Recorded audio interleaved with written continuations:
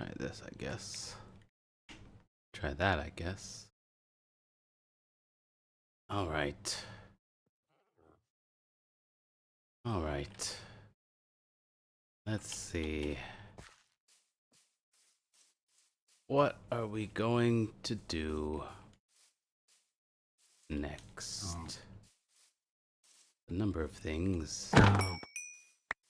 Oh man, is it ever a Monday morning?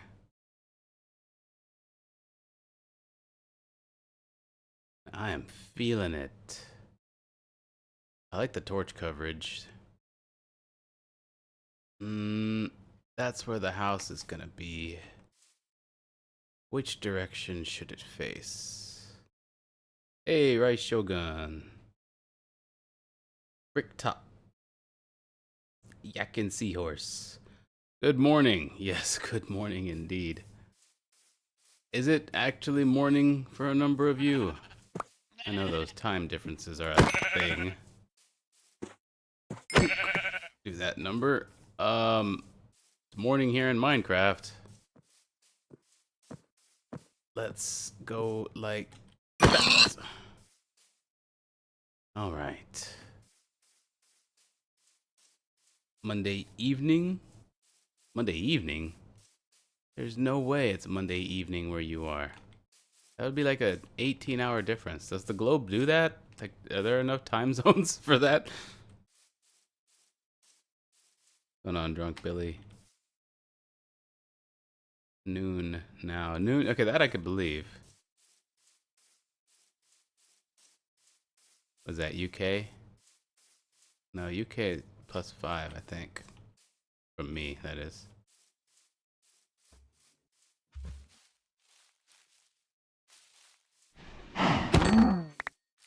Okay. I don't see any dark oak. That's gonna kind of be a problem. Because normally to build my house, I need dark oak to do it properly. Oops. I falled. Didn't mean to fall. Okay, I need to figure out 8:50 p.m. in Australia. Okay. So I guess it is evening over there.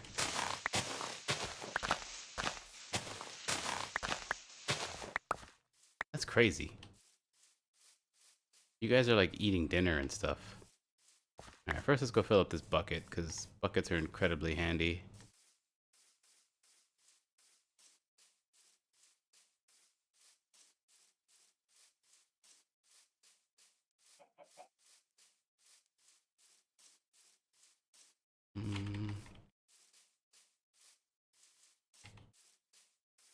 What? Oh, right. Can I take these guys? Is that asking for a bit much without any armor at all? Wait, I've placed a torch here? No, they must have. Wait, did I? Have I been out this far? I don't think I have. Do pillagers place torches? That'd be kind of cool if they did.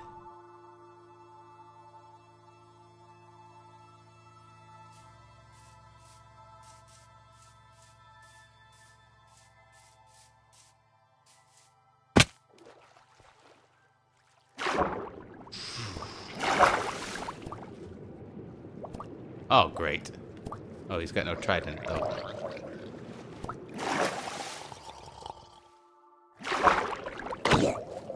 Oh, they're all over the place. This one's carrying a nautilus shell. Oh my god, there's like so many of them.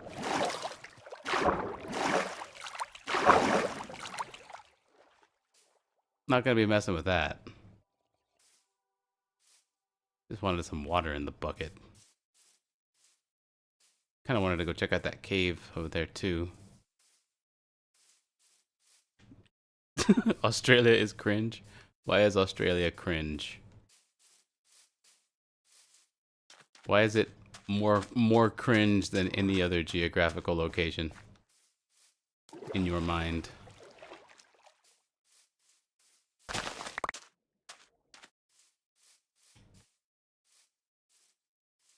Going on 92 Roto 36.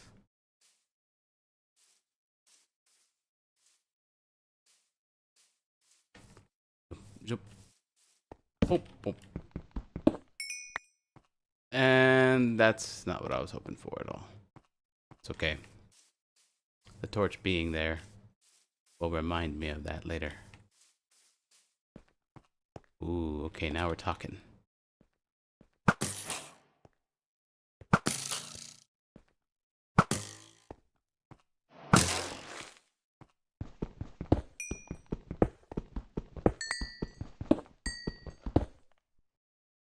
Was just watching your last stream, listening to you talk about perspective to start my day.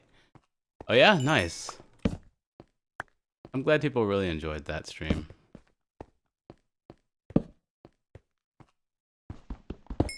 I had a lot of fun on that stream too. You know, I usually do have a lot of fun streaming. Almost streamed Dark Souls 1 today. This was almost a Dark Souls 1 stream. I don't know why, but when I was sitting here about to launch my stream, the Dark Souls 1 music just kind of popped into my head. You know, the doom doom ding, doom doom ding, doom doom ding, doom ding ding.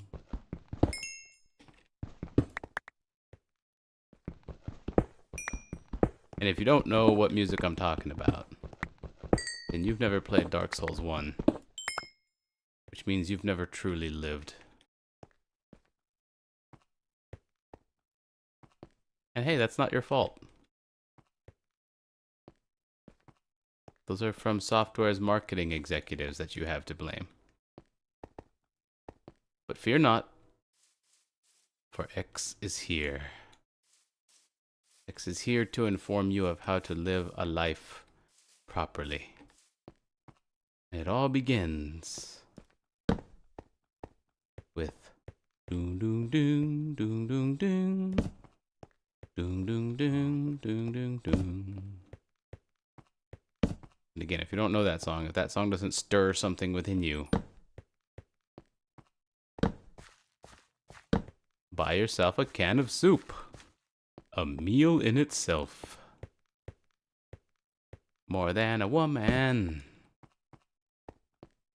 More than a woman to me.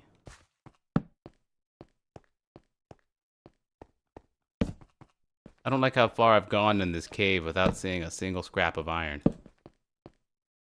Dang it. Now we got this. I ain't leaving here empty-handed. Take some coal out of this bitch. X's Guide for a Tranquil Life. Tranquil. Tranquil. Tranquility is good.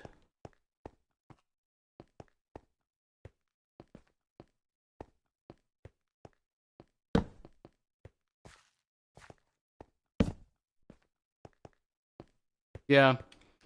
Yeah, I think a tranquil life is a good aim to have. See, I personally find a lot of purpose, satisfaction, and growth in the opposite of that. In the opposite of tranquility. But ultimately, I think going through all those things is to get to the point where you lead a more tranquil life. So yeah, I guess a tranquil life is a good aim.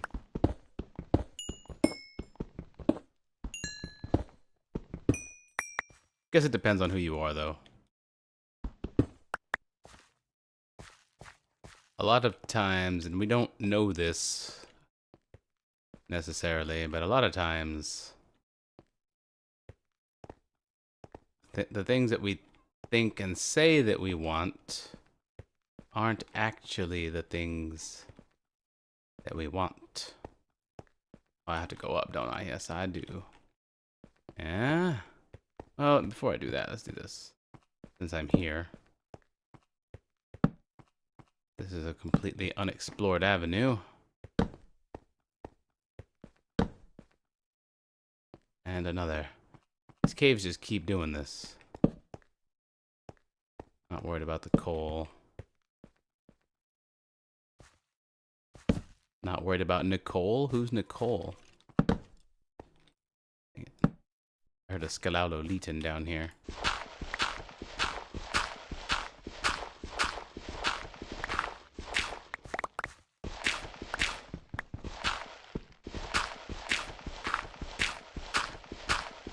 There's nothing.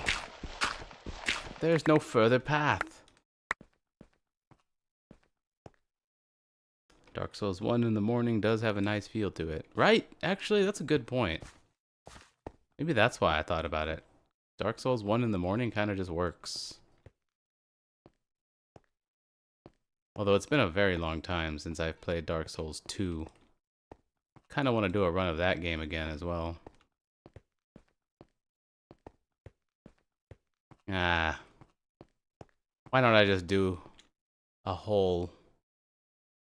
Why don't I just do a hole? Not exactly. Is that what I just said? Why don't I just do a hole? Cool. There we go. Boom, boom, boom, boom, boom. That's to indicate that there's an upward path here.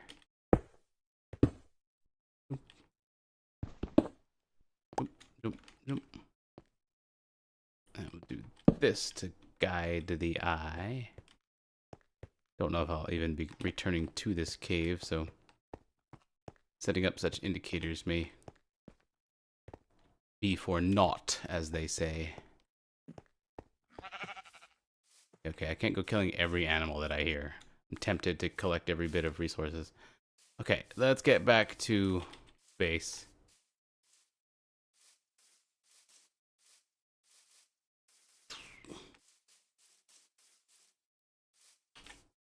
I don't really have a whole lot. What I could do, yeah, spiders. I could kill some spiders.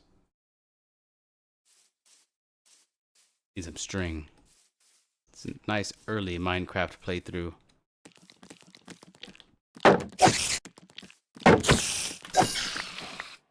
Don't do it, Spiderkin.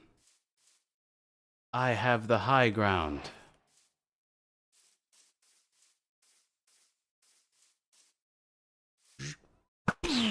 Oh man, what? There we go. Getting my aiming chops back.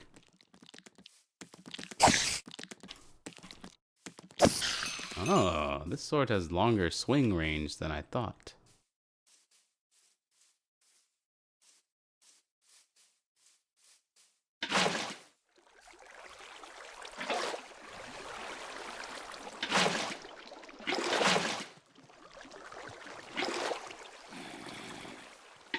Yeah. Promo slow. Can't even get to me now, can you? Wow, that's actually quite forceful.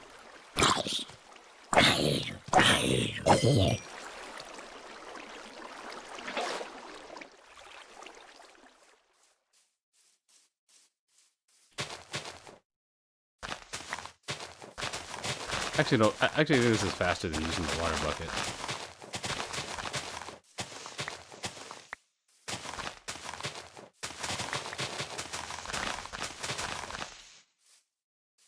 Oh. Incoming arrow. Not yet. All right.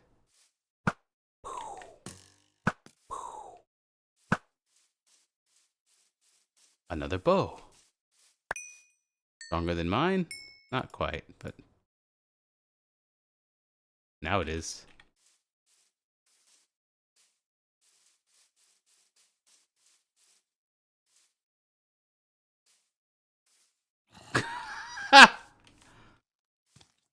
Unk alert.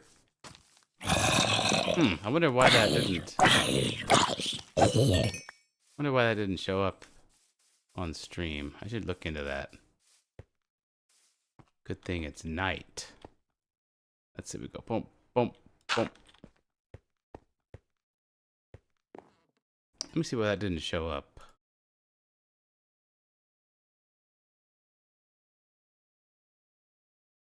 Thank you for the 440 jewels. Sesh Rush.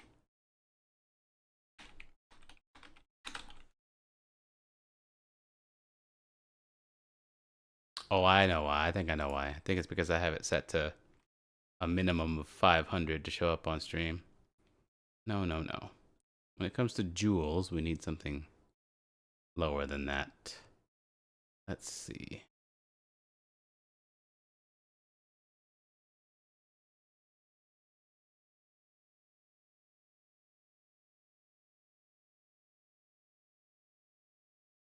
Bam. Okay, so with that set up,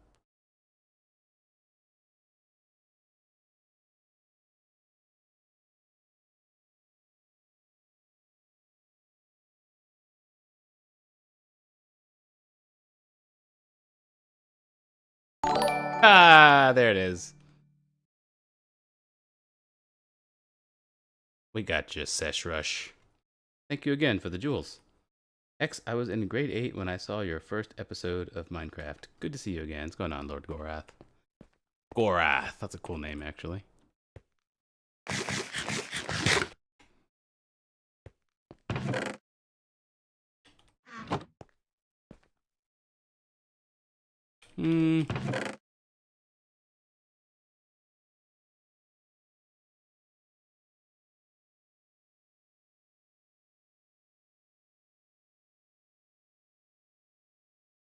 Door, trash.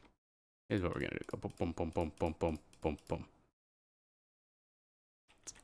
It's gonna get kind of messy for a bit.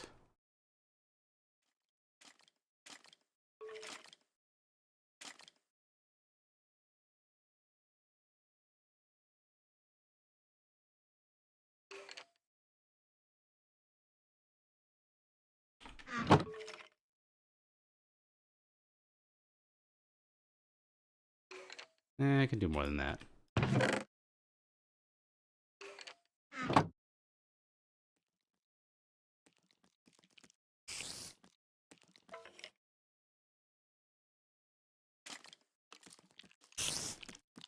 Good, the spiders are coming to me. How? You butthole.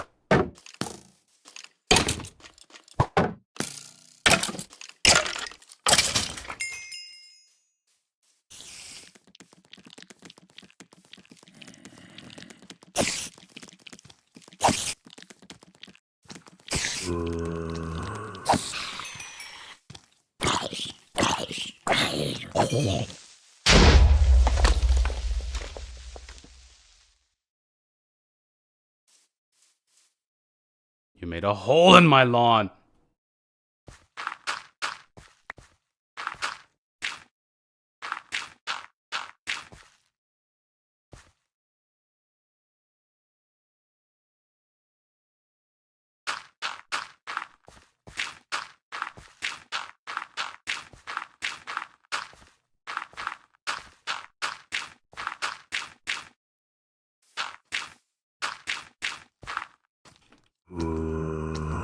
I forgot about the joys of filling in creeper holes.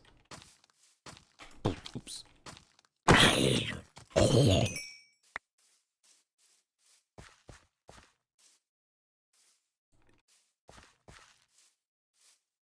You're feeling sleepy? You're feeling sleepy? Go back to bed. I mean, I am pretty freaking sleepy right now.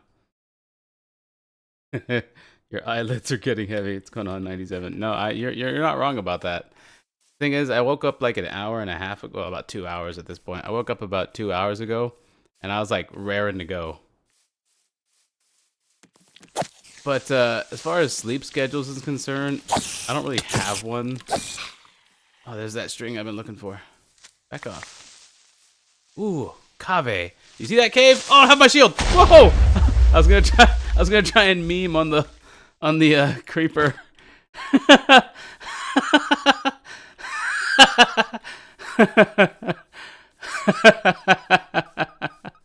That was fun.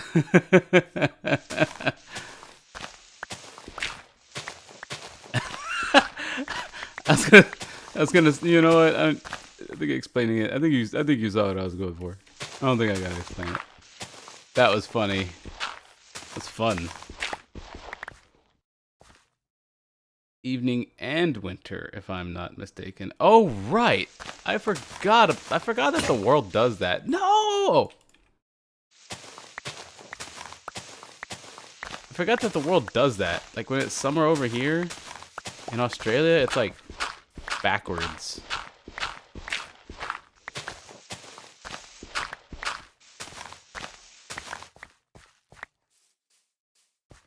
And also in Australia, the toilets flush backwards.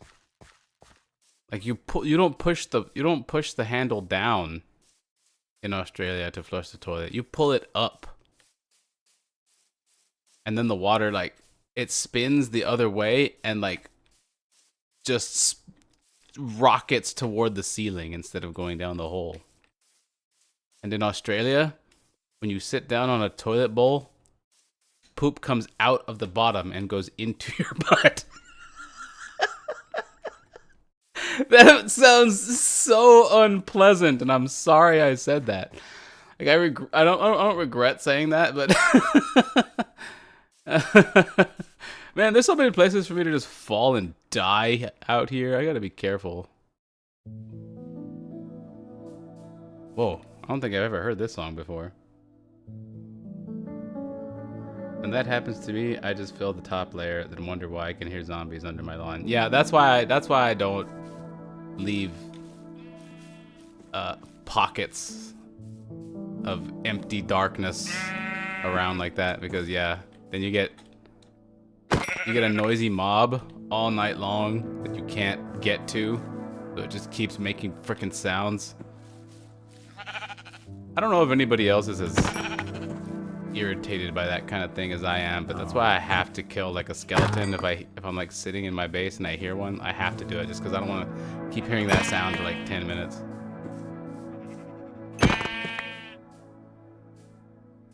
I don't think I've ever heard this song. This is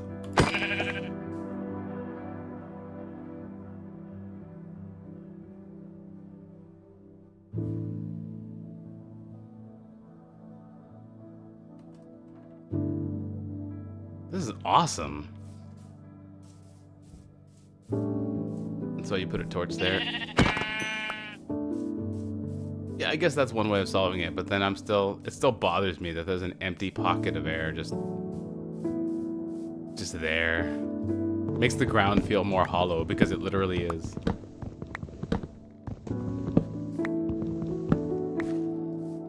There we go. Anyway, there's multiple things that I want to accomplish. I want to get more string. I want to get more building materials because we are about to build a house. I have to level the area. I have to select the exact spot that I want to build, and then I have to level it. And I guess that whole process just begins with collecting a lot of wood while it's day, so let's start. Not a big fan of birch.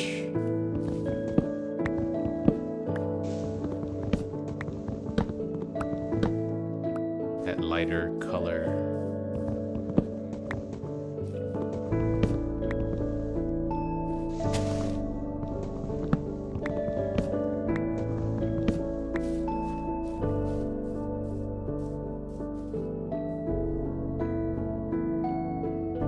It's lazy but efficient. Yeah, ultimately it makes no difference. It makes a difference only in the most technical sense.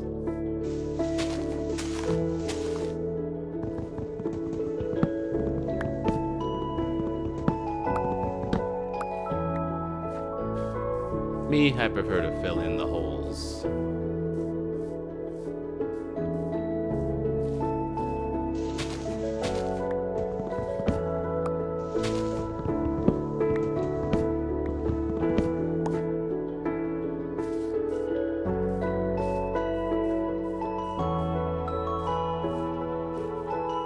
Dude, this is a good song.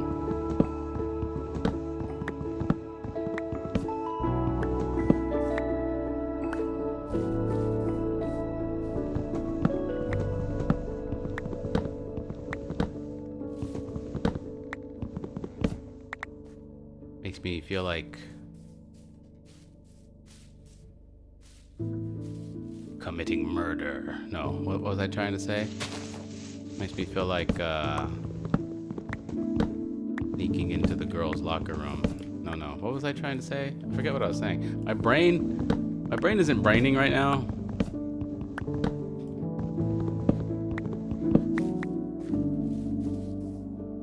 But that's one of the fun things about streaming. Is you can, like, when your brain's not braining, it's probably one of the best times to start your stream. Or to play Minecraft. Or to play Minecraft on your stream. Or to stream Minecraft while you're playing Minecraft on your stream. Or to play Minecraft on your stream while you're streaming Minecraft of you playing Minecraft on your stream. Or you can play Minecraft on your stream while you're streaming Minecraft while you play Minecraft on your stream while you play Minecraft on your stream.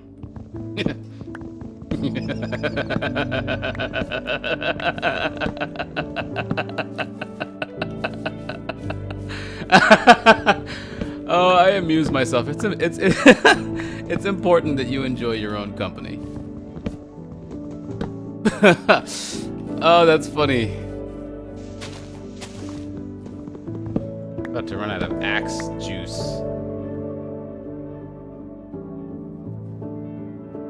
Good morning. What's going on, Shredder? I need to get to work, so alas, I cannot watch for long. Have a good stream. Hey, thanks, Shredder. Yeah, I'm sure I'll be streaming at completely random times, so I'm sure I'll catch you around another stream. Good day at work. Dude, what's going on, Soldat? Yahoo. Oh no! I'm all axed out. How can this be? Okay. It's alright. Got some stuff to drop off.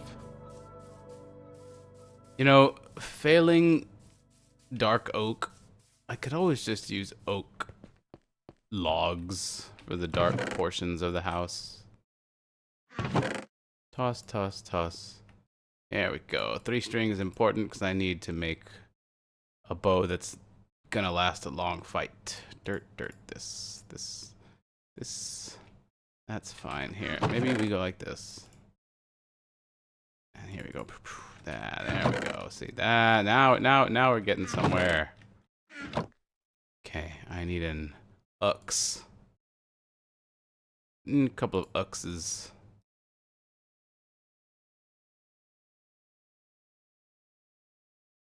Apparently I still have a book here.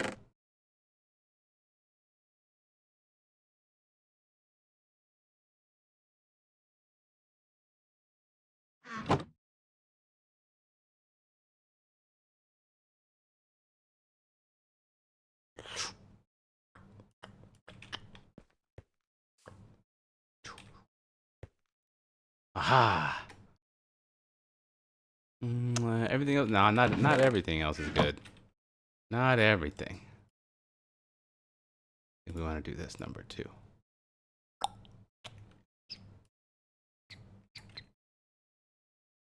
Okay, now we're good. Good to see you're still enjoying the game. Still remember the first time I discovered Minecraft back in 2010 watching your Let's Play. Thanks, brother, and I hope life is treating you well. Hey, thanks, the Mad Nad. I hope the same is true for you. What a surprise. I haven't watched you in 15 years, and here you are playing the same game. This is so cool, man. Thanks for being an amazing inspiration to so many people. Hey, nice. Yeah. So from your perspective, it must look like I never stopped playing Minecraft. And I guess in a way I didn't, but yeah. Just like everybody else, I take a break from the... You come back to games like this. This is one of those games that you just keep coming back to, like an MMO almost. You've given me so many gaming hours with my friends. Thanks, man. I have? Nice. I don't know how I did that. But you're welcome. My pleasure.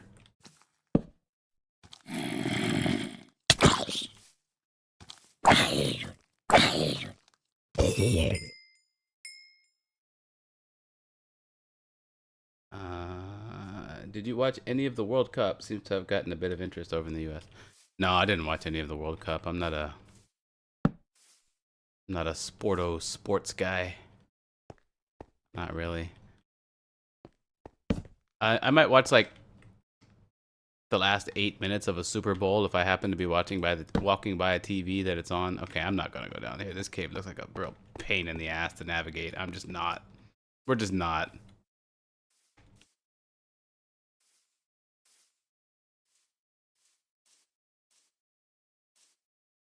I might block that off, but not with dirt. And block it off with cobblestone.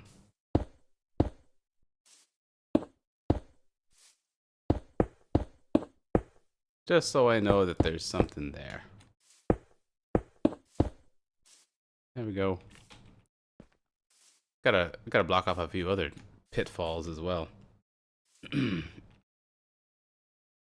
Bro, try a water bucket. I have a water bucket. Stop spamming shit. All I want to say is, I love you, man. You're amazing. Have fun with the game and streaming. Thanks, dude. Thanks for stopping by. It's about to be night. I guess I should get back to base. I did collect a lot of good stuff. A lot of wood, which is good stuff. Before it turns night with the last bits of daylight here, I want to wander off in this direction since I haven't before. And see what we can see.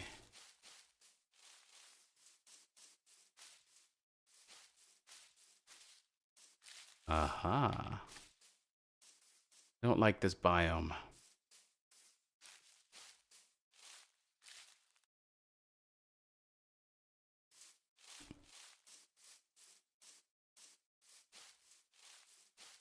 This actually might not be the best spot to. Okay, I gotta kill all these cows.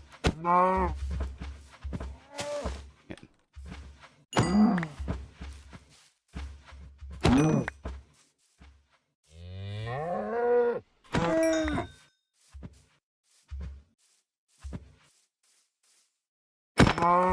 I might have to travel some more. We might just pick up whatever resources we can around here from some of these caves. Then maybe we'll make a boat and sail across the ocean and see if we can find a better biome setup. Then again, no, actually that's savanna. Then we got jungle. We got jungle. No, this actually, I love this. I love the way this location looks. But just in this one spot. I would prefer to neighbor a dark forest. Not a bunch of biomes I don't really like. Dang it. Gonna have to reevaluate. Sucks because I've already begun to set up here.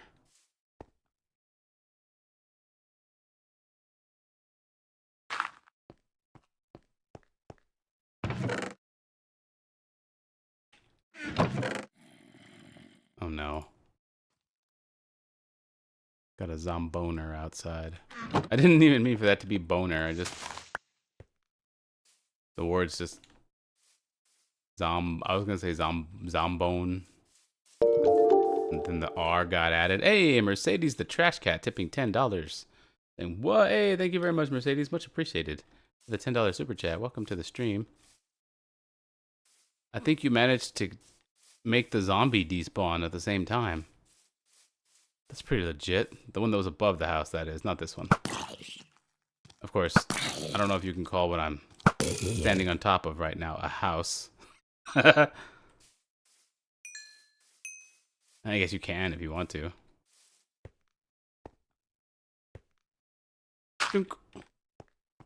Okay, that's all good. Let's grab this and this.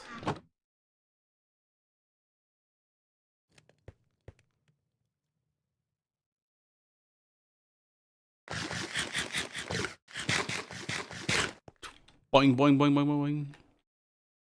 All right, let's catch up on this chat. Hey, Zumba. Damn, an X-Stream in this economy? I know, right? You got me into Minecraft when I was a kid, man. Thanks for everything, dude. Never thought I'd load up YouTube to see you live streaming it. Yeah, I never thought anybody would load to YouTube to see me live streaming this. I mostly stream on Twitch. I'm trying out this YouTube thing. Because, I suspect it might actually be considerably more financially viable. Let's see. The man who got me into Minecraft, Dishonored, League of Legends, Crisis, and Powder. That really was like the golden era of my channel. Minecraft, Dishonored, League of Legends, Half-Life 2, Aria of Sorrow, Crisis, and Powder. Although I had a lot of fun during the PlanetSide 2 era. So good to see you, X. I'm currently rewatching your StarCraft series for probably the 5th time. Hey, you know what? That's another one that I wanted to do. I want to do StarCraft. I want to make a LP of StarCraft, but I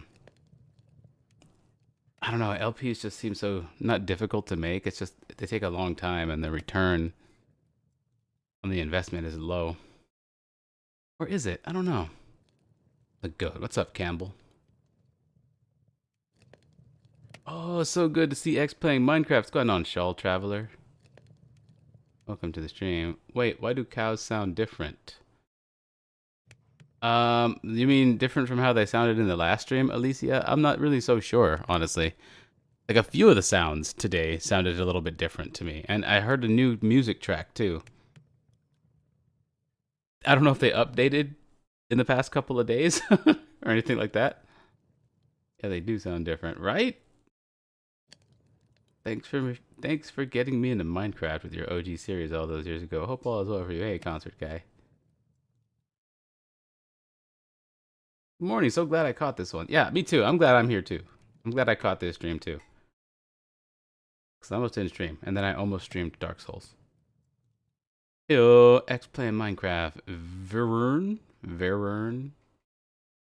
Atop a house, squints at a hole in a hill. I actually just looked at the hill itself. I was like, is this a house? Like, no, it's a hill.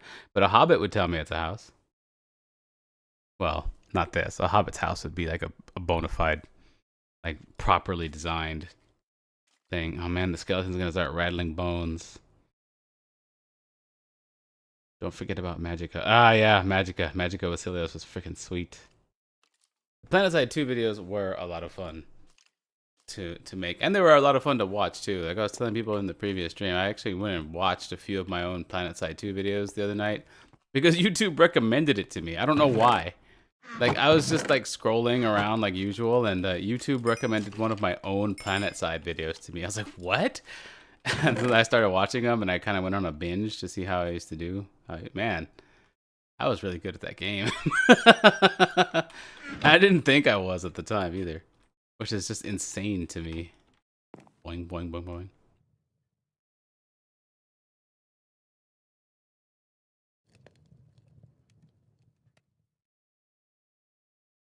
What's up with the sounds this time? That's a skeleton up there, right? Okay. I heard it way in the distance. Actually, I'm not even sure it's above me. It could be below me.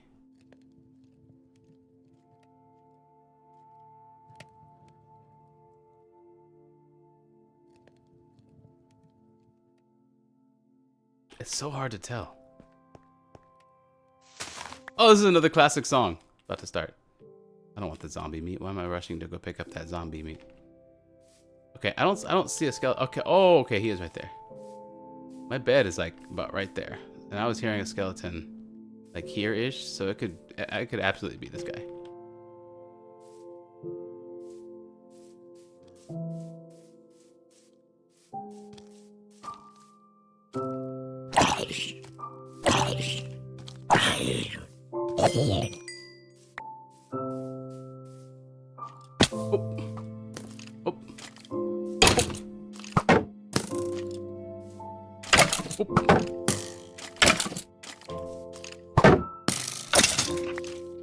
Clutch block. Oh, that's a witch.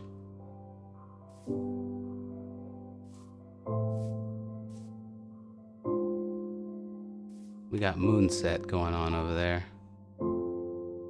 Okay, one thing I can do. Let's do this real quick. Before I fully give up on this bot, which I think I am ultimately going to do. I think I am going to leave here. But before I do that, I want to make a nice location marker here.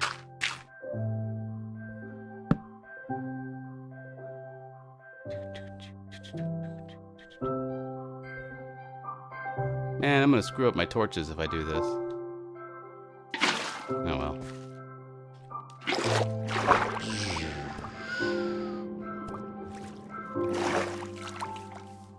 No!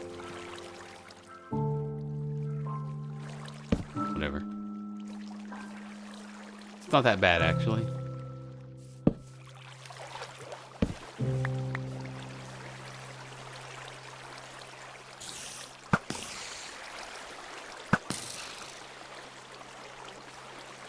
Dang, look at all this water that came from one bucket.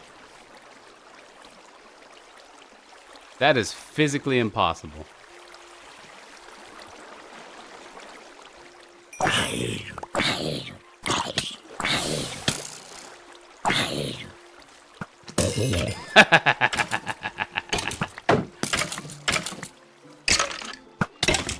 Hey, what? He got one past my shield.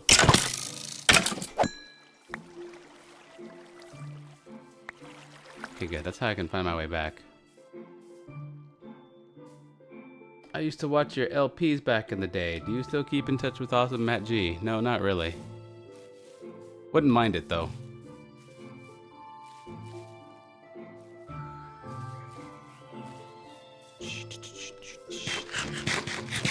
Ah, the classic dirt tower of I was here. It's a great way to mark the location.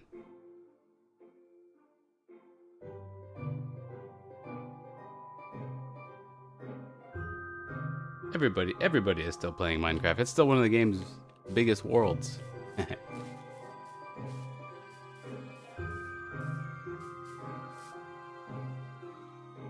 I guess I can look out what's over here. Scout. Scouting. Ugh. Okay, maybe this location really isn't the best. Any direction I go, I'm blocked off by terrain, an ocean, a biome I don't like, or the fact that I've already been to a certain spot. No, no, no. I don't think this location will work.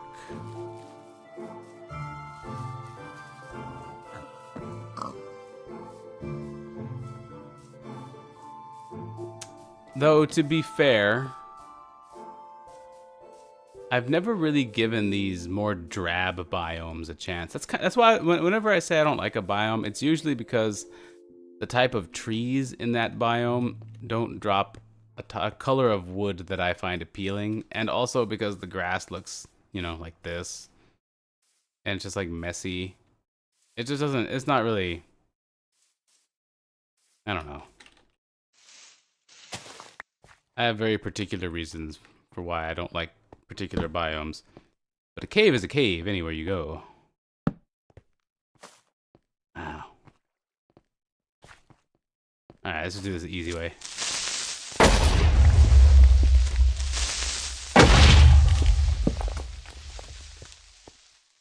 Haha! Oh man, I could have like lost this. This is what I've been looking for a while.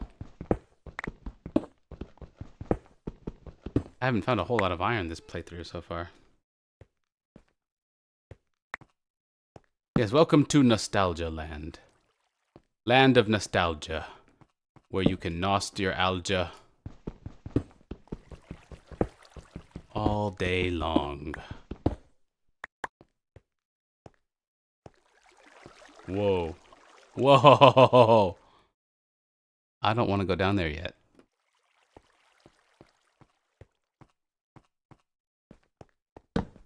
Want to move around this way.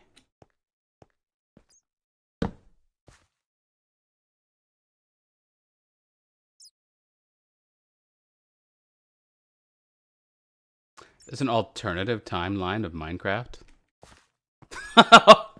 Wouldn't that be interesting?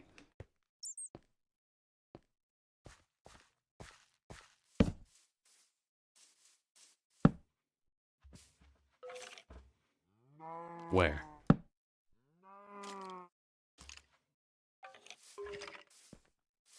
Where? Oh, there he is.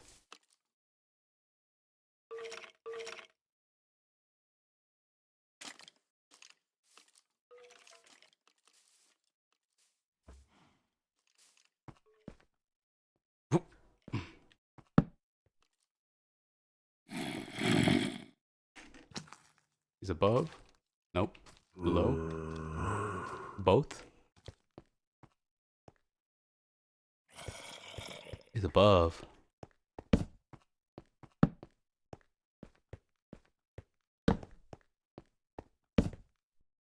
Oh.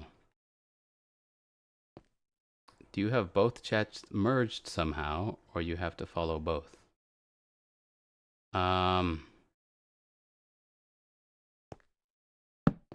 Both chats? I don't have. Do you think I'm dual streaming right now to Twitch? I'm not doing that. I'll figure that out at some point, but right now all I'm trying to do is see if YouTube is a more financially viable path for streaming than Twitch might be. I mean, ideally you would do both and kick. Ow.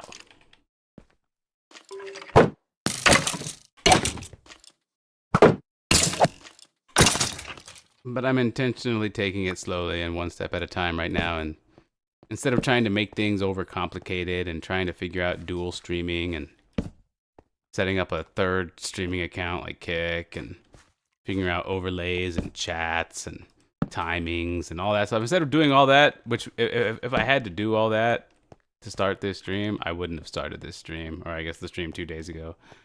I said, you know what, just make it simple and build on it. And so that's what I'm doing.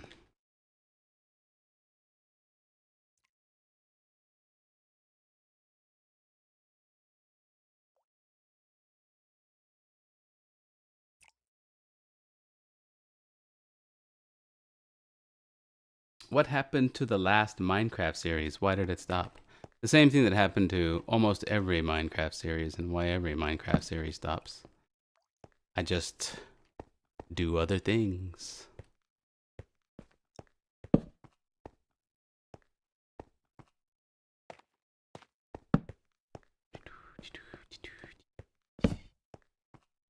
Do you see how long I've been wandering in this cave? And we found 11 iron.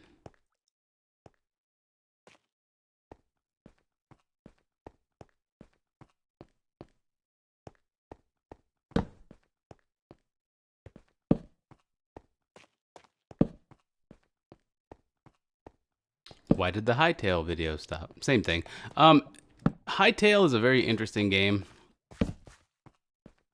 It's fun. It's filled with adventure.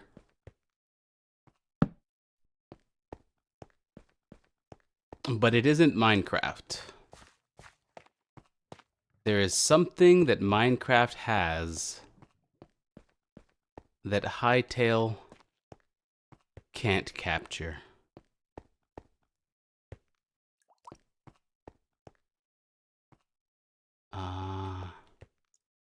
I need to figure out which way I was going. This way. Ooh. Down here, maybe? Come on, iron. Reveal yourself.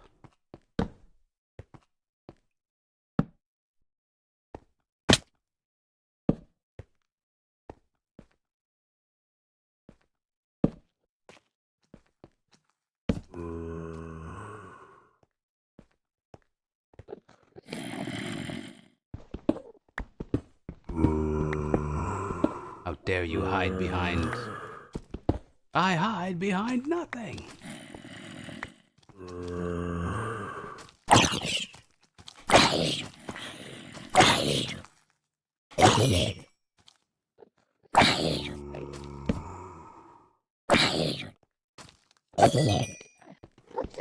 Tog forgot what it means to be Klingon.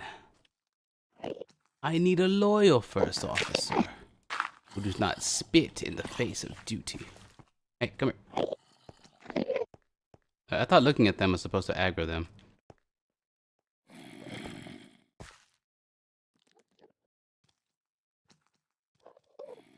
Why don't Endermen like being looked at? This is an annoying cave setup. Off we go.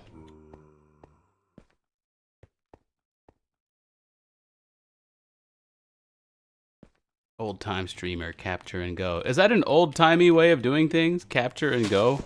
Jesus Christ. Sucks that that's old timey. Because that's how it should be.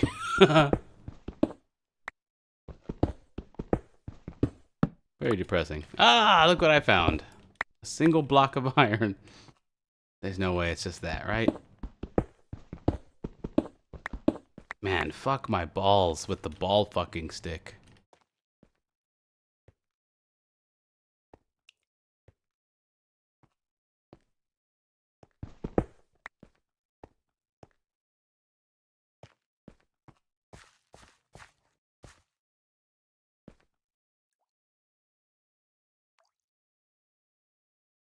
Hey, Jackman. Do not have time to watch, but hello, X in chat. All right, all good. Have a good day at work, school, or wherever you're going. Probably work, honestly. My audience hasn't been in school since 2016. It's very interesting watching what happens with this whole thing. We really are at the forefront of a new thing still, despite the fact that this is like 16 years old. Like YouTube and content creation and all that stuff. Well, the torches are supposed to be on the right side. Like it's all oh man, I lost my train of thought. But I think you see where I was trying to go with that, like the way things have aged. Go up, up, up.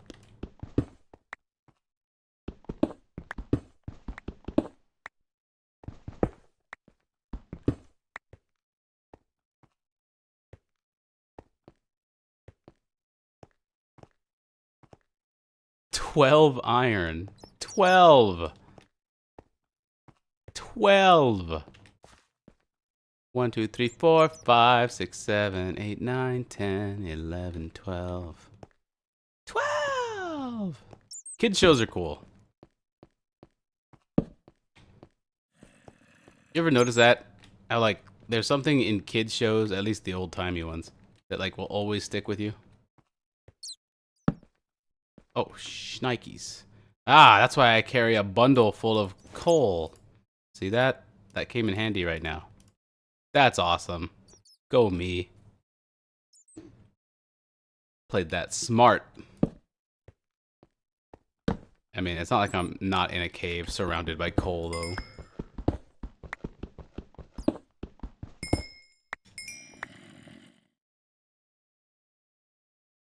Stopping in to say I love your videos, and I started watching your Minecraft series back in the day.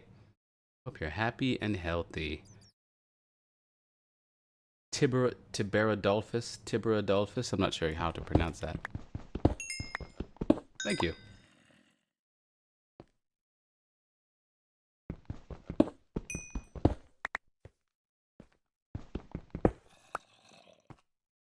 Kinai. Welcome back. I'm looking for iron. And we've found basically none. After about 17 years wandering around in this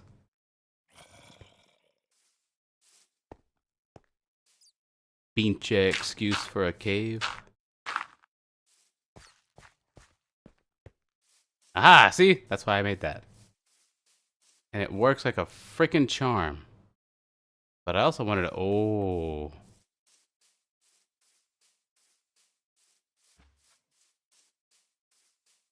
That looks pretty. Dang it.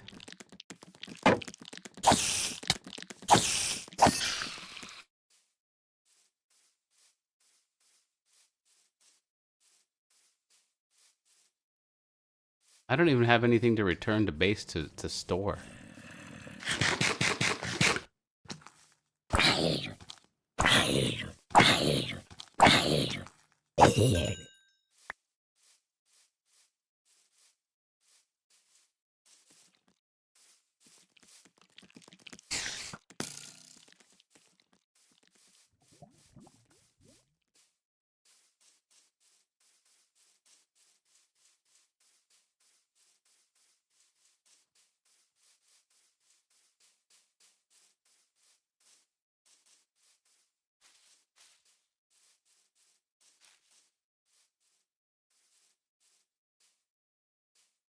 Look at that.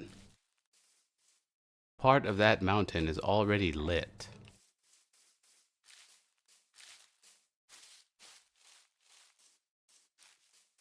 Who's over there?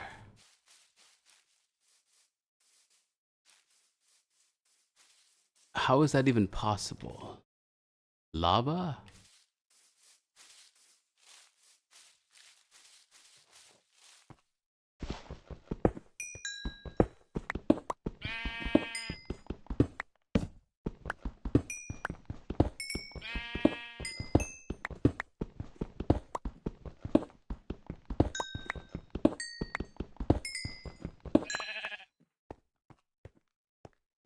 Ah.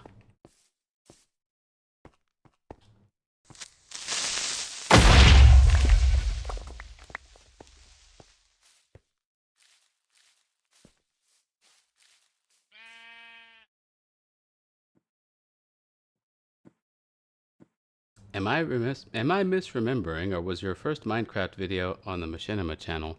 A lot of people think that. That is a somewhat common misconception. A lot of people saw Minecraft for the first time through my Machinima video.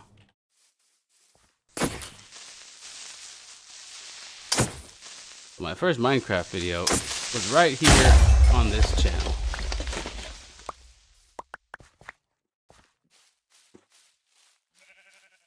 And that, wait, there's more light over there just chilling. Okay, it is lava. Well, that answers that mystery. I don't know if I gotta go all the way out there. What about this? More lava? Feels like kids shows used to... It feels like kids shows used to show... shows that were made by adults. Used to be shows that were made by adults that didn't swear, but now it feels like they're made for babies. Yeah, I mean, there's... Yeah, I think what I was trying to capture earlier, I think you said that pretty well. Like...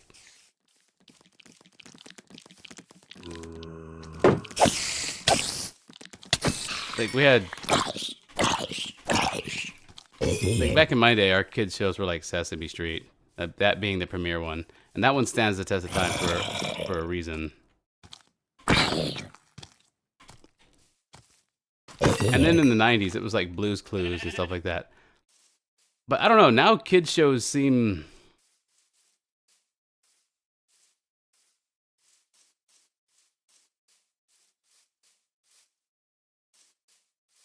I can't even think of the word.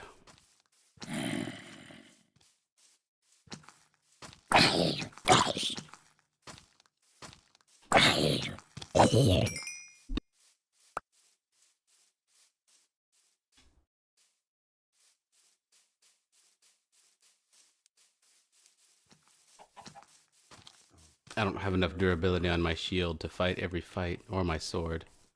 And I don't have a lot of iron to replace them, so I'm rushing straight to this light source. It's lava. It's always lava. Oh, I didn't realize you were a baby zombie. The most vicious of all enemies. The zombies don't like that. Wait. Is it lava? Oh yeah, it is lava. Kind of a cool way that the light is spilling out.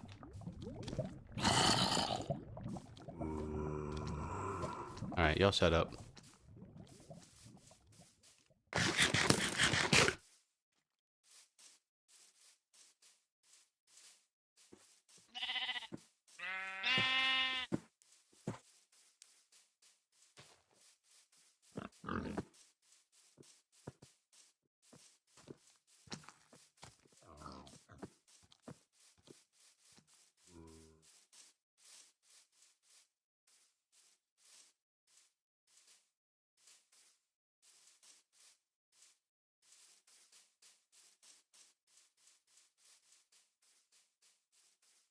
Well, I hate to admit it, but I think we gotta go. I think we can't stay in this area.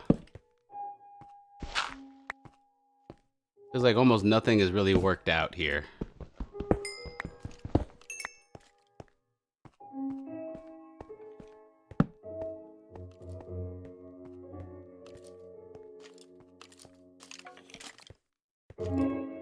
Which is insane. It's insane that I haven't found basically any iron in all this wandering about.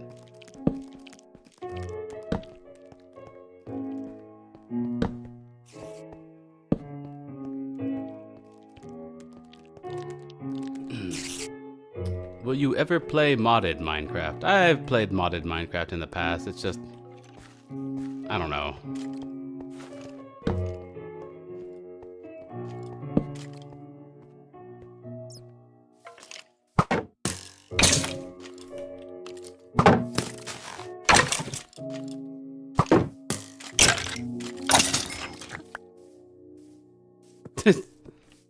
Haven't heard pigs make that sound either. I just really don't find modded. Ah, spider jockey.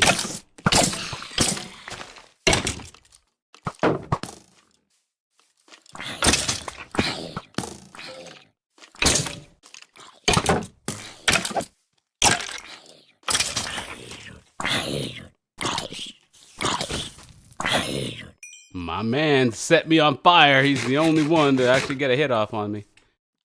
What a guy. Oh, it's day. He's not going to attack me. Later.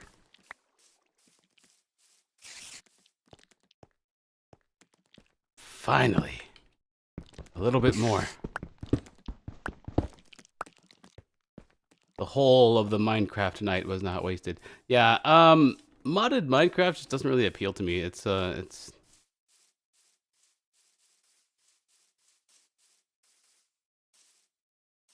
I couldn't even tell you why. It's just, I know I'm not playing real Minecraft when I'm playing modded Minecraft.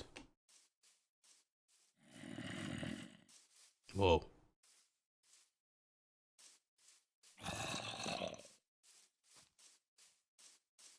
He's down here somewhere, isn't he?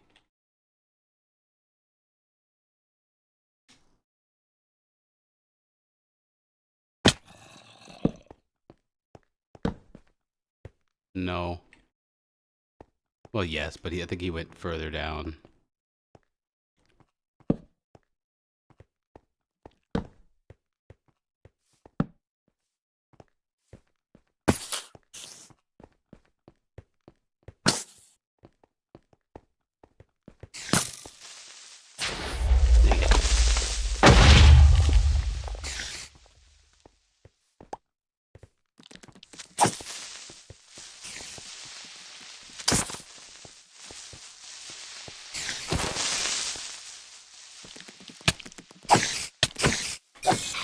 It's too dark in here for that, spider.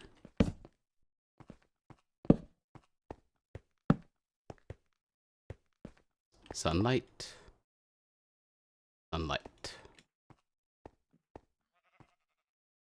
Seeing you live made me really happy. What's going on, Ruby Knight? Ruby Knight. Hey David, hope the stream goes well. You got me and my brother into Minecraft 14 years ago when we were kids. Time flies. Hope you've been well. Yeah, things have been good. Things have been good. I'm 25 and our first console was an original NES with Mario Bros. And Duck Hunt. Yep. I don't understand how you're 25 and your first console was an original NES and Duck Hunt. Like, your parents must be real ones, honestly. Pigs also sounded different. Is it from the biome variants? I don't remember a sound change. I couldn't tell you. I don't have the answer to that one, but yeah, I am noticing different sounds too. The pilgrimage begins. Yes. I'm going to have to make a boat, actually, because... Is it raining? Yeah. I've been trying to find a suitable location to build my house. And I want to have it be near... Honestly, what I should do is I should set out and just keep going until I find a dark forest neighboring a pretty biome. Normal looking one. Dang it. Alright, I gotta get back.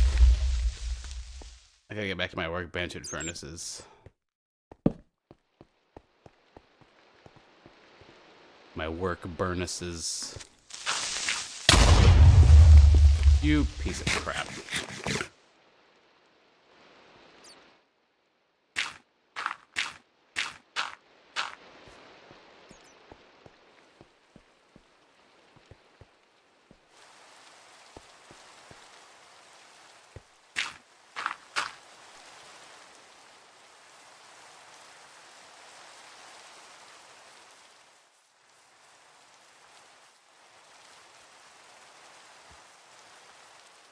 No horsing around, you guys.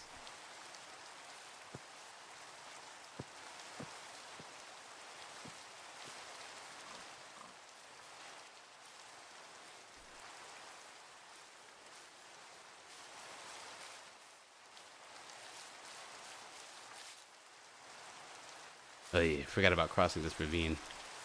Oh, actually, not a big deal. Found a suitable location to do exactly that.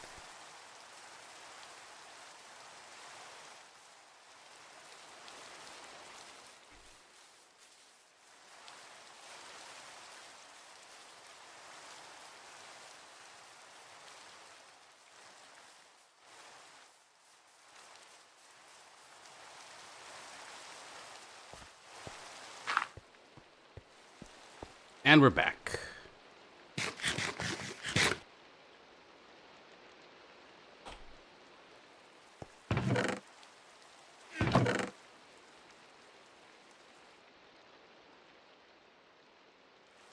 Oh, kind of a fresh bow here.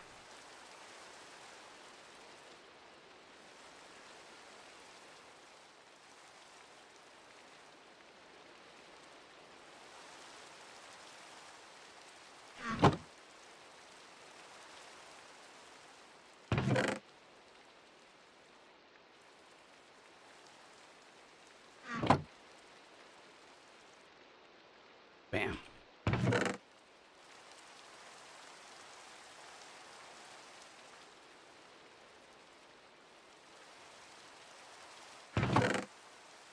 That's fine.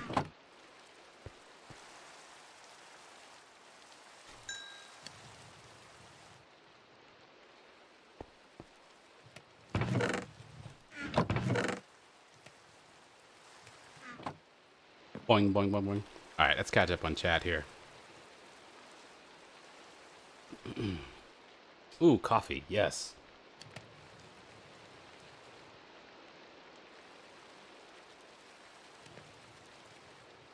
What's going on? Ezesiona? Modern Minecraft feels like modded anyway. Not really to me. It still feels like normal Minecraft, which is a weird thing to say because I know it's so much different.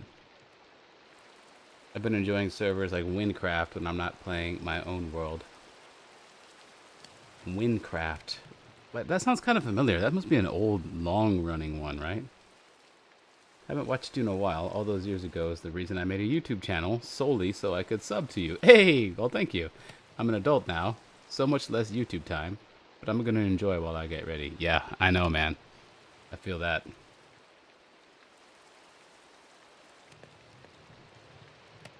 I mean, modern Minecraft is modded Minecraft. Even before full release 1.0, Notch was adding fan mods like the smooth lighting mod.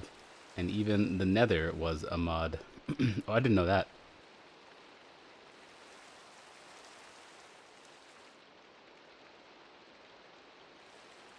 X, do you still remember when the hunger bar was added?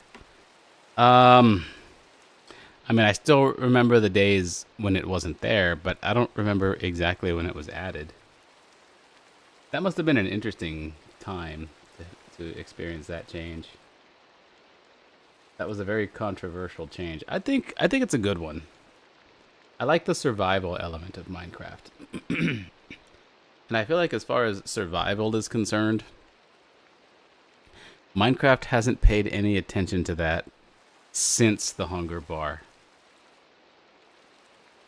One of the biggest reasons that X's adventures in Minecraft was so big, and therefore why Minecraft itself got its meteoric rise, is because the survival element of the game really spoke to me, and that came through in my videos. Just staying alive was the goal. So you had to find food, shelter, protect yourself, gain knowledge, that sort of thing. That was real big. That really resonated with a lot of people. It was this, Minecraft was this like dark world, right? I mean, yeah, when you first start, it's clear blue skies, you got the sun in the sky, a lot of happy animals wandering around, bright green grass, like really bright green grass back in the day. I missed that color grass, by the way. So yeah, it's this real bright game, but then like slowly as you play it, it gets darker and darker and darker until it's like sunset. And the way that the world looks in Minecraft, in the original Minecraft in alpha, like during sunset, like things are getting darker, and it's like it's like there's that red in the sky and stuff, and you're like, oh wow, this is actually this game's the mood, the feel of this game is changing like quickly, and then it gets dark, and all that bright green grass is replaced by, it's the same grass, but it's like it's a lot darker, it's a lot harder to see. Things are more foreboding. You can't see as far. Suddenly, where you're standing doesn't look like the place you were just standing, even though you're still standing in the same place, kind of thing. All those happy animals are a lot less noticeable, and monsters are coming out of the woodwork now. So it's like extremely dangerous. So like this game that you were just playing, which was this fun game, bright colors, and you've got like this inventory, and you're like, this is Minecraft. This is kind of neat. Is now suddenly this like oppressive survival horror environment, and it's like, what the frick just happened? Like this happened all like in the span of like 7 minutes. Like the game completely changed tone on me. I'm not sure what is going on. I need to find safety. Whereas just like 3 minutes ago, you were like, I need to find out how to play this fun game. Now it's like I need to find safety. That survival element was huge. Was a colossal reason that Minecraft is as successful as it is, because the game just did that. And Notch didn't design it to do that way. To do that, by the way, Notch just made a game with a day-night cycle, and it just so happens that the way things played out is the game takes on this life of its own. It does this thing, and when you're a creator, you see this sort of thing happen sometimes. Notch stumbled onto that, and it worked out great. But it's that survival element that makes such a huge difference. And I feel like one of the reasons that I haven't really, I don't know, one of the reasons that Minecraft fell off my radar for such a long time was they kept adding new things, but that survival element has never really been touched since they added the hunger bar. It's really easy to learn how to survive in Minecraft. And once you have that, once you know how to survive in Minecraft, any element of danger is gone, and you can't have adventure without danger. So yeah, the survival aspect is one major lacking element as far as the game's updates are concerned. I mean, sure, you've added. That's one of the things. Like when I ended the original X's Adventures in Minecraft, people would ask me to come back. Like, X, you should come back. They added, and then there would always be some sort of mundane thing. They added this new kind of block. It's like, okay, but that doesn't really change the game, does it? Now that they've added like. They changed the cobblestone texture. They added cake. Okay, but X, you should come back. They added cake. Okay. I really couldn't be bothered to give a shit. They added cake. Okay, I don't fucking care. There's new biomes now. Okay, great. But how's the survival element? How's the adventure feeling, right? But now there's 97 different kinds of blocks, all right? But those are all just more blocks. Like every update is just more blocks. New mobs. Okay, I get it. But that's all stuff.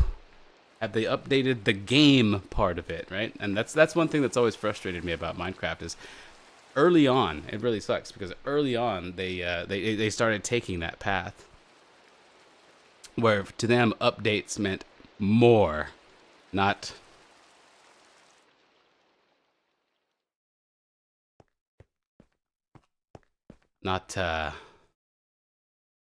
improved. There we go. That's one thing that's always frustrated me about Minecraft, and even still today, that's the case. Updates are just more. But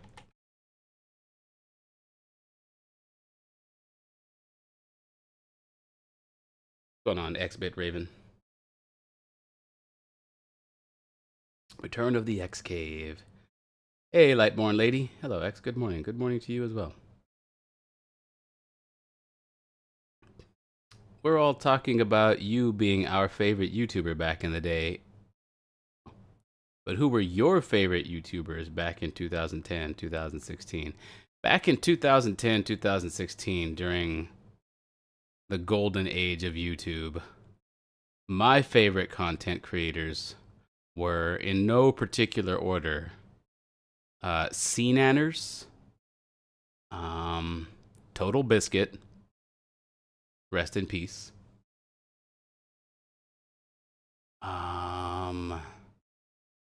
Man, it's hard to say who I was even really watching back then. I wasn't doing a whole lot of content consumption back in that era either. Because if I wasn't playing World of Warcraft or Minecraft, I was out or working.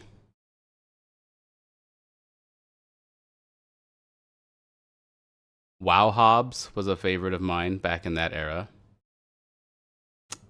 And I would be remiss if I didn't mention what's his name. Dang it, I can't believe I can't figure out what his name is. I'm trying to there's one YouTuber in particular that I'm thinking about.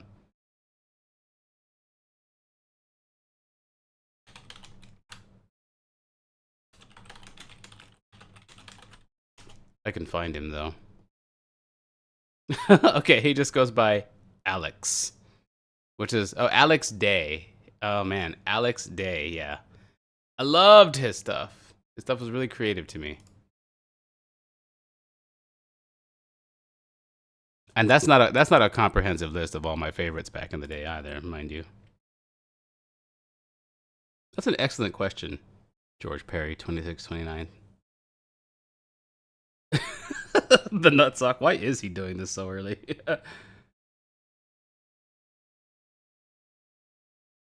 Critifers. Hey David, been around a long time. Yeah, I think your name is clever enough that it does ring a bell.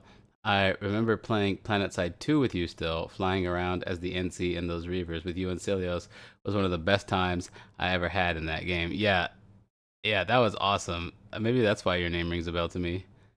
The unknown and scary will always be fascinating to humans. It is. Oh God, story forever.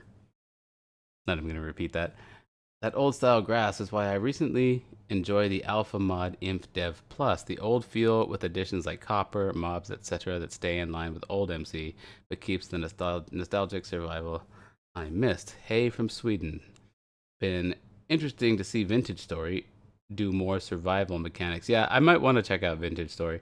In my experience, the difficulty has been added underground. Well, it's not really about difficulty though. I love Vintage Story. Been trying to find someone to play with. Albino Cheese Monkey says, I think the new caves is what brought me back. It fundamentally changed spelunking. Yes, it did. The new caves are a lot more elaborate, I'll say. I relate very hard to this sentiment, says that Vex. I was so into 2010 Minecraft, but most of the updates I haven't really cared about. Yeah, again, I'll reiterate. Updates to Minecraft became about adding more, and I realize why that is. It's very tempting because at a certain point, very early on, Minecraft became a base kind of game where the core gameplay elements were in. You, and this is what I mean by core gameplay elements, by the way. You had the ability to fight, you have an inventory system, you have HP, and that's really all you need for a core gameplay, right? And then of course you've got the procedurally generated world with a certain number of blocks to generate that world with. That's the base. That's Minecraft Alpha / Beta, right? And once you have that, it's really easy to make updates where you just add on to those systems. You don't evolve those systems. This is what Minecraft did. In my opinion, this is a mistake that Minecraft made. Now, of course, it has to come into the context of mistake has to come under the context of we are talking about one of the world's biggest games. It's no longer the world's biggest, but it was for a long time. Yeah, get out of here, dude. So when I say mistake, I don't mean that Minecraft is not a popular game or anything like that. I mean, clearly they made a lot of right decisions in a lot of the right places. But one of the mistakes they made is that they just added more stuff. It's like, okay, we have a structure for enemies, so let's just add new kinds of enemies. We have a structure for blocks, let's just add new kinds of blocks. We have structures for items, let's add new kinds of items. We have a structure for generating the world, let's add new kinds of biomes and new ways to for that world to generate, that kind of thing. And that's fine. That's fine. They keep adding more and more stuff to it. But the mistake is that those initial elements that I talked about, even to this day, we can see how incredibly neglected they are.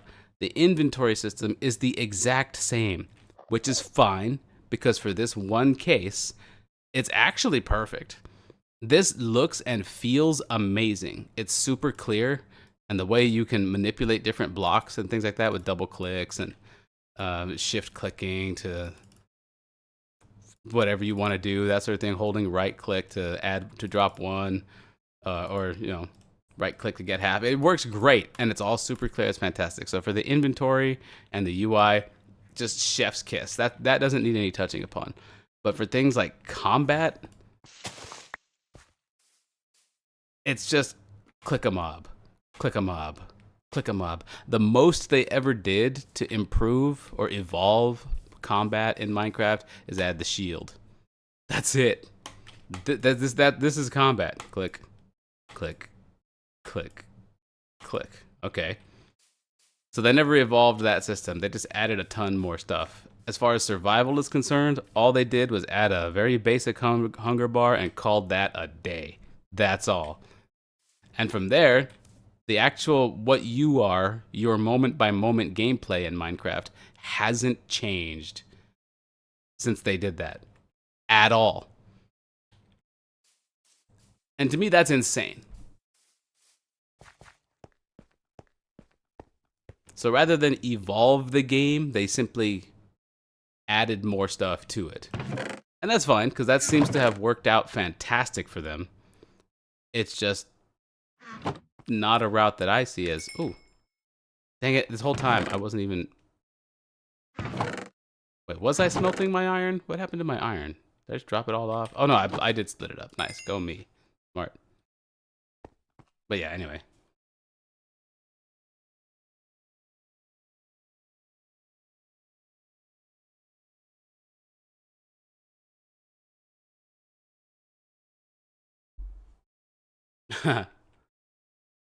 Ah, there you go, Astral Shark. Breadth versus depth. Yeah, they went for breadth. There you go. That's a fantastic way to put it, Astral Shark.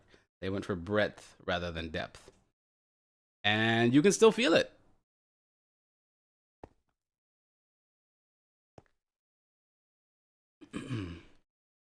These days it's even worse. I gave up hope that they would add anything real. They're just milking this slow drip of block variations. The ship is drifting off completely to some corporate BS. Yeah, I can understand that, especially with all the purchases and things like that. People are NPCs. CoStar? Actually, CoStar was never one of my favorite YouTube personalities. I never really watched his stuff. In fact, I don't think I've seen a single CoStar video.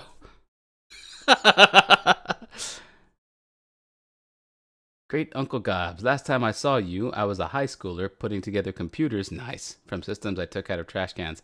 Now I have a 9-year-old who mods Minecraft. We getting old. Lev the Dev, yo, I can't believe I get to catch a live. Sup, X? I'm not gonna fanboy too hard. You kind of shaped my childhood, though. Welcome, Lev the Dev. Comes that soundtrack. It's Ian on YouTube. Welcome to the stream. Cool seeing you here. It's Ian on YouTube. You love your videos as well, man. Yeah, I see you got the check mark there, man. Congrats. I don't even know if I have a check mark. Enderman just wants to chill. Yeah, we let the Enderman chill. That was fine this time. No biggie, no biggie. I watched X's Adventures in Minecraft when it first came out. It's what got me into Minecraft all those years later, and I'm still a fan. Thank you for showing this game all these years ago. I think you literally introduced me to Minecraft in 2010. Yeah, I mean, I was the reason. I really do feel now. I feel like Minecraft. I really do feel that Minecraft would have gotten big completely on its own. Eventually, Minecraft would have gotten big completely on its own. But I absolutely served as the jumping board for it.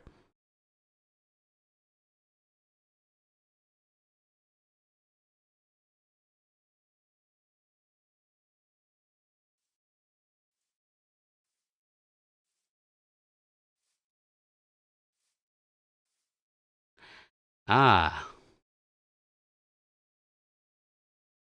the James 208. I think Mojang are too afraid to change anything now.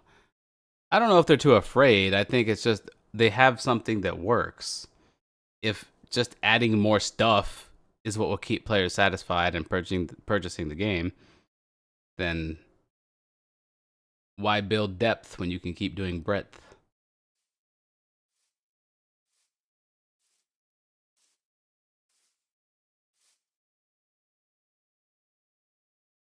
My thing is they never really added gameplay.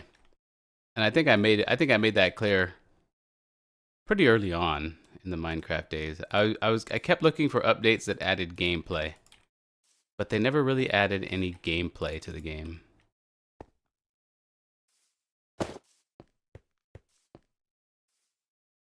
So it's all very simple.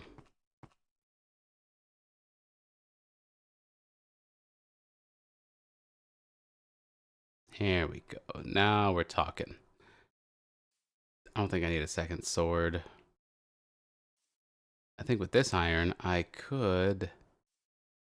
I'm going to save it. Blink. Are we going to build a house today? I was planning on it, but it's looking like we're not going to. Because this was going to be the location I was going to settle in. But after a significant amount of scouting, I discovered that it doesn't suit me. Why doesn't it suit me? Well, unfortunately, I'm surrounded by biomes I don't really like. Jungle, jungle, jungle. Don't really care for jungle. Jungle out there too. Wait. Wait. Is that dark oak? This is what we've been talking about this whole time. That's a dark forest, right? Hold on. Okay, we're not gonna build here. We might move to the whatever's on the other side of that forest. All right, here's what we're gonna do.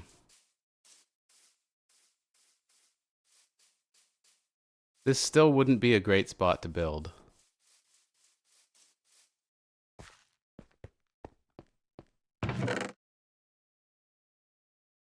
Okay, you know what? Before I do any of that, let's go get a visual.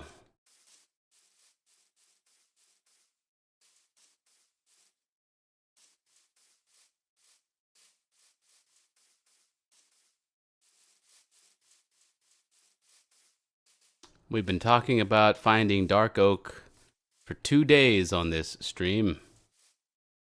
And lo and behold,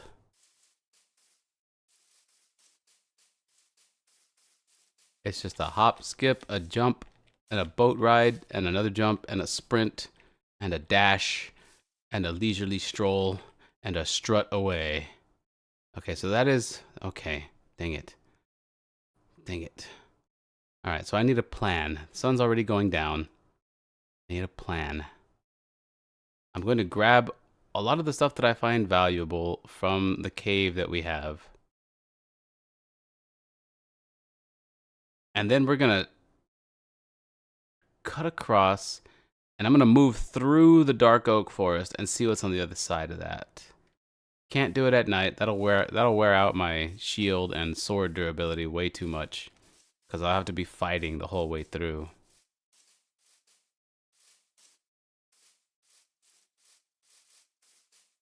So, ooh, we might be able to find some iron here before we head out tomorrow. Whoa, carefully with the plates.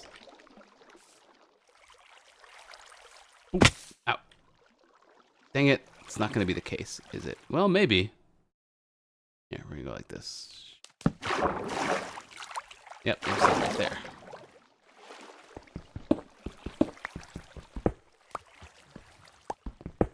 Just the one.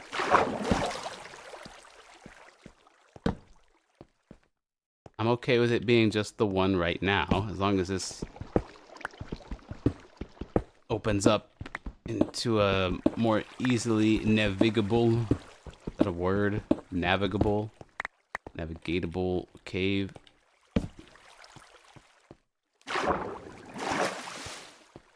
Yeah, I was impressed by the cave changes too. But it does create really annoying shit like this kind of cave. This is just not pleasant at all to try and get around in. Not that it should be.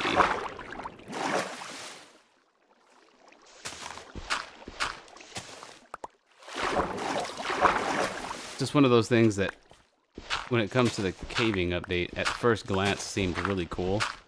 But then you run into stuff like this and it's like, alright, it's actually kind of tedious.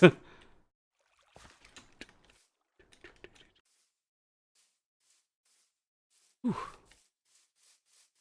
Zoom. That's cool though. I like that.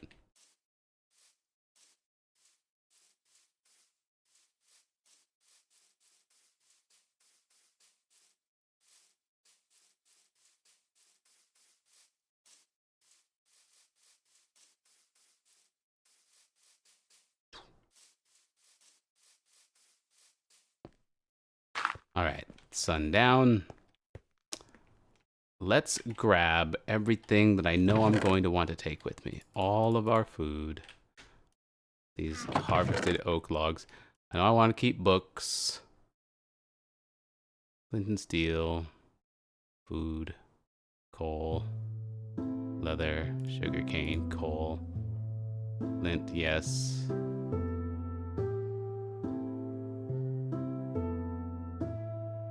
Iron, torches. Guess this.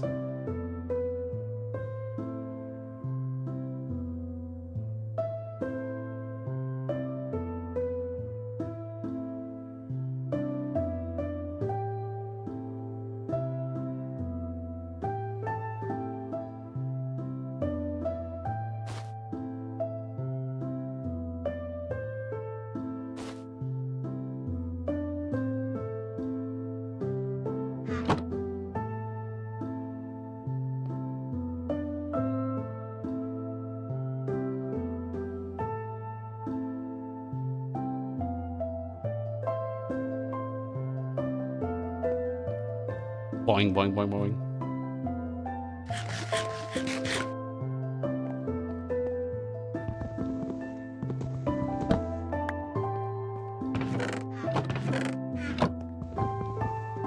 We'll leave it.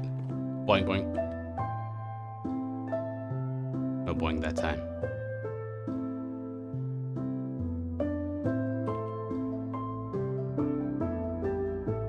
So why are you streaming so early? Because I woke up really early, and I don't really got a whole lot to do until a little bit later. So I figured I'd give the stream a shot.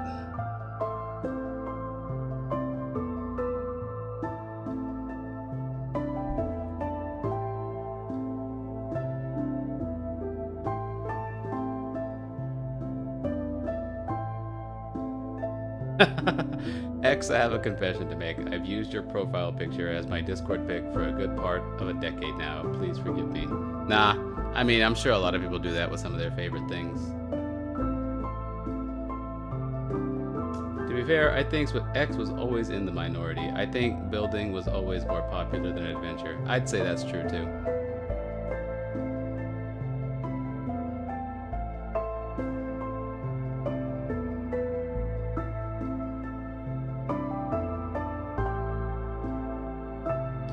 I think you presented Minecraft in a unique and interesting way. The way you flowed with it, you kind of brought the best of it and showed how it could be played. Yeah, I think that's true too, Kenai.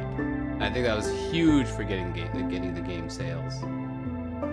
We need a list of things X would have wanted. Maybe a few modders will fulfill your wish list. 11 years and he casually drops 2 banger streams, just like kind of sitting around. Yeah, 11 years, like, you know what? Let's drop a couple of banger streams. Why the frick not, right?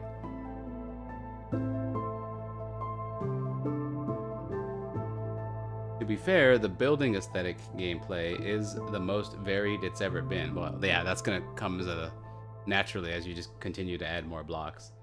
There's just no mechanical reason to engage with that. No, that's I never thought you should not add more stuff, of course. That would be silly.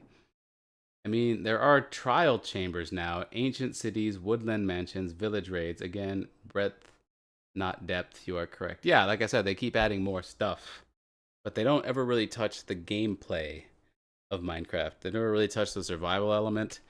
I mean, it's kind of I think the biggest way that I can, and one of the biggest ways that I can illustrate my point is this is kind of a joke.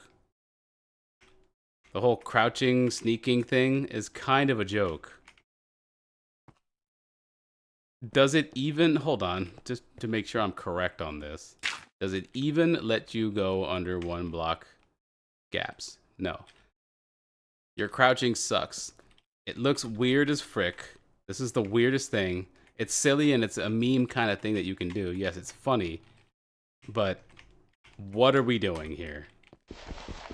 That's not gameplay. That's a half measure towards something that begins to resemble gameplay. How come I can't parry? Why is a perfectly timed block not a parry? That should be standard in basically every first-person melee game now. Why is that not a parry? How come I can't get a shield bash? Where's my talent tree? How come I can't cast spells without like getting a mod and selecting an item to cast a spell? Like, where's the double jump? Why can't I? How come when I'm dropping from a great height, I can't hit control to do a Mirror's Edge style roll out of it? That kind of thing. Where's the gameplay, right? A big mistake that in my opinion, a big mistake that Minecraft has made is in order to add gameplay, a lot of the time what they do is they put it on top of a new item, which just exacerbates the problem of just adding more breadth instead of depth. Like I believe there's an item now that you can throw like a sort of like grappling hook item that you can throw to get around. First of all, I believe it's a late game item, so that's kind of a bust already. And secondly, you've attached gameplay to an item requiring the player to scroll to an item, to put the item on their hotbar, scroll to it, use it. I mean, that's just not that's not intuitive, and it's not smooth. It's not tight gameplay. So where is all this basic stuff? Why has that never become a thing in Minecraft? Where is all that? Where did the idea to even make that sort of stuff even go? That sort of thing.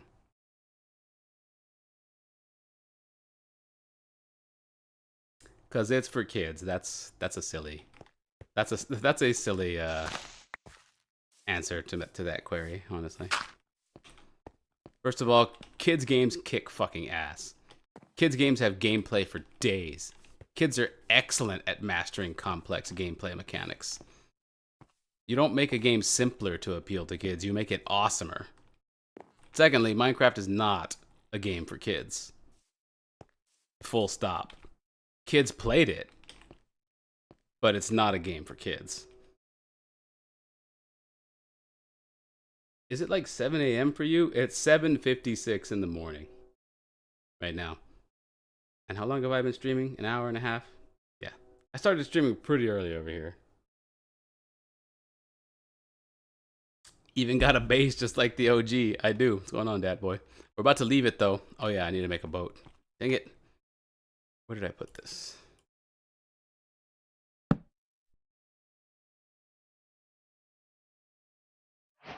Oak boat.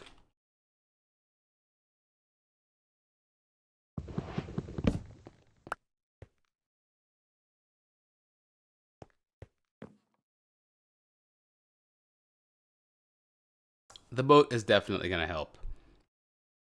Tomorrow, Minecraft-wise, tomorrow is going to be scouting out and around that dark oak area first and seeing what other biomes neighbor it. Because we know there's jungles nearby, which I have no interest in.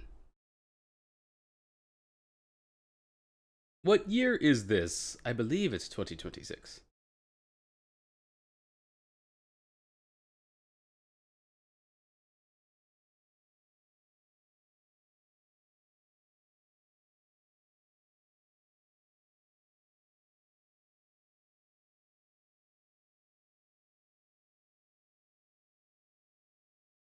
What's going on, Who's Tully?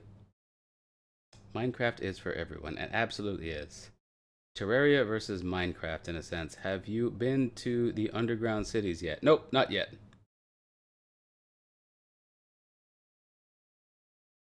Terraria versus Minecraft never really made sense for me. Yeah, the two aren't really the same game.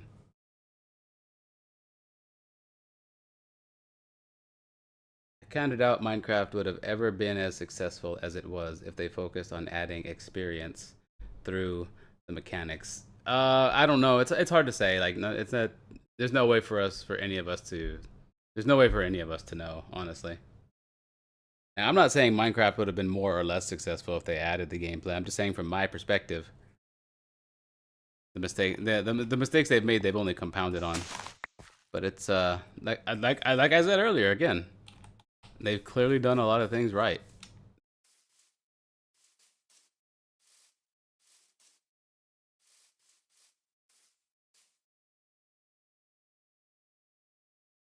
There you go. Yeah, the nutsock is also speaking more concisely what I've been trying to get across.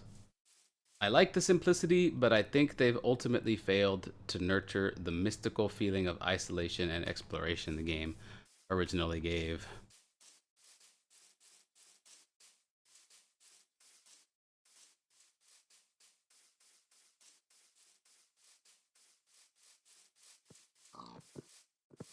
All right.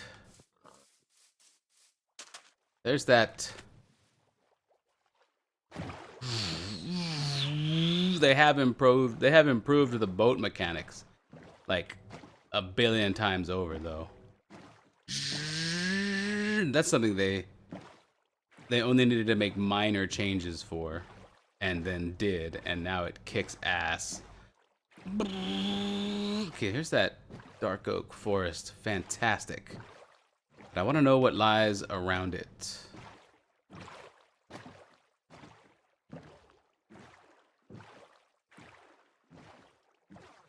Because if we can find another good-looking biome on the other side, then I think we're golden. We might have a location for a house. I'm so glad I didn't start immediately building a house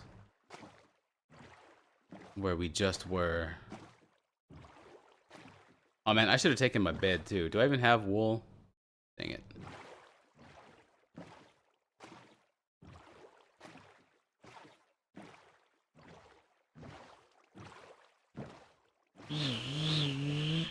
Screech! Beep! Beep! Beep! Beep! Beep! Beep! Beep! Beep! Wait, how's this boat even moving? There's no paddling. I'm using the force.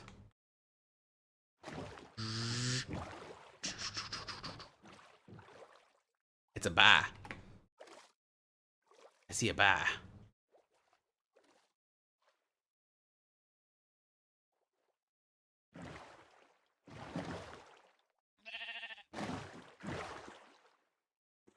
And boats don't just detonate anymore.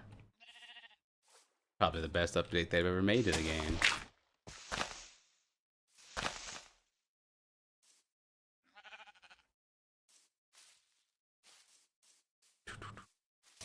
Zip. Hoping to get 3 of those. Bad to you too. Oh, dang it. What have I done? Guess we do this. Give me. I got 1. Just the 1. Alright, well, you're fine. Can't carry any more items anyway. Oh, I really want to start chopping down some of these dark oak trees. I guess we can leave the boat behind.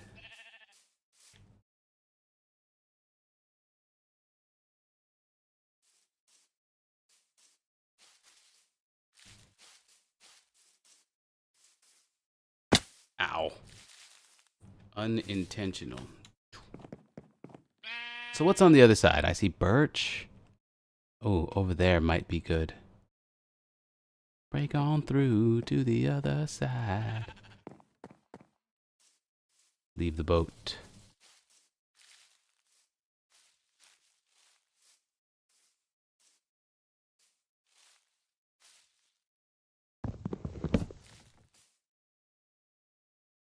Double check.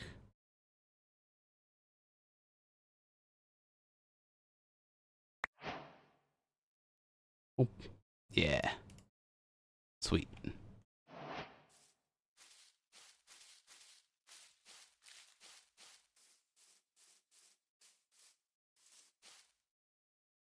Man, this is a huge forest. Don't you laugh at me, chicken. That chicken's like, man, you've been looking for this place forever, and I just live here. Heyo, what do we have here?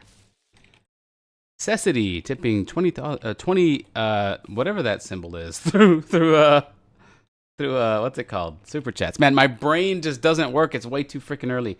I can't put into words how much your OG videos meant to me. I still watch them along with your newer ones. I have been watching you for half my life. Wish you only the best. Hey, Cecily, thank you so much for the 20 whatever those are and the sentiment as well. Did I say that sentence right? Sentiment. Yeah, I did. I really, you guys, I don't think you understand what's happening to me right now. I really can't think. I'm so tired. Not really like tired, but like I don't usually wake up this early. Like I woke up like maybe 2.5 hours ago at this point. I'm not like a 6 a.m. kind of person. Now, I love mornings. I'm just never awake for them. That's how I roll. And my brain is letting me know, like, this is not when I usually function. My brain's like, this is not the ticket. What's going on? I'm not supposed to have to multitask right now. You got me reading chats and exploring biomes and plotting houses and discussing game design and keeping track of tools and formulating sentences. And I'm supposed to be asleep right now, man. This is what you've trained me for the past 43 years. What are we doing? And I'm like, listen, brain, thank you for being my brain. And it's like, you're welcome.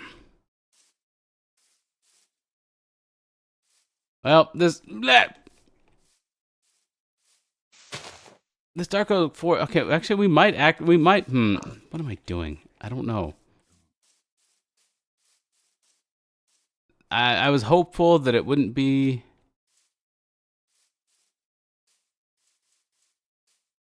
I must see what's ahead over here.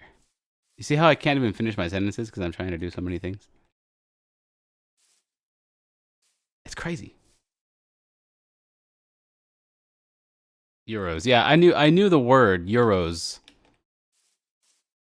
But I saw the symbol and my mind couldn't do it. Maybe it's because maybe it's because in Tarkov when I see euros in Tarkov, I don't think the word euros. I think the word Aeros. It's weird, I know. I don't want to get rid of any of this. I guess I could just equip the shield.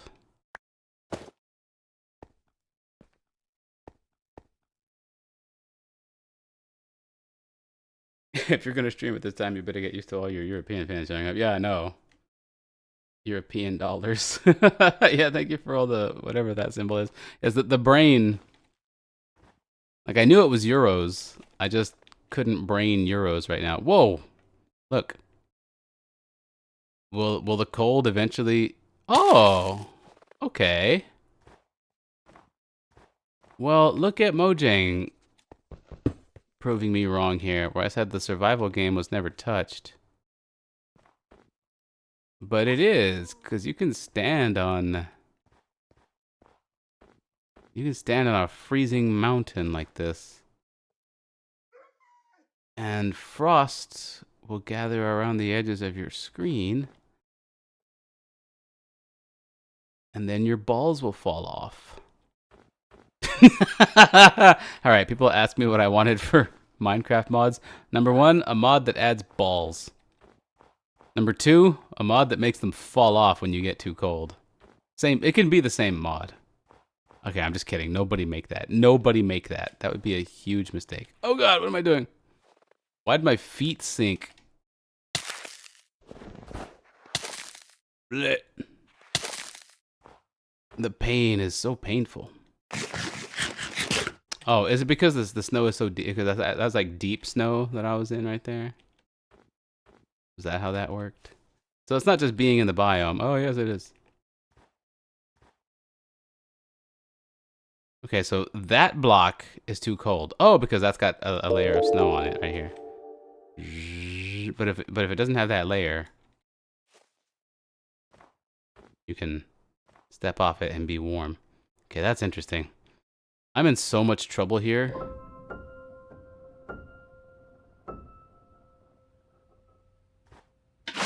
Quick way down.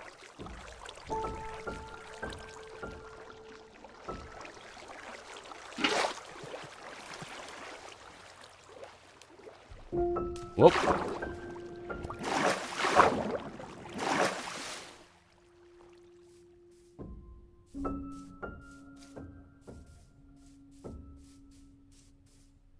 Aha. I find it a place to stay. As night falls at the base of a snowy mountain, surrounded by birch trees, and the threat of the undead looming upon us, we find a simple, warm cave in which to exist safely throughout another Minecraft evening, such that our souls can be nourished, our spirits can recover, our bodies can rest,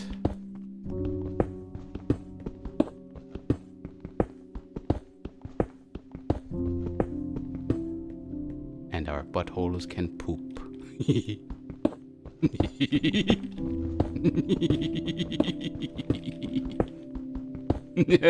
I said butthole and I said poop.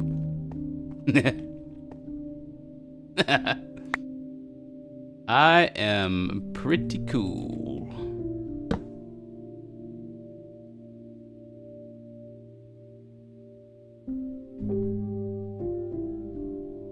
What am I doing?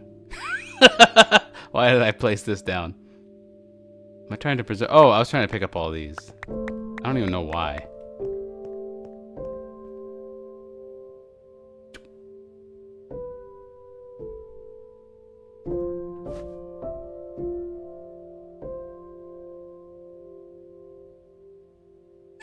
Pooh. Hey, Viorain! 5 pounds saying, not sure what to be more appreciative for, the Calm MC Let's Play all those years ago, or the immaculate dating advice on the Half-Life 2 stream. Hey, what's going on, Viorain? Did that help you out? I hope that helped you out. That's the best dating advice I've literally ever given.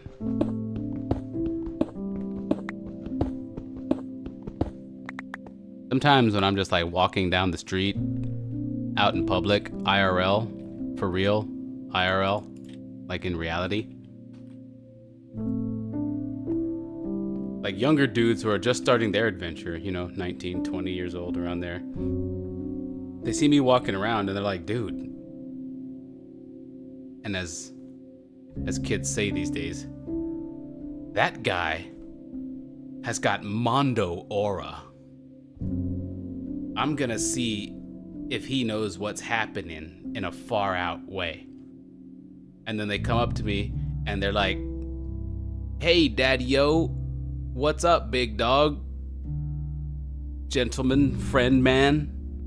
And I'm like, another young man searching for his path in life. What is it that I can do for you, ye squire of an adventurer? And he says to me, and this is a common conversation, by the way, it goes word for word like this, as I've said it so far, and as it continues. It says to me,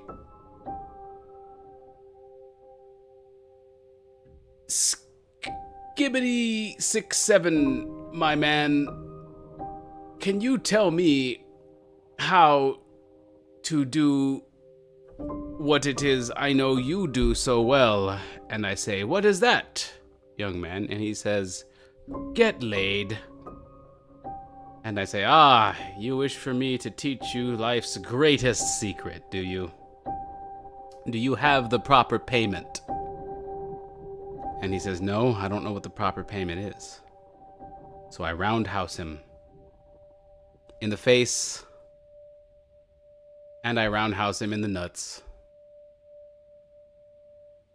4 days later, when I get out of jail, I I seek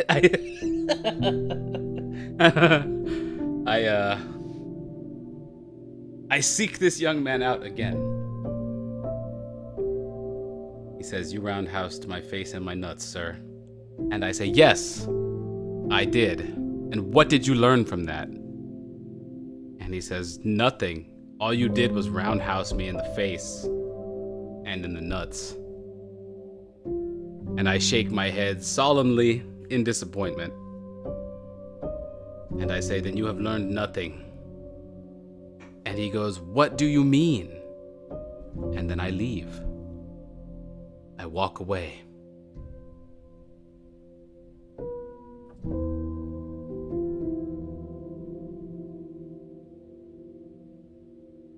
Roughly 20 years later, 25 years later or so, that young man enters his 40s.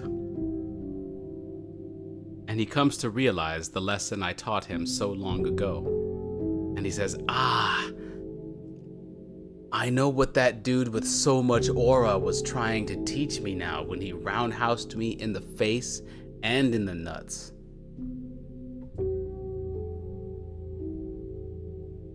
And he runs to his wife and he says, honey, I understand now. I truly understand. And she says, what are you talking about? And he says, I'm sorry, but I have to go. He buys a plane ticket and he flies to some place in the world where there's like tons of mountains. Like, I don't know, Prague. Does Prague have mountains? Tibet. Does Tibet have mountains? I don't know. He flies somewhere. Just go with me on this, okay? Shut the fuck up. And he climbs this mountain all alone. A journey of the soul. And as I told him back in the day, while I was roundhousing him in the face, I said to him very quickly, but in a way that he couldn't tell that I said it until, 2 decades later. As I was roundhousing him in the face, I said, you will climb a mountain. You will fight 3 bears. So as he's climbing this mountain, he comes across the first bear, and he says, what ho? And he slays the bear with his sword. Continues climbing the mountain. And he comes across the second bear. This bear has an AK-47.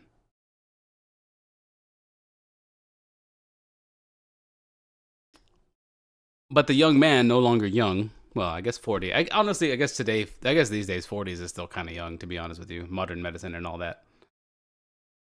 So the young man, seeing an AK-47 in the bear's hands,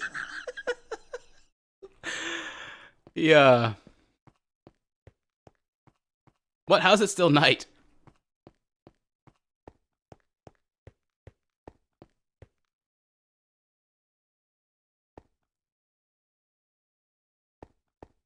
He runs away. Because that's what you're supposed to do when a bear comes at you with an AK-47.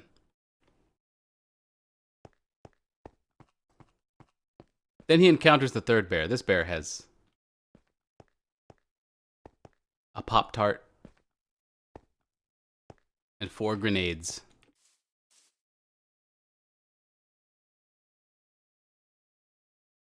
But it doesn't matter. Because this bear just wants to sell him a subscription to Sports Illustrated. You may wonder, how come every bear in this story dies except for the second bear and the third bear, which is like only one bear dying? And to that I say, he bought the subscription to Sports Illustrated and made his way to the top of the mountain, like I'm doing right now. And he stared out over the sunset. And this young man who has just flown away from his wife and maybe children, having realized an important lesson I taught him 2 decades ago, finally completes the journey, staring out over a serene sunset, all alone so he can be with his thoughts. He closes his eyes, he takes a deep breath, fills his lungs with the freshest air he's ever inhaled. And in his mind,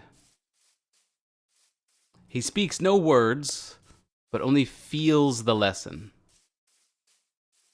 And he realizes, not what you're thinking. Okay, ooh, this is great. This is actually what I'm looking for. This is the kind of biome I'm looking for, and we're not too far from a dark oak forest kind of thing. This is actually kind of cool. All right, we're showing some promise here. This bee is trying to let me know. Whoa. And what was that lesson? You may think that lesson is, in order to get laid, you must be roundhoused in the face and in the nuts. But no, that's not the lesson at all. He thought that was the lesson at first. In fact, that is how he met his wife. But that's a story for another time.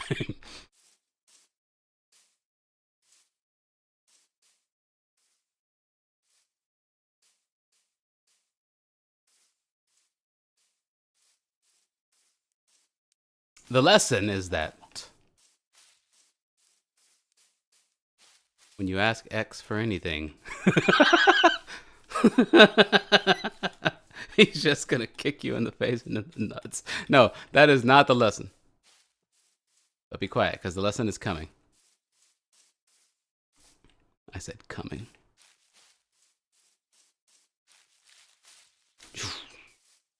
The lesson? Wait, what the frick is that? I wish I had a spyglass, but I don't. Is that a red tree? A pink tree? A pea?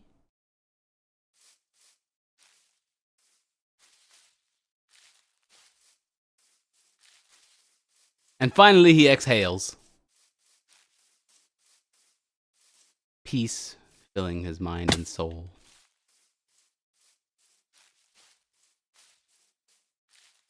The lesson is that sometimes, on the path of life, especially at the times when you are seeking answers the most, which is usually the times you need answers the most, sometimes you're not going to find those answers. We all like to believe that all it takes is a little soul searching and all your problems will be solved. Sometimes that's true. And many will even tell you that because it's worked for them in the past. But that's not always true. Sometimes, when you're searching for answers, instead you're going to get kicked in the face and in the nuts. But you know what? You still need those fucking answers. So you shouldn't give up. Sometimes you just have to adapt.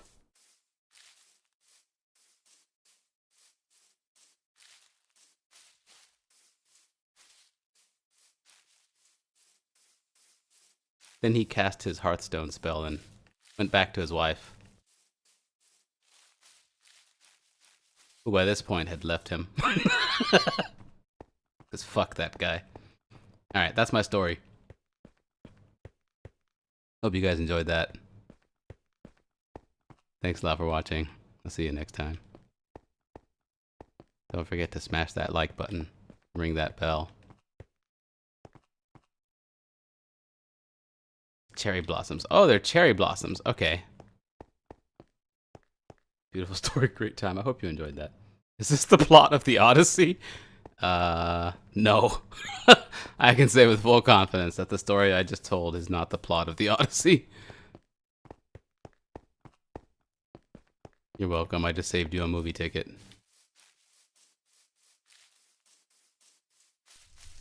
Someone set up us the bomb.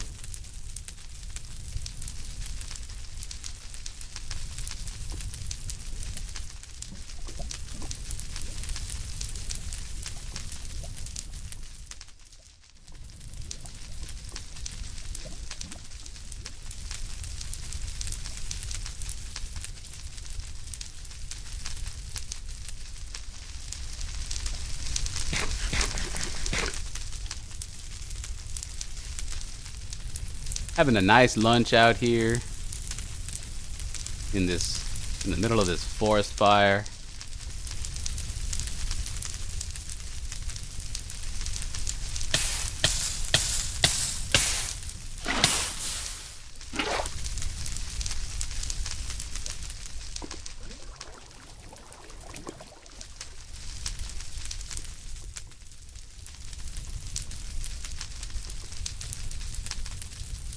You got a house. I do have a house? Is this where I should build? Is this lava clearing out the landscape and flattening things for me? So I can do that? Okay, where's the dark oak forest? I think it's that way. Yeah, it's that way. Man, that's still pretty far. I can't find an ideal spot, but I guess we're just not gonna find an ideal spot. I think maybe that way.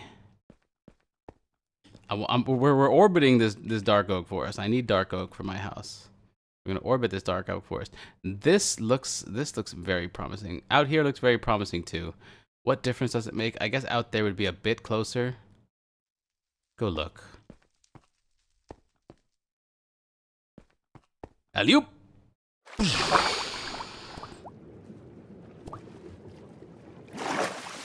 Can't believe Canada copied off of Minecraft. Oh, okay, I totally get the joke. Do you got a house? I don't got a house. Not yet. We're looking. We've been looking for 2 days to find a good, ideal location for my house. The first spot turned out to be not that great, so we left. Now we're coming back around. We're trying to orbit this dark oak forest that's way over there because I want to make sure I have an ample supply of that. Oh, I can carry this stuff. My inventory is not too full for this. I must have a not full stack of normal oak. Noak. Dr. Oak? Professor Oak. It's not Dr. Oak, is it, in Pokemon? It's Professor Oak. A professor is a doctor. He just professes stuff.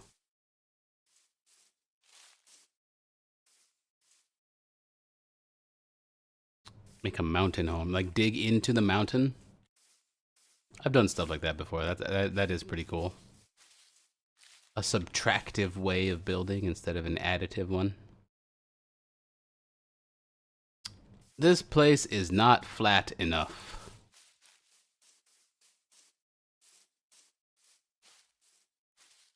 This is not flat enough out here. This is way too hilly. Pig.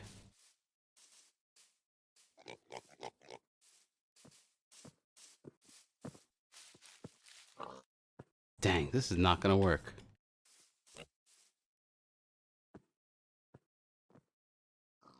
This just isn't gonna work. I do like being around here though. You know, maybe that original location isn't as bad as I thought.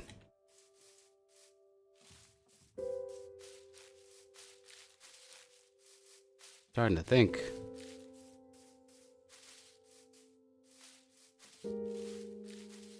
Starting to think of going back there now.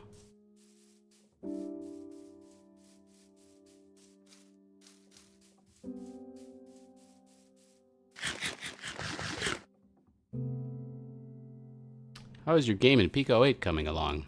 Yeah, that's a good question. It's not a Pico 8 game anymore. I'm porting it over to Game Maker. But I ran into, this often happens in my projects, I ran into a technical hurdle that requires me to make a big decision and redo a lot of work. And it's the decision that is paralyzing me, so I haven't worked on it in a while. But I can't make a bigger game than Wizard Reasons currently is in Pico 8. The game engine is too small. That's intentional. Pico 8's amazing for that. I figured I'd come across my boat. The game engine is too small. Pico 8's a fantastic. I recommend Splash. I recommend everybody who is interested in game development make a Pico 8 game first.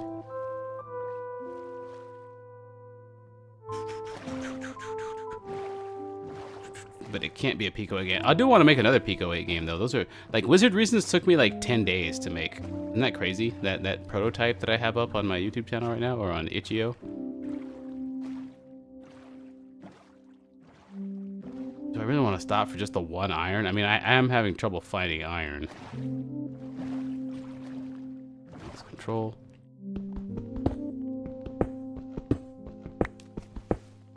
Dang it. Little pockets of one everywhere.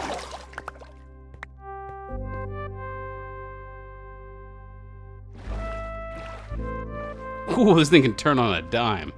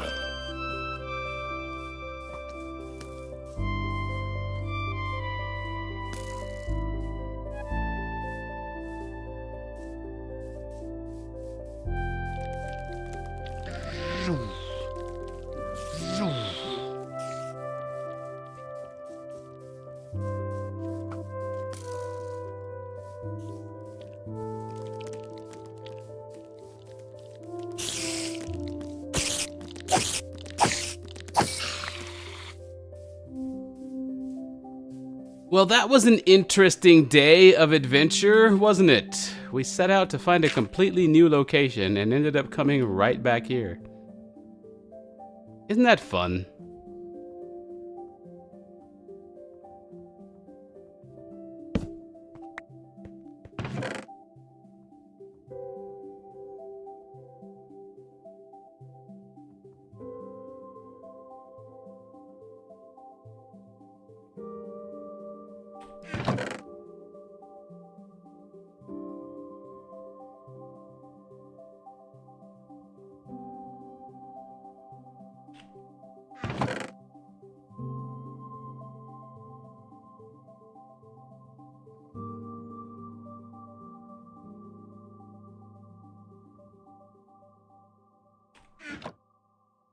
Boing, boing, boing, boing, boing. So it took X days. Are you good at Minecraft? No. No. No, I'm not. X just became the young man from the story. X, what's your favorite animal to take care of in Minecraft? None. None. I can't stand the farming in Minecraft. Like, crop farming is cool, but animal farming, can't stand it.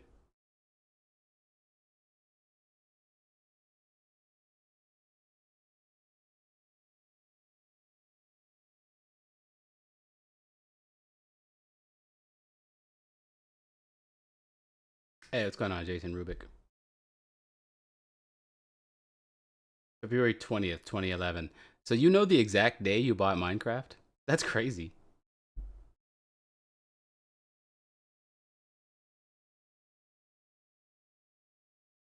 The Bob Ross of Minecraft has come to save me from my morning anxiety. We do what we can around here, don't we? Why don't you roundhouse the decision paralysis in the face? It took X days. Oh, 10 days. I see what you did there. Still good days ahead, y'all. Oh, yeah, for sure. Make a backup version and do both. Well, it's not quite like that. It's not like Decisions, design? No, not design decisions. How do you see the Usagi engine? Never heard of it, actually. I'm using Godot. It's super user friendly. Pico 8 was fun too. Yeah, Game Maker is amazing too. Stop by that jungle for some cocoa. What can I do with cocoa? X, if you're still into piloting, have you tried nuclear option? No, I have not. God, I love this music. I know that was a good song. Classic Dirt Beacon still takes breaks from talking to enjoy the music. Yeah, I had to just let that music play, man.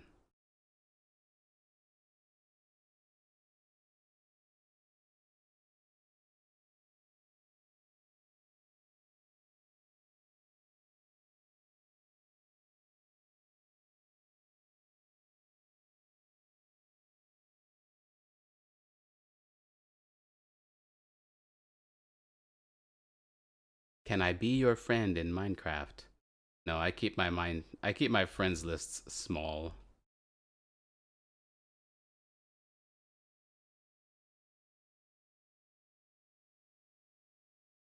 But we can be friends in the world. Worldly friends. Hydration check, everyone. Drink some coffee. You said water, but I recommend coffee.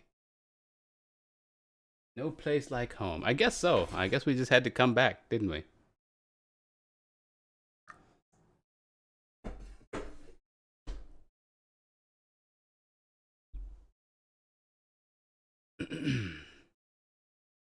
Wait, YouTube only accepts credit cards, no PayPal, no nothing? I didn't realize that.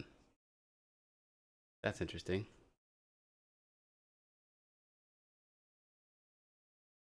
Forever a cow hater. uh, they've chilled out. They've chilled out back in since how they were back in the day. I don't really hate the cows anymore. They don't interrupt anymore. They're not like loud and interrupting cows. The grass on grass over there makes me upset. Right here, where it was, yeah, that goes away eventually.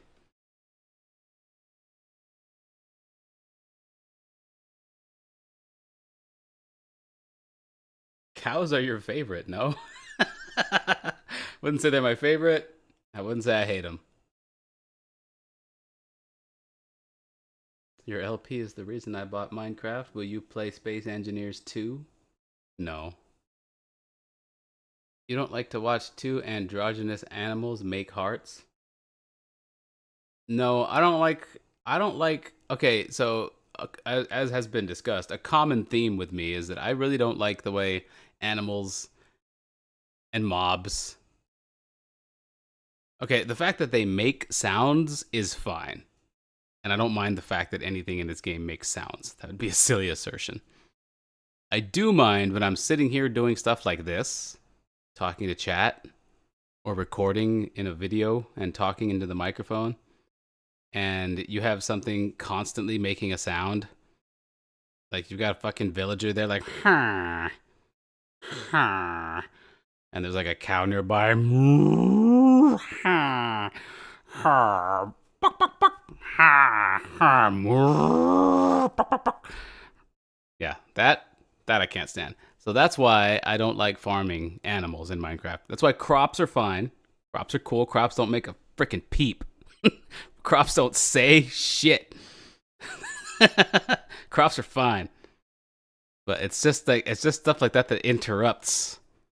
That's what I don't like. So when I create a pen, when I create a fence and I put like 40 cows in there and then I feed them all and soon there's 80 cows, it's just no. No. I hate farming in Minecraft. I can't stand livestock farming in Minecraft. It's the worst thing. I can't do it. I do not like it. Well, hello, X. Didn't think I'd manage to catch a stream of yours. Hey, what's going on, Biffa? Plays City Skylines. Did you always have the Plays Cities Skylines on your name there?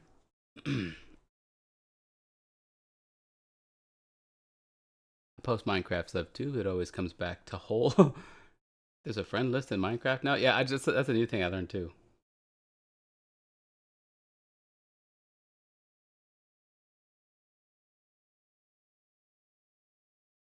Coffee is mostly water. Yeah, I know, yeah. Coffee is great for hydration. Now they tell you that because, and this is an urban legend, I guess they would say. They tell you that because coffee has a lot of caffeine and caffeine is a diuretic, that any hydration you gain from the coffee you lose through urination. It's not true. There's so much water in coffee that you're not going to lose all that water through urination. Coffee's actually pretty good for hydration. Why don't you got armor? Because I can't find any frickin' iron, man. Looking for iron.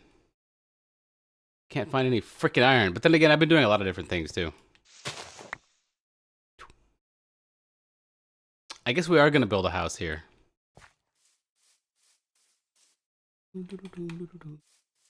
And I think it's going to go right here, where this big mound of dirt is.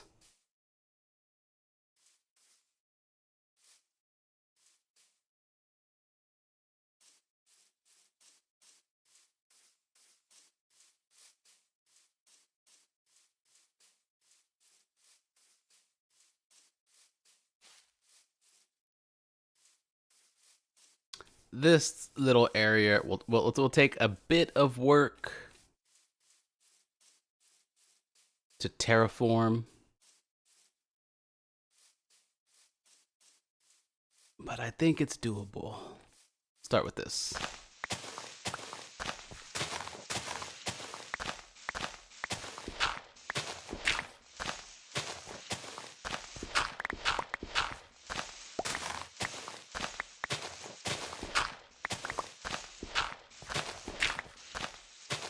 Great way to collect dirt, too. The most useful block in Minecraft. A real adventurer uses their skin as armor. I like that. I didn't. It used to be just Biffa Plays. I thought so. Then YouTube added the tags or whatever they're called and had no clue it would be added to everything. I'm not sure what tags you're talking about. Maybe I've just added the loop. Whoa, what a blast from the past. Do you know a yellow ball in Minecraft? There's nothing for something to be a ball. It has to be round. Nothing is round in Minecraft. It's what you're describing is a completely alien concept to the denizens of this world. Round yellow ball? No, to answer your question, I don't know what a yellow ball is.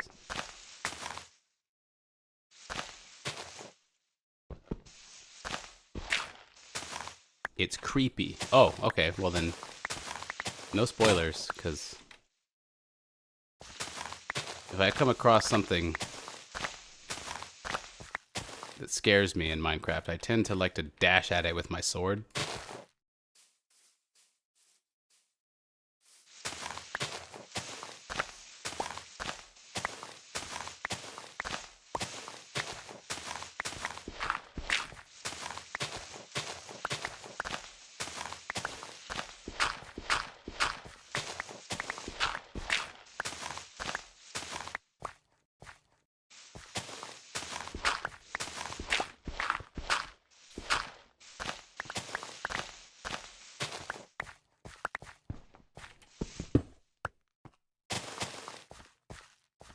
The proper response. Yeah, I agree with you, Goldfish Tamer. The fact that it's only a bit of work is better than tearing apart a mountain. Yeah, I know. I have to ask, Clockworks. I have to ask though, why did you stop playing Duke Nukem 3D? Your series cuts off at a certain point. That one, I think it's because I think I remember when it came to Duke 3D, I stopped playing that one because the levels started becoming less straightforward and a lot more labyrinthine, as first-person shooters were back in that era. And that slowed gameplay down a lot. And it's not really like I made a conscious decision to say, nah, the levels are too complicated now. It's more like, all right, this is going to take a while, so I alt-tab, and then I end up doing something else, and then I just never go back to it. So, yeah, that's how a number of my series also end.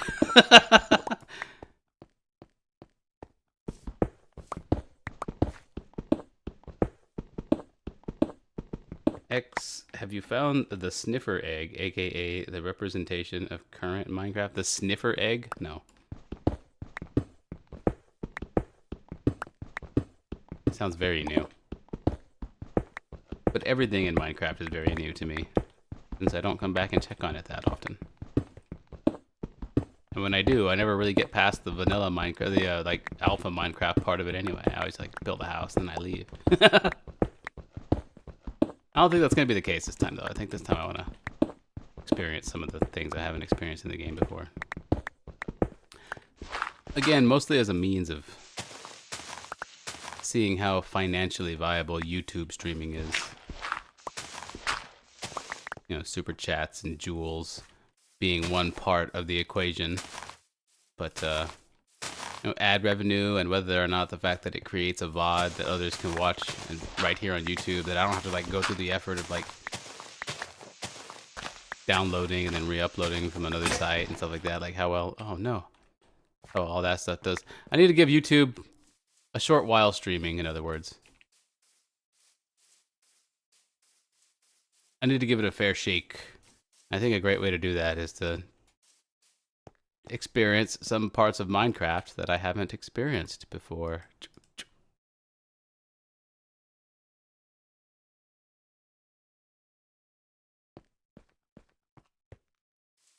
Oh, look at that. That does look good. Ayo! We got ostrich facts. Gifting a ramen bowl for 900 jewels. Thank you very much, Ostrich Facts, for the jewel gift. Ramen. I feel like such a I feel simple. I feel so simple because to me ramen is like the ramen you get from like AGB, you get from like the grocery store. I like learned later that ramen was like an actual like full-fledged dish in Japan with like stuff in it and not just this 99-cent pack of dried noodles with a flavor packet inside that you open up and pour into boiled water. But when I see ramen and I go ramen, it's because I'm thinking of that ramen, and to me that's delicious. I love that stuff. I love that store-bought like 99-cent pack of ramen. I love that stuff. I mean, I can't be the only one, right? That's got to be good. Is this live or a premiere? I mean, this is live. Good old ADHD. I know. I tell you, I have all the symptoms, but I haven't been diagnosed or anything. So, and I'm not the type to self-diagnose. I don't like when people do that. I don't like when people come up with something and then they say that they have it even though they don't actually have it. I don't want to be one of those. But I do have a lot of the symptoms of ADHD. And looking back on my history of content creation, and not just that, but like jobs and college and stuff like that. I'll say all the signs are there. Okay, I know my house could fit right here. This is definitely going to be the front right here. This is where the front door will face out. This is will face out this way. So this is my backyard. My backyard is a freaking gorgeous looking mountain range. That's my backyard. So this will be the front yard out here. Nice and open, where we can get to the boat and sail off to continue exploring, to continue exploration. This will be the front yard. Do I want this flatter? Do I want to bring this down one block? I don't think so. I think we're good like this, but this definitely, I want this. I think I want to raise the level a little bit here. And we got plenty of dirt to do it. Maybe I just build the house and then determine later what I want to do with it there.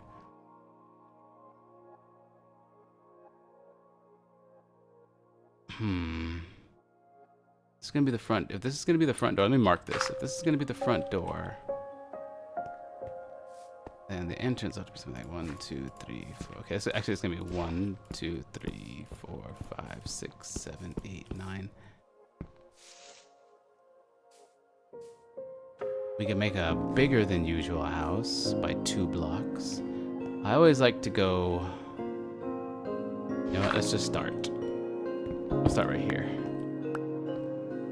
2, 3, 4, 5, 6, 7, 8, 9. Now 9 will make a cozy little building. 10, 11. 11 gives us a bit more space. We'll try 11 this time. So 1, 2, 3, 4, 5.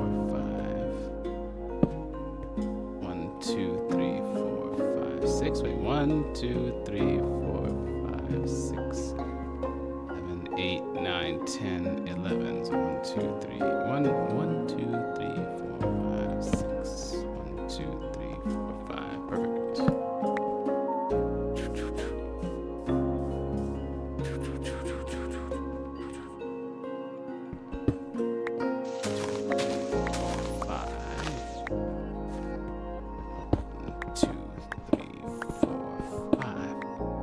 Dark again.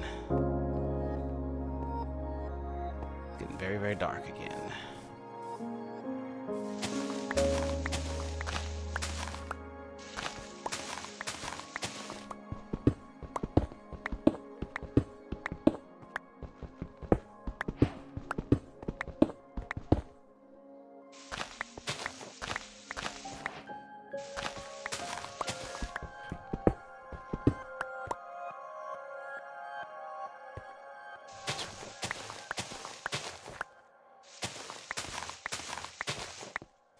Okay, so the corner of the house actually breaks out here, which I guess is all right. We'll have to see. Let's put some torches up on all the corners here. Get this copper. If I ever come across amethyst, I want to make a spyglass.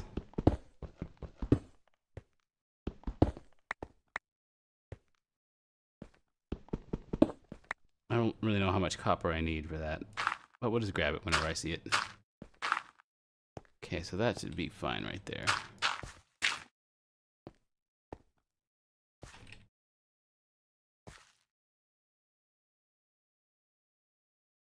We need a face cam X. Are you kidding? That would be a big mistake for my brand at this point.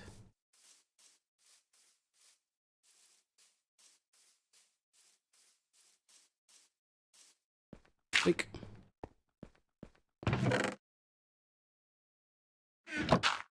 Oops.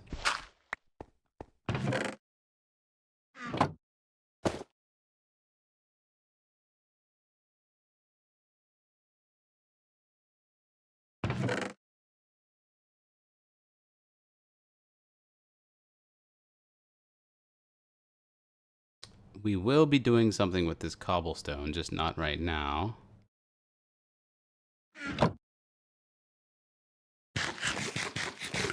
Nice. Boing, boing, boing, boing, boing, boing. I love that cheap ramen. Like to add in diced green onions and chili crisp. I just eat it as is, honestly. Just because I like to make food the lazy way.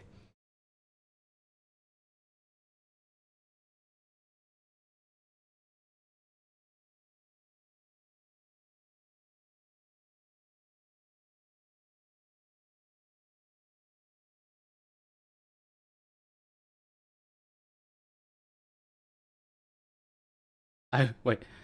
Jason Lesage. I once told my mother that she had mad cow disease. Why'd you do that?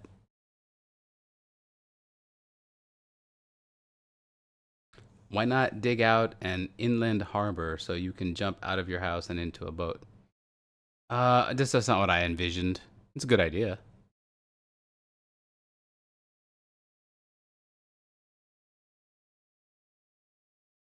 You know Verity?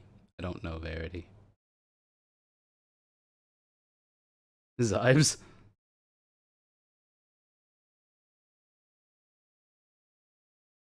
You like to make your roofs out of copper? What? Should I smite? Should I was gonna say smite. Should I smite this? Should I smite this copper?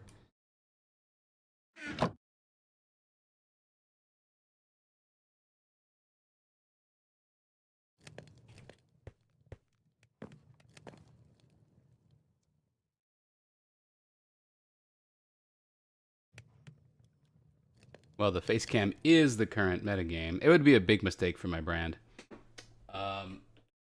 Also, face cams have always been the metagame. If you look around, though, it's very easy to succeed and be wildly successful without a face cam. Also, there's a lot of faceless YouTube channels out there right now. One of my favorite Twitch streamers, his name is Smoke. He streams Tarkov, DayZ, games like that. He's faceless. Colossal, too. You really don't need to do a face cam these days. If for a while there, it felt like that was a necessity when it was the new thing. Because at first it started off, no one was using cams back in my day. And then the people that started using cams started to skyrocket in popularity. So then it became, you have to have a face cam. But with the way the algorithm works these days, you can really just do whatever you want. If you want to get into content creation, and I don't recommend it, but for some, it's still a viable path. You can, with the way the algorithms work now, you can just do whatever you want, and the algorithm is gonna find the people that want to watch your content. It'll find them for you. So you can do face cam, you can do whatever.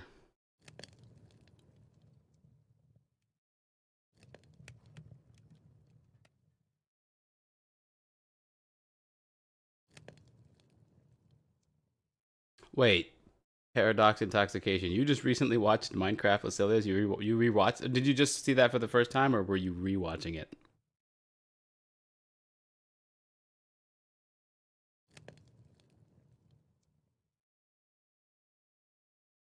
I was just imagining you look like X the Eliminator from Harvey Birdman. Okay, I love Harvey Birdman. I haven't seen the show in ages though.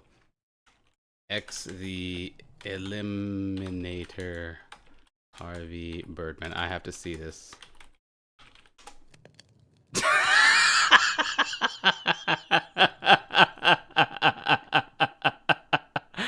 I love that show. That is legit.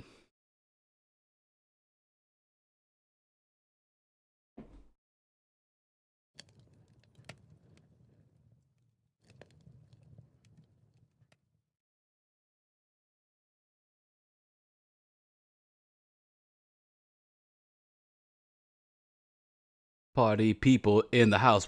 Let's go. What's going on, Hydraulic? I really should read your names to myself before saying them out loud.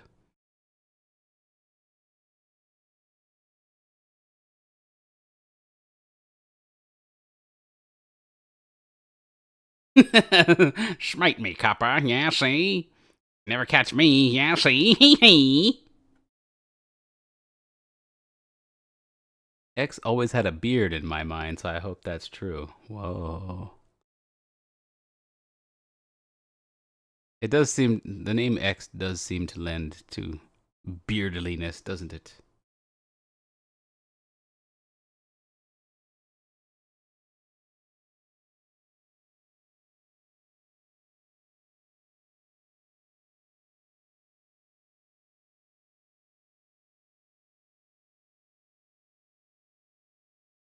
But on Kiwi. Wee Kiwi. That's a fun name. Is YouTube and streaming your main income stream? It is now, yeah. And it's not very much. Because I don't do it that often.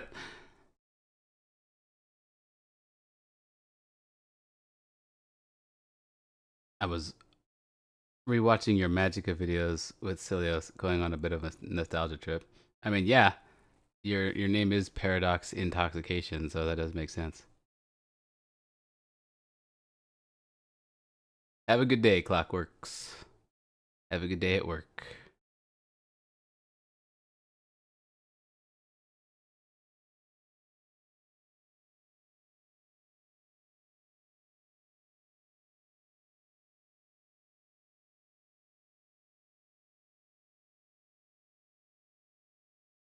After watching you for so many years, I could really see you as a voice actor. Now, voice acting is something that I have always wanted to dabble in. I've always wanted to give that a try.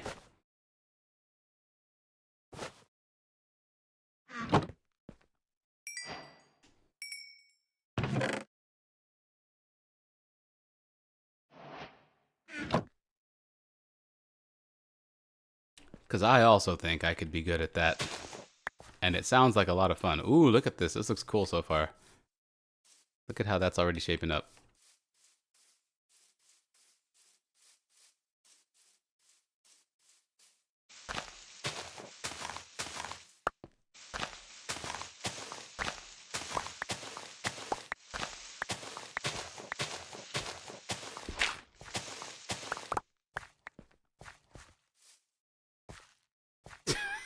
I'm not making fun of your name, Paradox. I'm saying it's a play on Paradox Interactive, so I mean, it makes sense.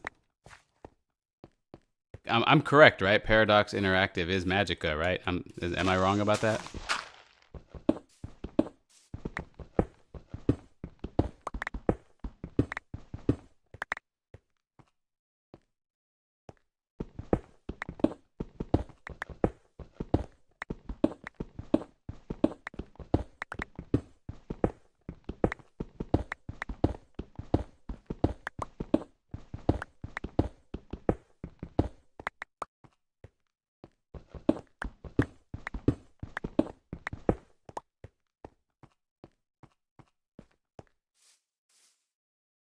So this, actually, I want to go...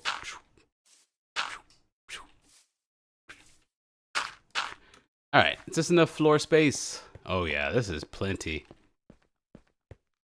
But we're actually going to... like, some of this is going to be walls, so... maybe I want to go out, maybe like 4 more blocks in each direction. That would be one of the biggest houses I've ever built. I've never had a house quite that spacious.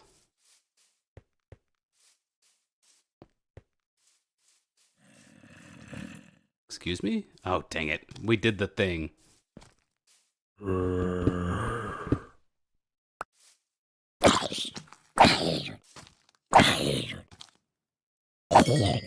were just talking about that. Turns out torches didn't help. Add more.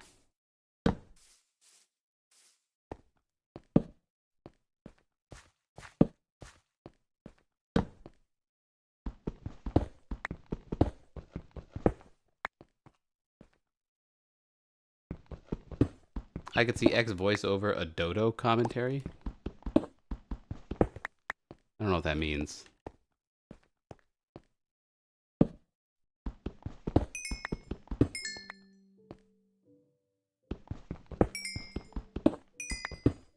Oh, I've never caught X streaming on here before.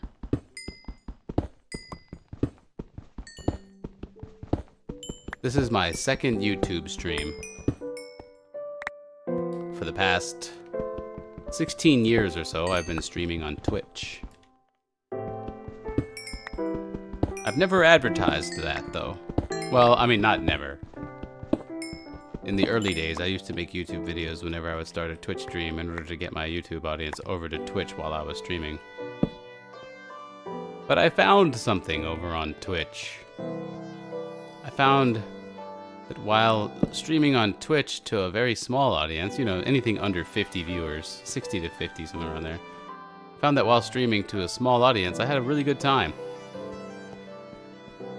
Because community interaction is one of the biggest reasons I stream. I love being able to read your chat and respond. And with about between 20 and 60 viewers or so, very easy to do because the chat moves at a decent pace to keep things interesting.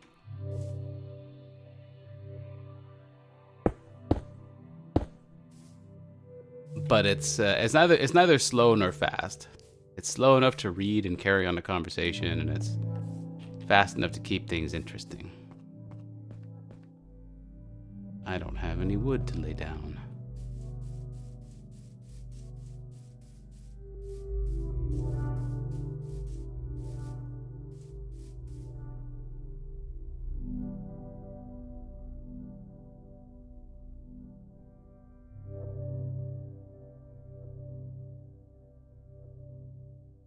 Yeah, you're right. And I actually never made the connection to my name. You're right. Wait, really?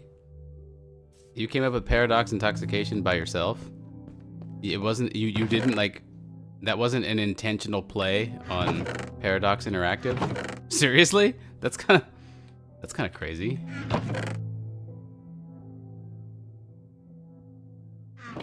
I don't need this much dirt on me. Just some. I'm going to need...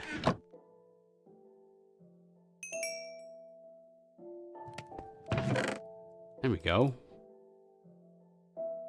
Starting to build up a little bit of an iron stock. Can't complain about that. What was I saying? Is this your first time streaming on YouTube? This is my second day streaming on YouTube. Bye. Bye, Ashley. Have a good day. Thanks for stopping by. I'm going. All right. A dia dodo. Oh, a dead dodo. Okay. Like I said, I really should read your guys' names before I said. I know. Okay, whatever. I'm not. Okay, shut up. But okay, let's keep going. You do great at them sleep videos where you tell stories for people to fall asleep to. You're so zen. I could tell really cool bedtime stories. Yeah. Give me something to read and I'll read it in a really boring way so you fall asleep. In fact, ugh. You just reminded me of this girl I used to talk to. One of my favorite people ever.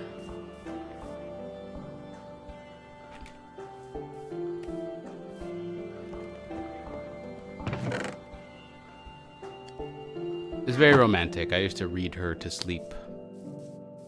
It was one of her favorite ways. Maybe her favorite way to fall asleep, actually.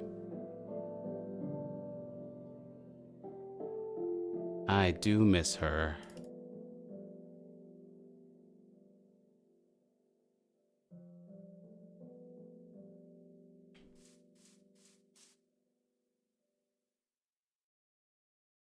Can you mine some crafts, pretty please? Yes, that I can do.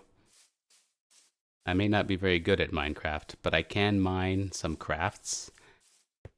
Crafting some mines is a little outside of my wheelhouse, but it's not something I can't do. All right. Balls to the balls. Man, make sure your balls know where your balls are because I'm about to balls all over your balls. Okay, let me think about this here. I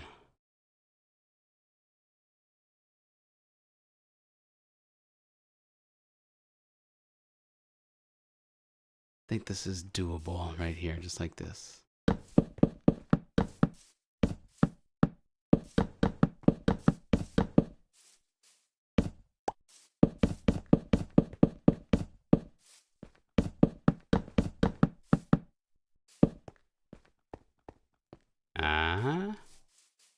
Looks like we've got the beginnings of something, don't we?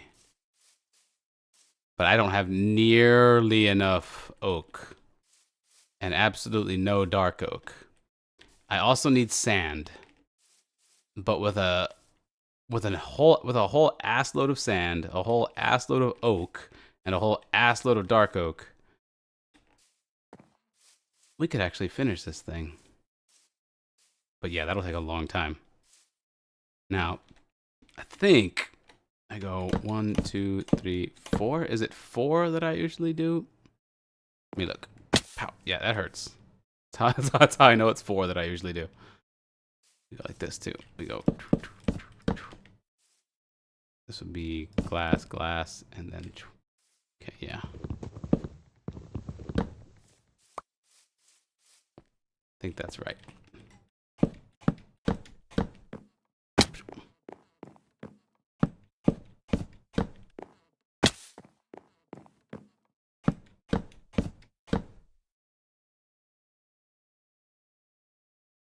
You had a third YouTube stream 11 years ago. Yeah, I mean, I could always qualify it when I tell. I consider this my second stream because like 11 years ago I was trying it out. But yes, I mean in all technical.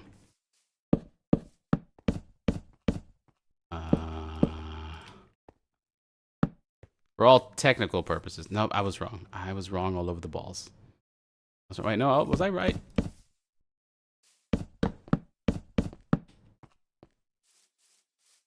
No, we're good.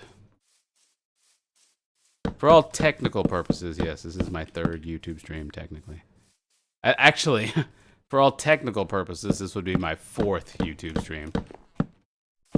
That one 11 years ago was actually my second YouTube stream. The first does not exist as a VOD. At least I think that's the case. Okay.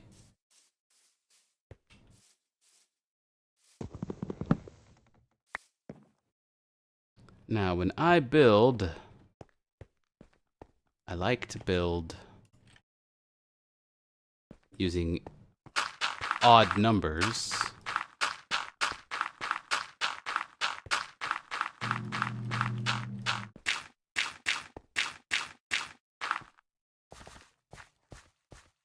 Because that lets you have an exact center in the walls.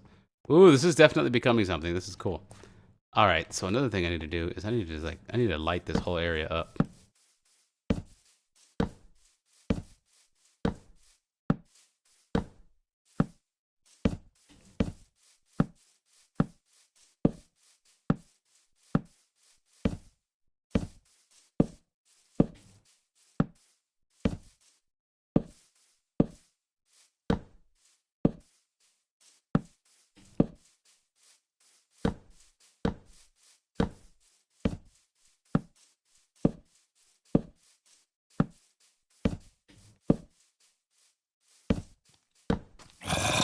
Pow!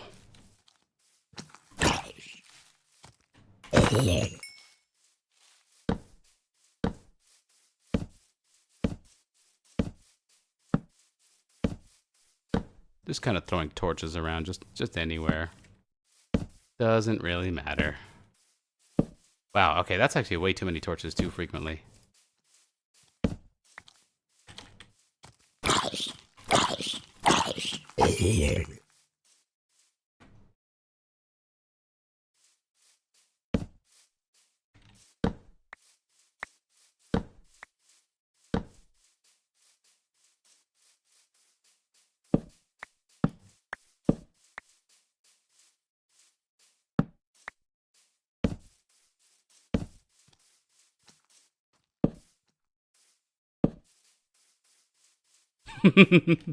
Looks cool though. Yeah, I do like that though. Put some torches on the inside here too. Well now. Zombie arena!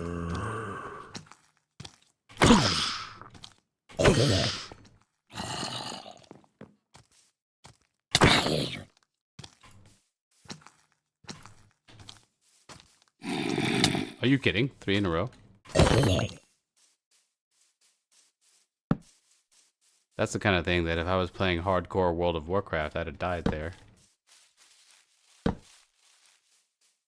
That's something I'm very interested in streaming as well.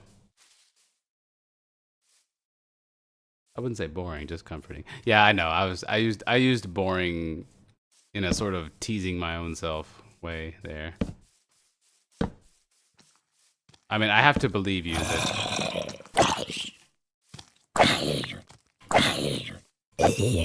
the way I can very soothingly narrate things is relaxing because, yeah, like I said, that one chick I was talking about.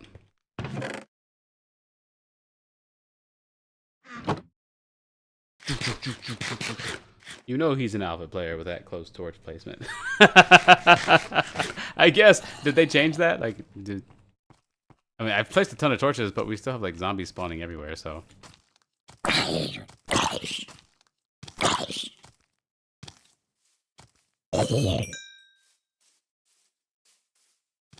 See, look at that. Why would he spawn right there? There should be enough light here that he wouldn't.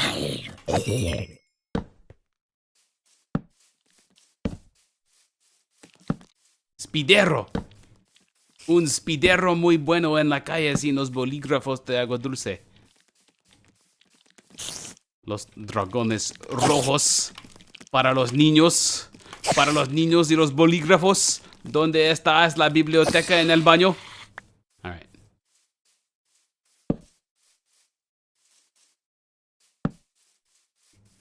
That spider must have been so confused.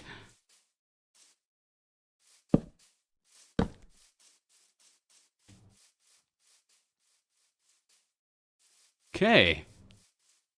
This is starting to look like a Minecraft player lives here. Look at all that. This is cool. I don't know why this all looks so cool to me. What are we watching? What's going on, Ruby?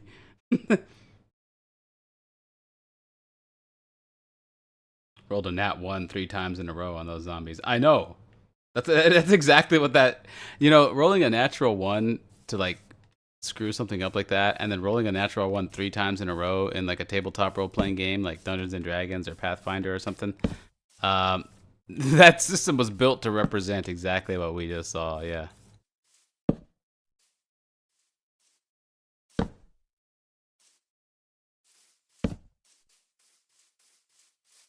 Okay. I gotta light up the tree line over there.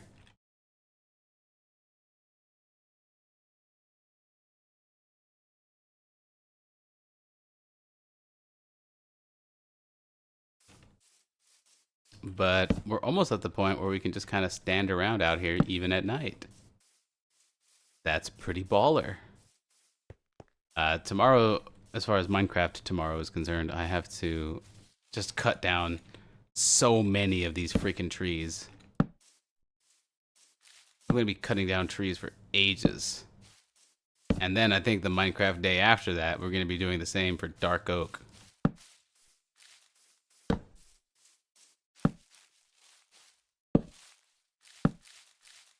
Oh, hello there. Really have no need to slay Enderman quite yet.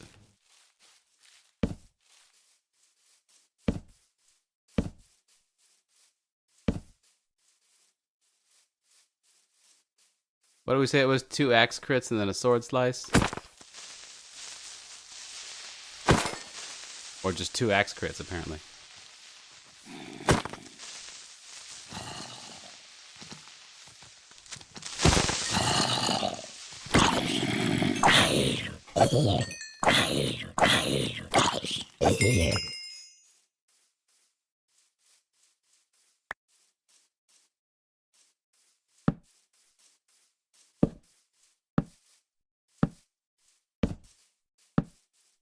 Okay, now we're on like the low level. Like we're really lighting this place up. I don't know why I feel the need to do this, but I do.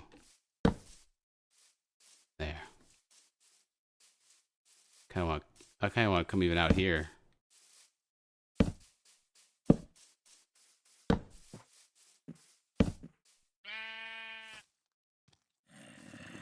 Bah.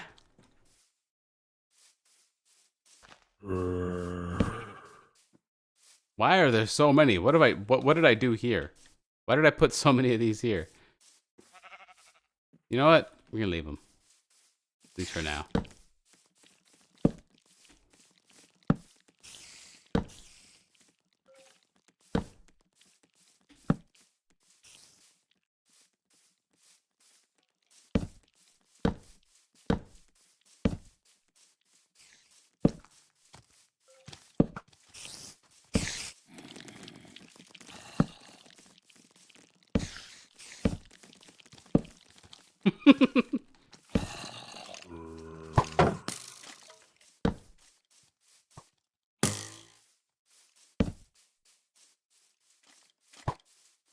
Lol.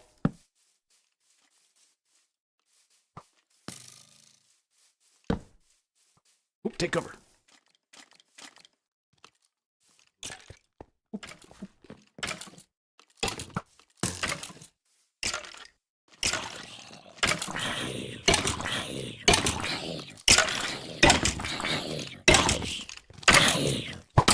Oh, he gets one shot off.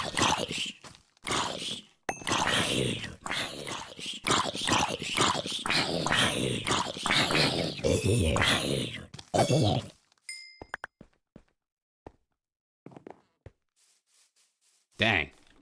That was cool.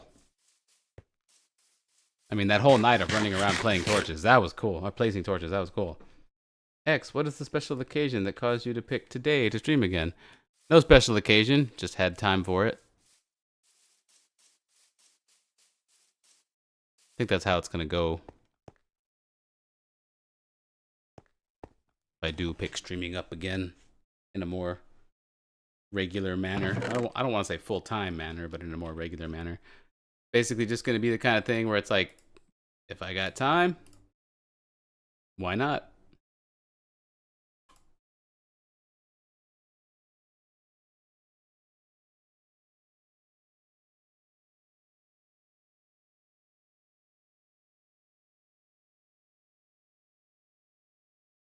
Okay, we know we're going to be chopping down like just a ton of trees now, so.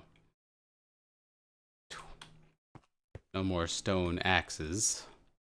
Because as an ex-girlfriend of mine used to say, life is too short for stone tools.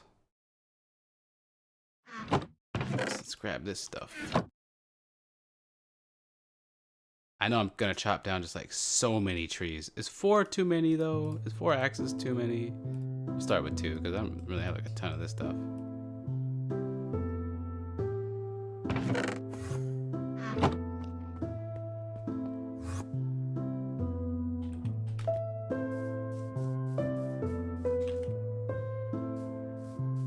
Hey, Poet, what's going on, my man? Long time no see. Hope to see you on Twitch too. Maybe multi-stream? Yeah, that's my plan is if YouTube goes well, I can start possibly multi-streaming. There may be some technical limitations to that.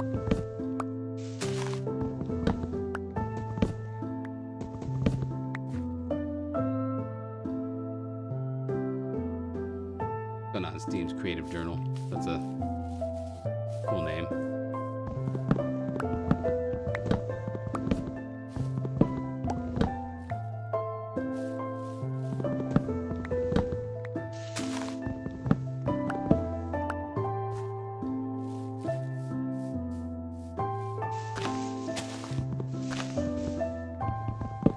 Yeah, I don't know. It feels like the potential for growth on YouTube is a lot higher than it is on Twitch, for me personally. And from what a lot of people are telling me, the potential for growth for any streamer on Kick is even higher than both platforms. And I'm not sure why that is, because I haven't really kept up with a lot of that newer stuff. And Kick is like the newest of them all. But I hear that Kick is probably the place you want to be if you're a streamer. Whether you're a huge streamer or a starting streamer or a small streamer, like Kick is probably the place to be if you're a streamer. And to me, that's an interesting bit of news. I'll have to look into Kick and see what they offer and why everyone suggests it so much, viewers and creators alike. How is Hightail? Hey, Poet in a Box resubscribing. For 122 light years. Yeah, that's another reason that I feel bad like kind of doing anything not on Twitch is I have such a history built up over there.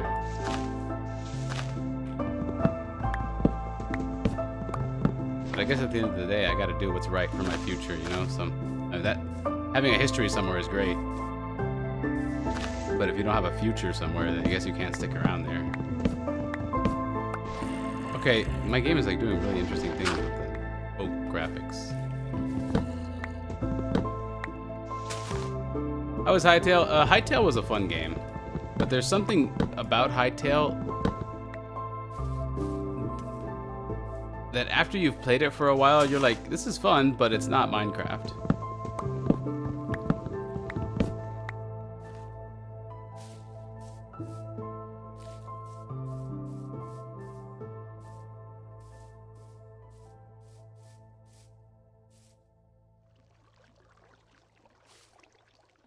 Hey, Caitlin Nelha, it has been a while.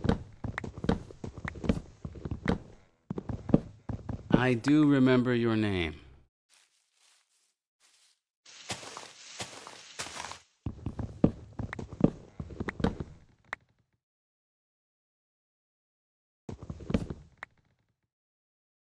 LGD 403340. That's also a fun name.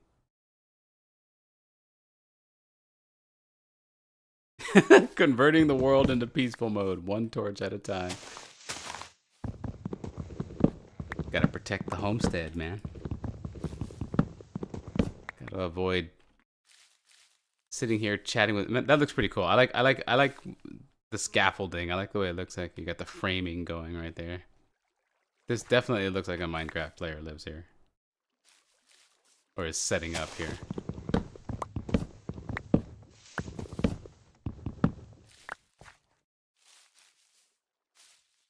I don't think Hytale is trying to be Minecraft, though. It's trying to be an RPG. Yeah, no, it's definitely not.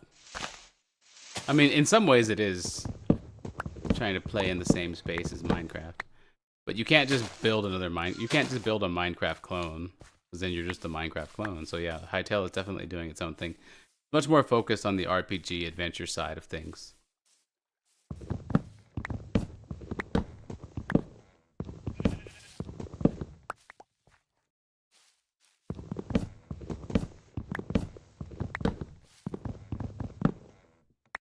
Minecraft has the advantage that it is Minecraft.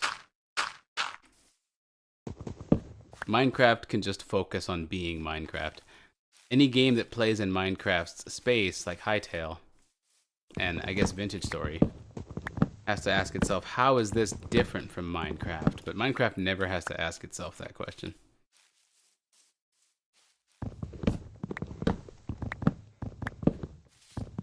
Really got to try out that Vintage Story thing. There's so many different things I want to do. I want to play this Minecraft world out as a means of testing YouTube to see how financially viable YouTube is, of course, as I've stated before. That's one thing I want to do, and in so doing, I'd like to experience some of the things in Minecraft that I haven't gotten to experience yet, like ocean monuments, and apparently ancient cities are a thing. I want to try doing some of that. Maybe those woodland mansions and stuff. There's a lot of stuff in Minecraft that I haven't really gotten a whole ton of experience in. Like, I've never set foot in an ocean monument. I've heard about them, and I've seen like screenshots of like single rooms or something, and those were all like vague memories at this point. So like stepping into an ocean monument would be freaking awesome. I'd like to do something like that. Maybe eventually get to the Ender Dragon. I also want to stream Dark Souls again. Maybe do a Dark Souls 1 run. I feel like playing Dark Souls 1, specifically Dark Souls 1. I haven't touched Elden Ring ever, but maybe playing Dark Souls 1 would make me want to do that. I do have Elden Ring. Just never installed it. I want to do Dark Souls 1, Elden Ring. I want to play Minecraft, and I want to stream hardcore World of Warcraft. That would be fun. That would be really fun. Although, hardcore World of Warcraft might be better on Twitch than on YouTube, so I have the smaller audience, so I don't get stream sniped.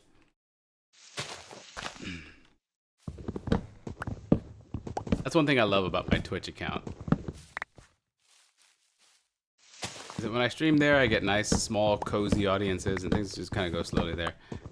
Of course, that ultimately leads to less revenue, and you know, there's a drawback to that as well. But yeah, as you can see, I got like a ton of things that I want to do. Jason Rubik with $20 saying, David, thanks so much for helping to spread joy, as I have been lucky enough to have over 15 years with this game and the community. From personally thanking Notch at Minecon, nice, to creating content, it's been a wild ride. Thanks. Well, thank you, Jason Rubik, for the $20 super chat. Much appreciated.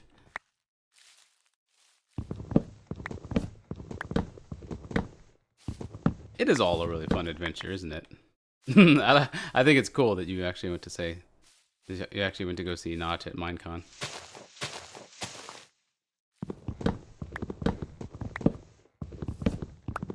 One cool thing for me is that when I walk around Minecon, I get to do so as X, and nobody knows it's me. Have you played Vintage Story? No, I haven't. And I'm not even sure if that game just keeps getting mentioned in my chat. I'm not even sure if that's the game I'm thinking of. 'Cause I have a specific game in mind that I'm thinking about. That's a Minecraft like, but um, like grittier. Oh, not grittier or darker, grittier. I don't know. More mature, less Minecraft, but still Minecraft. Kind of a weird thing. More focused on survival kind of thing. I haven't looked a whole lot into it. I tend to do that. Whenever I see a game that I'm interested in, I tend not to look a lot into it so I don't get too much of the content and other stuff like that spoiled for me. So that's how come whenever I mention a game that I'm interested in, I don't know a whole lot about it.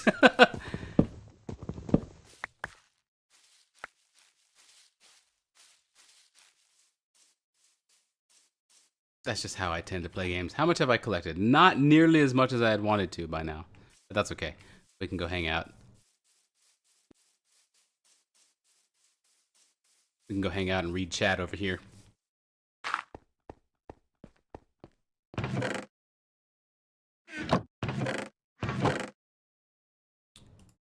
Actually, we're gonna put these here.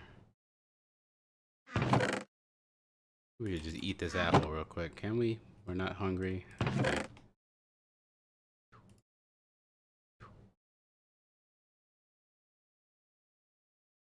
What? I feel like I'm missing something here. I need more iron too. I need a lot. Bing, bing, bing, bing, bing. Oh yeah, torches. That's what I wanted to do. That would be good. That's fine. Okay. What's the game you've had the most fun playing? League of Legends.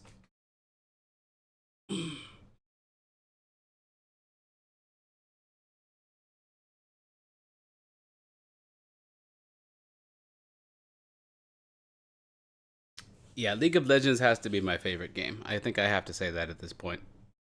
You know, I used to have an answer for when people ask me what my favorite anything is. Somebody say, X, what's your favorite insert anything here? Book, movie, video game, TV show, music, artist, flavor of grass. Flavor of grass? Your favorite video game console, etc., etc. I used to have an answer for that. And that answer was along the lines of I tend not to pick favorites of things because I think to pick a favorite of any particular thing is to then downplay all the things I love about everything else in that genre. So like I can't pick a favorite game. Like I can't say like PlanetSide 2 because then that obviously will downplay how much I love Minecraft, right? So yeah, it's hard to pick favorites of these kinds of things. Um, there are different flavors of grass. Yes, there are. So I can't pick like a favorite there. But I think at this point, I've been playing League of Legends since it came out, basically, and I still play that game every day almost. Hang on, I think my cat needs some food. One sec.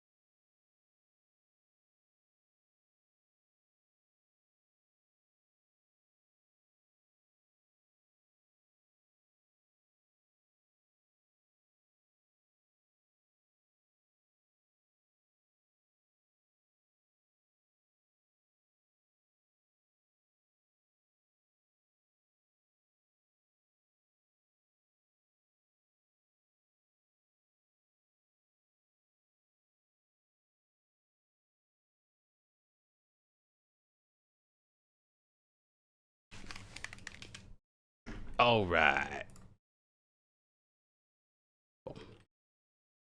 Still night out there, huh? Knowledge diff in League of Legends keeps me from getting into it. The JJJs. Knowledge diff, huh? Oh, am I back? I don't know how to YouTube stream very well. Are you guys hearing me right now? Seeing me right now? Were y'all seeing me that whole time? Did ads play? I don't even know. Alright, right on. Okay, yeah, okay, good. Poet, let me know. Even before I asked that we're good to go. Yeah, I mean, knowledge diff in League of Legends is kind of intimidating. But it's just like anything else. You just start. Just have fun with it.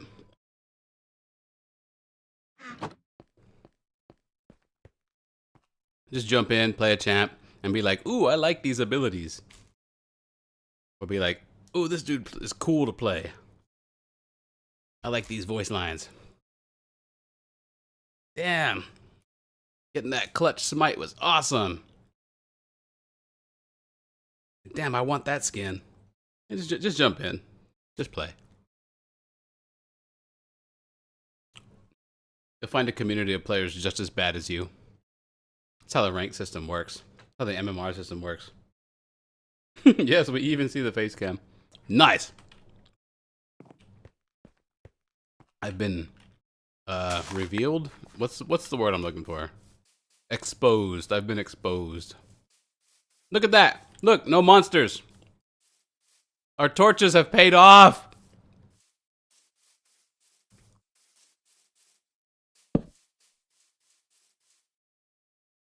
Ah, saw something.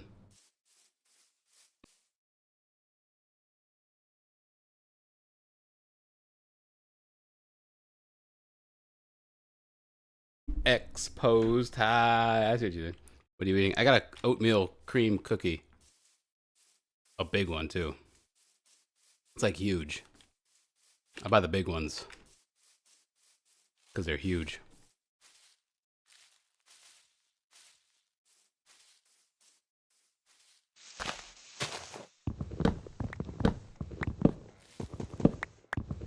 That's how I spend my 3-minute ad break.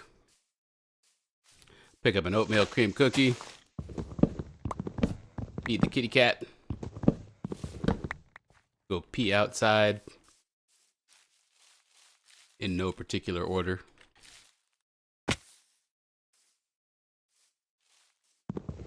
Bacon. We're just collecting so much wood. Those are good. I know they are so good.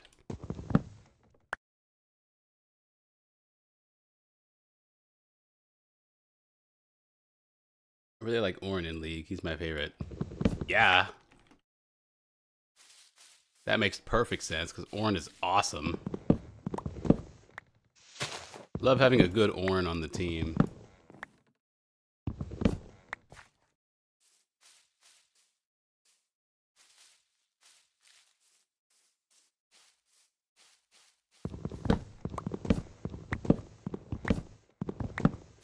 I don't know what's better, a good Ornn or a good Kayle. Guess it depends on team comp. Hey X, I don't know if this is too personal, but since you have been making content for YouTube so long, what has been your overall feeling about it? My overall feeling about making content on YouTube. Oh boy. Overall feeling? This is such a broad question. There's many different avenues I could go to answer this.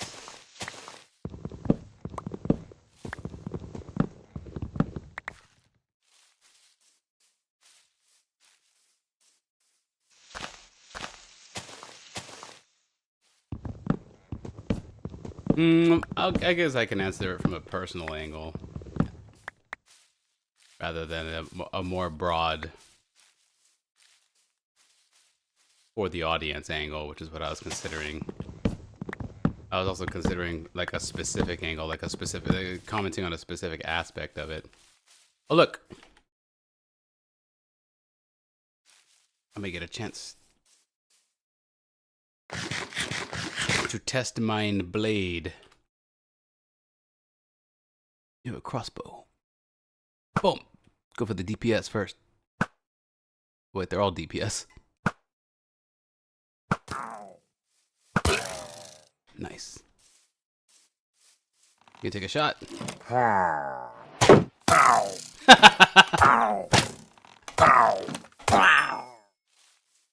What's that? I don't think I've ever seen one of these.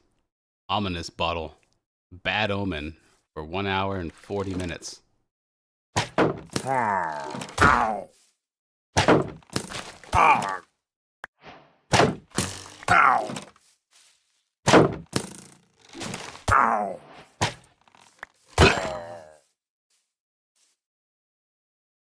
And an ominous banner, too. Well, I can't imagine an ominous banner makes for great decoration, so we're just going to let it despawn out here. And do I want to drink a bad omen bottle that lasts for 1 hour and 40 minutes? I don't think so. Like, why am I even considering that? I don't know, just in case it does something cool. But yeah, my overall feelings for having done YouTube for a while is, for me personally, it's great to have something to come back to.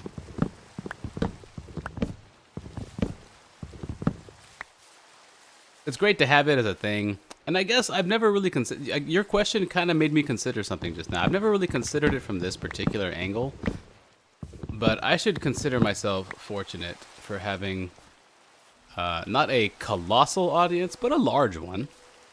Like, I mean, right now, just on a whim, with no marketing or advertising or ever even having streamed on YouTube, just on a whim, streaming on YouTube, getting 112 concurrent viewers is, you know, that's nice. It's not a colossal amount or anything, so it's not big enough that I have to make it like a business or like a job. But it is big enough where whenever I would like an audience to talk at, or when I have something to say, or when I just feel like streaming or making a video, I just can.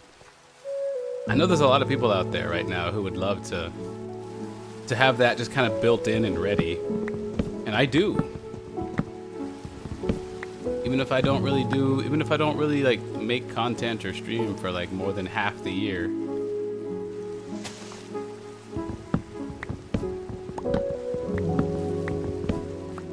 Very nice.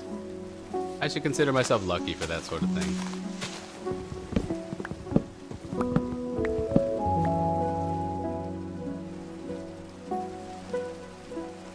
Have you tried the mace yet? I didn't know there was a mace. How do I make a mace?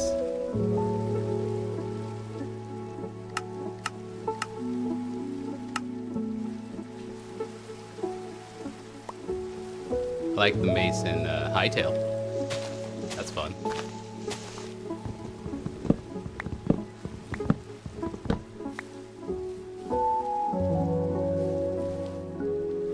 Treat too big. I love murder. I think Senna is one of the coolest champs. Hey, Zygon with $10. $10 super chat saying, do you ever get tunnel vision? I get the metaphorical kind of tunnel vision,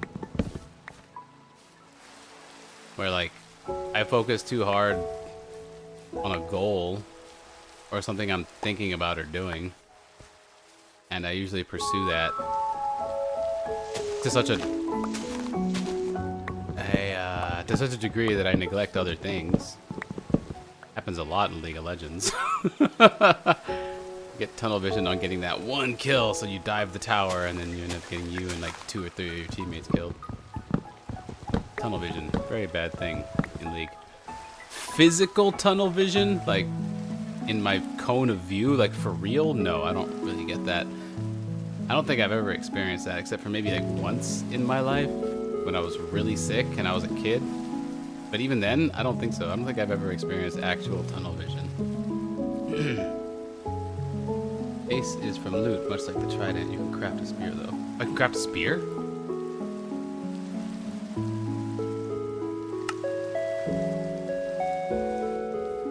Is this April Fool's or something?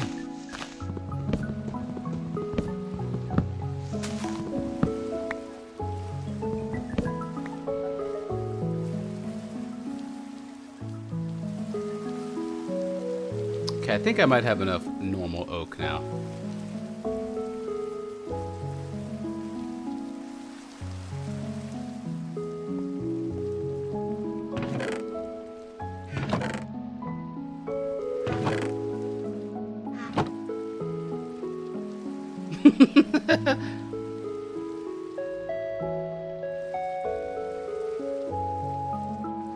Use it in the trial chamber to get the ominous key for the vaults. That's not something I would have imagined would be in Minecraft. That big rant I had earlier about them not adding gameplay might be outdated. Oh yeah, we got enough oak. Now, considering the amount of time that we have left in this Minecraft day, I need to get out there and get the dark oak, but that's gonna require a whole Minecraft day's worth of chopping down trees. So sand probably comes next. Or I could just roll on out there, right? I mean,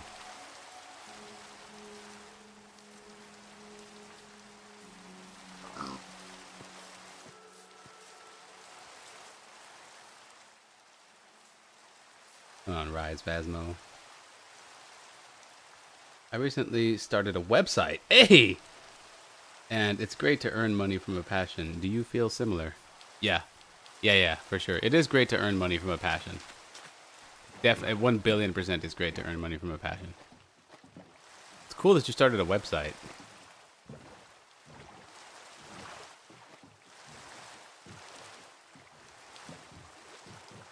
I have started many. Some for fun, some for business.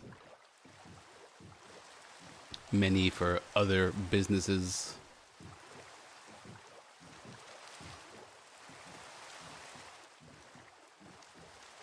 I think if I had never stumbled upon YouTube and started doing YouTube, I would have become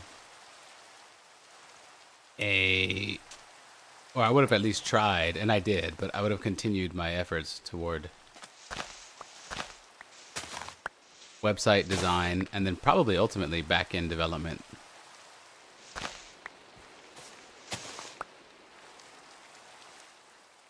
Gotta remember where my boat is.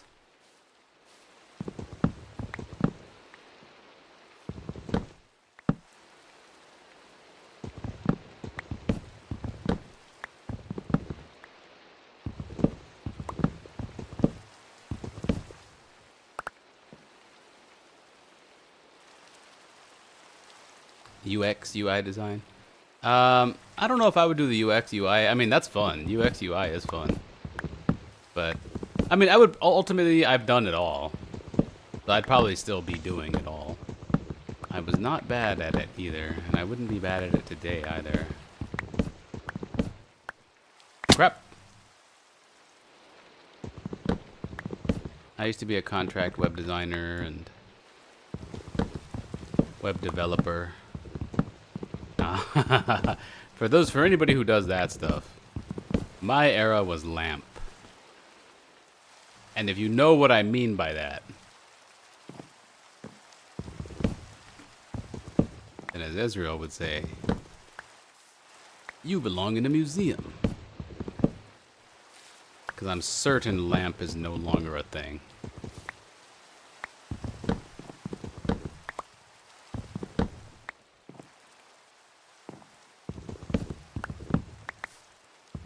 Never give up on your passions. I agree.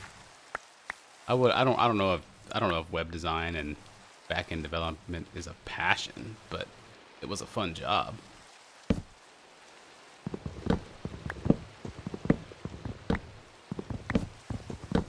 Maybe it was a passion. Actually, for a long time, it was a passion.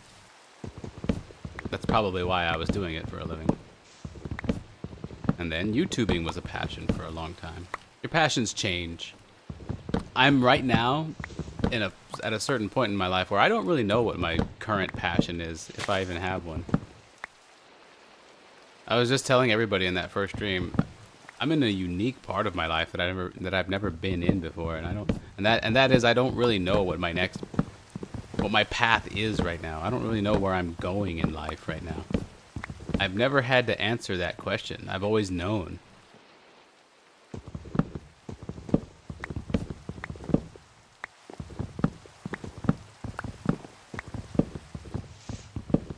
It's an interesting spot to be in. Ooh, these dark oak trees are actually really nice to cut down because they offer, each one offers so much and they're really easy to cut down. They're really fast. I'm gonna have to start making normal axes, normal stone axes again.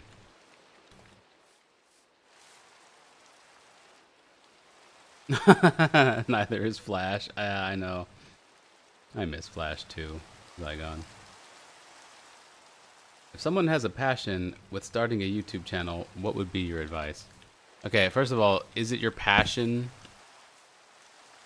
Because the way that's phrased tells me you may be really excited about the idea of starting a YouTube channel, and that tells me you don't currently have a YouTube channel. And I'm not talking about you specifically. I'm talking about this theoretical person you're talking about. But if someone doesn't have a YouTube channel already, then that doesn't mean that means they're not actually doing the thing that they say they have a passion for. And then how do you know you have a passion for it if you're not really doing it? You know, that kind of thing. So what I'm getting from that question is, what would I advise somebody who really wants to be a YouTuber? Oh, hang on.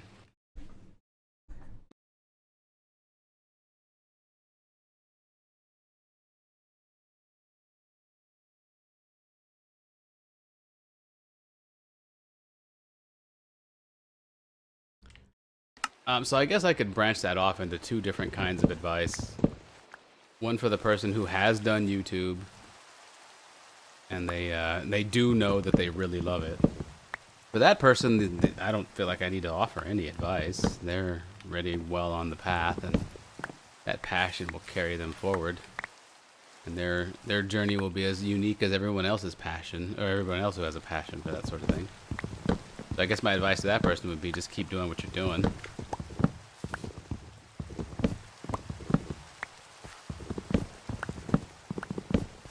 But for the kind of person who just really wants to be a YouTuber, right? My advice would be don't. Just don't.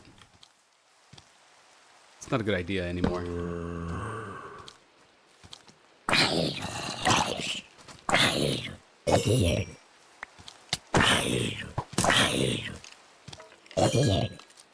Well.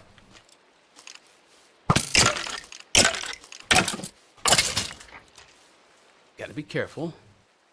Because I could very easily get ambushed out here at night. I knew this.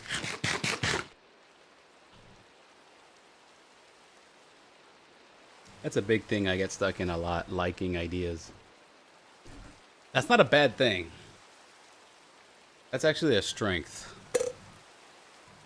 Having an idea and then you get passionate for. But is it the case that you like do that idea for a while, and while you're doing it, like let's say you have like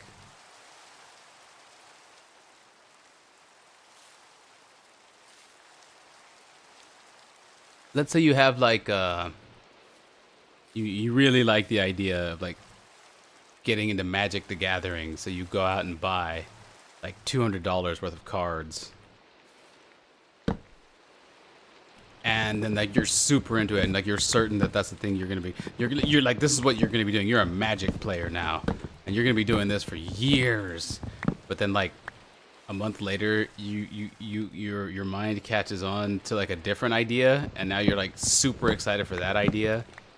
And so like over the course of a few days, maybe a week or two, like you stop playing Magic all that much anymore, and now you're like really hyper fixated on this next cool, sweet idea that you have. Is that the kind of thing that happens to you? That happens to me a lot. Like Wizard Reasons, the video game that I recently released. With that, I was like certain. I was certain. I was like, okay, game development is going to be my path. That's going to be my path forward. Like, I know that. I know this for certain. I wake up every day super excited. I wake up every single day super excited to keep making Wizard Reasons, to keep developing games. I've got so many ideas. and now I've unlocked all the skills that I need to make a full game. Oh yeah, I'm gonna be making games for the next decade or so. It's gonna be how I make my living. And then I'm like super excited because I finally found my path, kind of thing. But here we are, like a couple of months after that, and like now I don't even know what I want to do. Like I'm not that excited. I've always been excited for game development. I always have. That's been a consistent one for me. But right now, like, I don't know, that kind of thing. But I was certain a few weeks ago. I was certain that game development was just going to be my thing. Like I've always wanted. I've always wanted to be a game developer. I've always wanted game development to be my thing, and then I made a full game and released it, and people played it. And now I know how to do the code. I know how to make animations. I know how to make music. I know how to design a game. I have every skill necessary to just keep making games, right? So that should be a really exciting thing. And yet here I am and telling you guys I don't really know what my path is. Yeah, that's how my mind works a lot of the time.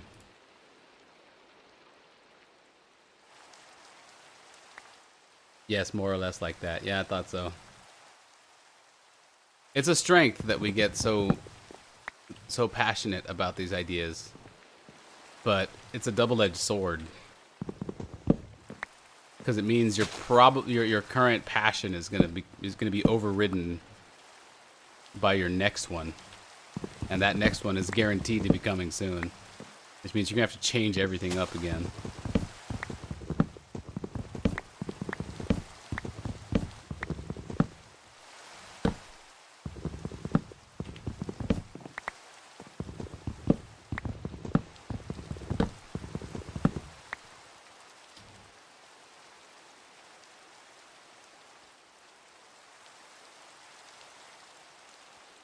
I've had you in my life for about 14 years, so whatever you do, it always feels like meeting an old friend. And hang out. Wait, hold on. Okay, brain. Okay.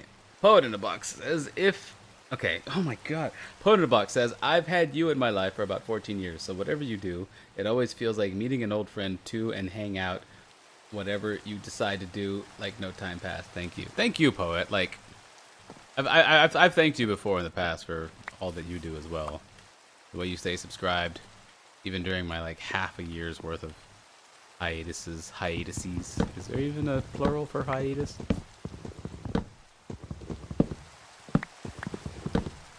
But it is real cool the way people can connect like that. We're in an unprecedented time, by the way. This sort of touches on the topic I wanted to expand upon earlier that I forgot I was talking about. About how YouTube and Twitch and all this stuff is all so new. And I realize like 16 years ago it doesn't seem all that new, right? But it is still incredibly new. Like, we're the first generation of people that's going to look back on content creation websites like YouTube. I'm just going to say YouTube. We can look back on YouTube and see videos from 16, 18, 20 years ago. We're the first generation that gets to experience that. Like, it feels so weird to look back on a video and you see it's like 8 years ago. And 8 years ago is not that bad. It kind of snuck up on me personally. An experience I had recently was I've been watching videos, and like recently my algorithm has picked up on a lot of older stuff and it started recommending me videos from like 14 years ago, 15 years ago. We're talking a decade and a half here, right? Gaming content, all kinds of stuff from that era, right? It starts bringing them up. And it's like, man, that's actually a really long time ago. And I've been a YouTuber for that whole time too. It's absolutely insane. And now we're talking like 16 years into the journey. That keeps getting my attention. We're talking like 16 years into the journey here. I don't know, but we're the first generation that gets to experience that, which is super interesting to me. Future generations it's just gonna be a normal thing for them. They're gonna be born into a world where there's already like 40-year-old YouTube videos. So their ability to look into the past is just gonna be a thing, you know? It's just not that big a deal. But us?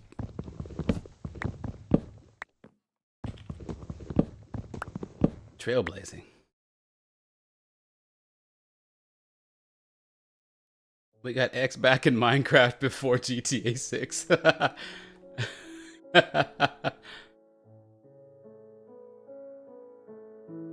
Saxonov, I came back to app development thanks to AI, but not by asking it to do stuff for me, but by using it as a teacher by asking small questions about the languages and APIs. It's better than forums. Oh yeah, that's definitely the way to use AI for sure. But even using AI to code, like in the way of like, hey, make this for me, that doesn't really work that well yet. I understand why you don't do it that way. Like why you can't just go in and say, hey, make a game that does this, this, this, this in a single prompt, and then, oh, it spits out an executable with all the things that you want. That's impossible. You can't do that. I feel like a lot of people have tried that and then walked away like super disappointed because ChatGPT couldn't create an executable file for them that is the dream game that they've always thought about making. Like, what? This isn't my Skyrim killing game that I was trying to make. AI sucks. Like, well, that's not how you're supposed to use it. It is a tool. But we are getting there. That day is coming. Everybody has to be ready for it. Whether you like AI or you don't like AI, whether you hate it for moral reasons because you think it steals from people, or whether you love it because it's the latest and greatest and you love watching its development and seeing how far it comes so fast and how quickly it's developing so quickly, no matter who you are. The day where you will be able to type into a ChatGPT prompt, make a game that does this, this, this, this, this, and it just does it, and it does it to specifications, that day is coming. Make me a website that does this, this, this, this, this. Make me a phone app that does this, this, this, this, and it just will. That day is coming. You have to be ready to live in that world. It's you can't stop it. That's going to be a thing. It's how we have to. It's how we're gonna get to Star Trek's holodecks. Like if you ever watch Star Trek, you see how they interact with their holodecks. The computer, like imagine walking into a holodeck in Star Trek and just being like, computer, give me a medieval 1400, give me a 1400s era longbow, and a quiver of 50 arrows. Place targets for me at 100, at 25, 50, and 100 meters. Staggered positions left and right, anywhere between 20 to 30 meters apart from the previous, that kind of thing. You just go in there, you just say what you want, and the holodeck just, boom, there it all is, right in front of you. You technically created your own game just by speaking it into existence right there. You created your own little archery mini game, just like that. And they do that kind of stuff in Star Trek all the time. They call that content creation. That's called being an author. They literally call that being an author in Star Trek. Holodeck authoring. It's a real profession for them. It's a real thing people do. They create experiences in holodecks. That sort of thing. That's how we're gonna get there, is through ChatGPT, current what we have right now, ChatGPT, Claude, a bunch of other things like that. That day is coming. It's a real thing. But as for like using AI right now, yeah, the best way to use it is to enrich yourself, is to use it to learn things you don't currently already learn. It is better than forums. It is better than blogs. And what you do is you pair it with YouTube videos. I feel like what I tend to do is I tend to use ChatGPT to learn new things in broad strokes, like broad concepts for things. And then to learn like specifics, I use YouTube tutorials from, actual creators and stuff like that. I feel like the combination of those two things will have you learning stuff that you never thought you could learn, and it'll have you learning it fast too. That's kind of insane. 500 cigarettes. Is that the that's from the Orville?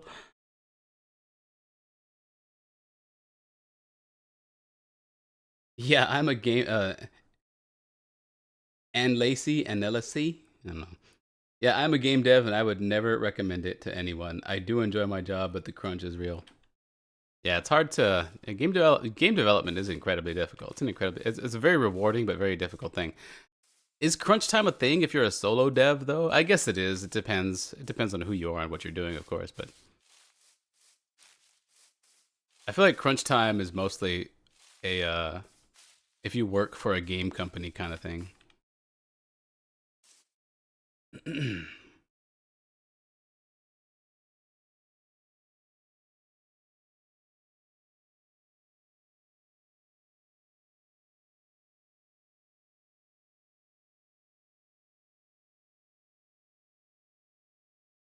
Almost 17 years. Yeah, I know. Oh, Astrio. That's an interesting way of putting that. And if you go back 16 years from that time, you get to the 90s. God, the way you just phrased that, it's just you're so right about that. And have you noticed that everyone wants to get back to the 90s? Hold on. I just got one of the most interesting texts.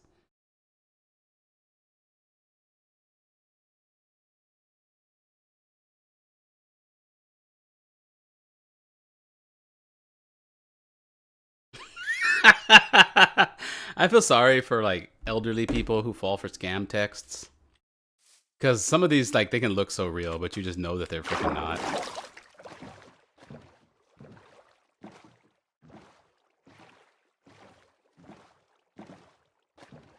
I think I've been here already and looted. This is where I looted the gold tools.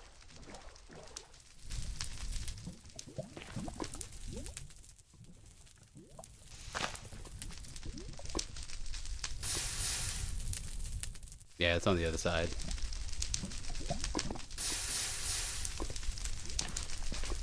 Maybe I'm wrong. Thought the chest was right there. Oh, here it is.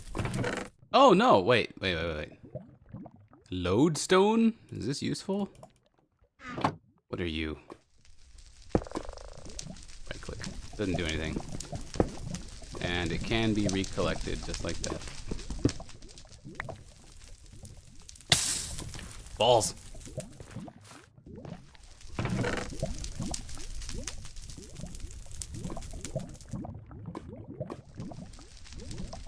Oh, this thing has mending. If I want to start a farm, that could be handy. And I'm currently not wearing any armor, so why not? Why not grab that stuff? Hey, that looks terrible. That looks awful.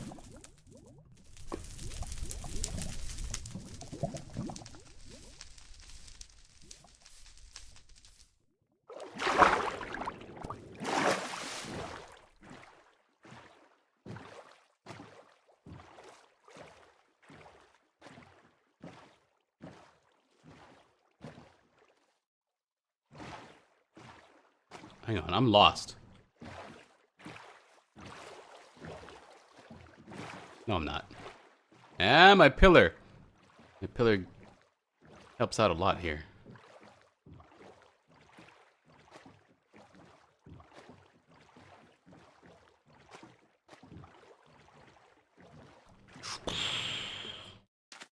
Nice. Move, pig. The denizens of the night may be no threat to you. Or me. They're more of a nuisance than anything else. But I gotta get back to my place where I'm nice and safe to talk to chat.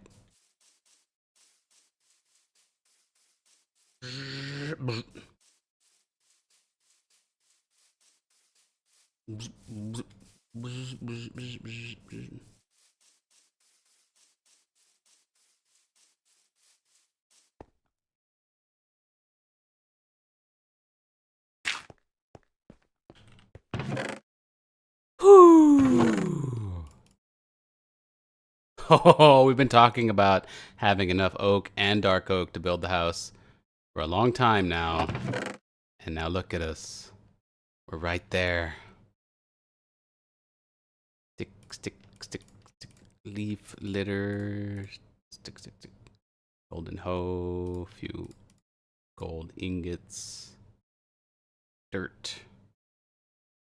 Fire charge. How do you use one of these? Is this just like a flint and steel, or is this a projectile? Now I want an enemy to throw this at. Is this thrown like a snowball?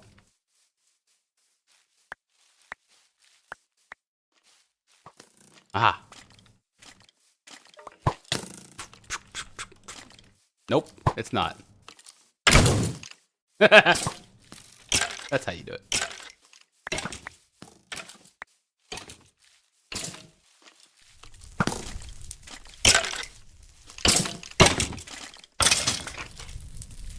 Whoopsie.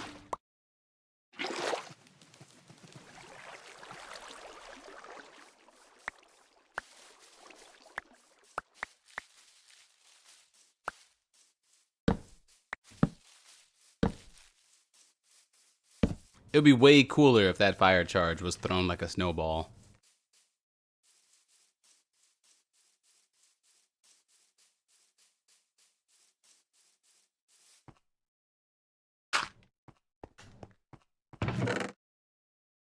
Anyway, that was neat.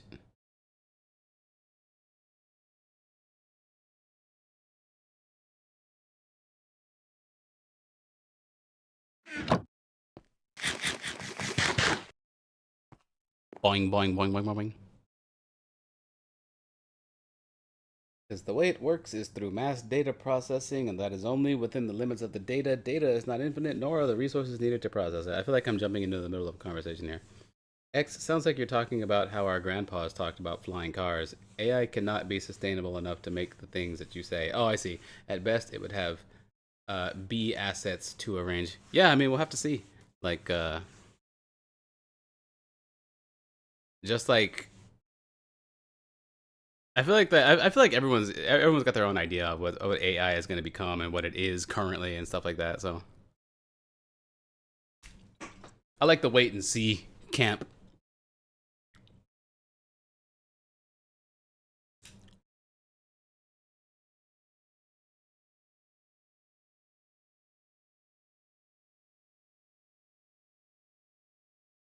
Oh, that's the point I was trying to get at. NXT important. I don't think AI should be a replacement for everything. LLMs aren't the end all be all. That's also true. Because on the one end of the spectrum, you have the people who fear it above all else. And on the other end of the spectrum, you have the people who think it's going to be, well, I guess the end all be all of computing.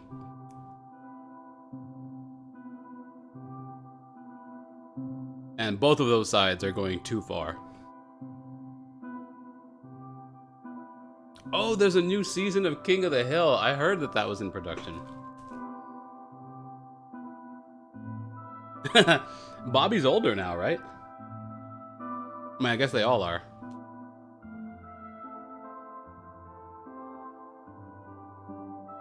Oh, you can click a compass on a lodestone and it'll point to it.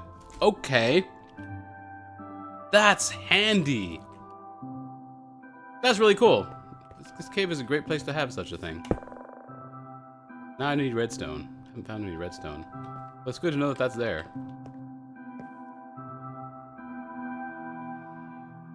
I really don't like the way this looks. We'll keep it on, but I really don't like the way it looks. Congrats on being my sleep background noise. Oh, well, thank you. It's an honor.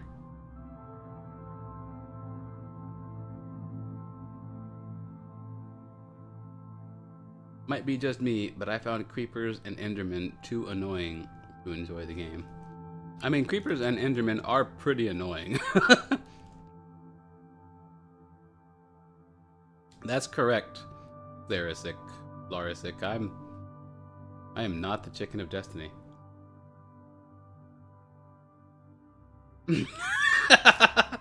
Yeah, our character, when we only have pants, armor, and Minecraft, our character looks like an old person with their pants too high. Yeah, I know.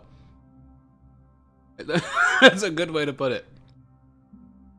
To me, it feels like half a rain suit, raincoat. I don't know. Either way, it looks like you're half dressed no matter what.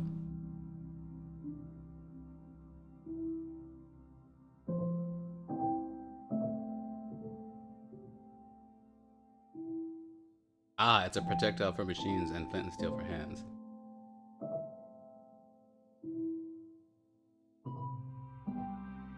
I like that. AI is being used as a tool to control people now, mainly by governments and big tech. It's just like everything else. Phones, Google, websites, computers, your car, your home security system, the chip in your credit card, the fact that you own a driver's license.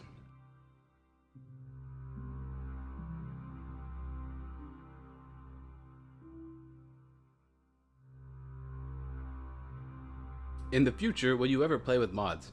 Probably not. I mean, nobody can say, right? I can't say, no, I'll never play with mods, and that kind of locks me into never playing with mods. And I can say, yeah, I'll do that, because then that kind of locks me into playing with mods.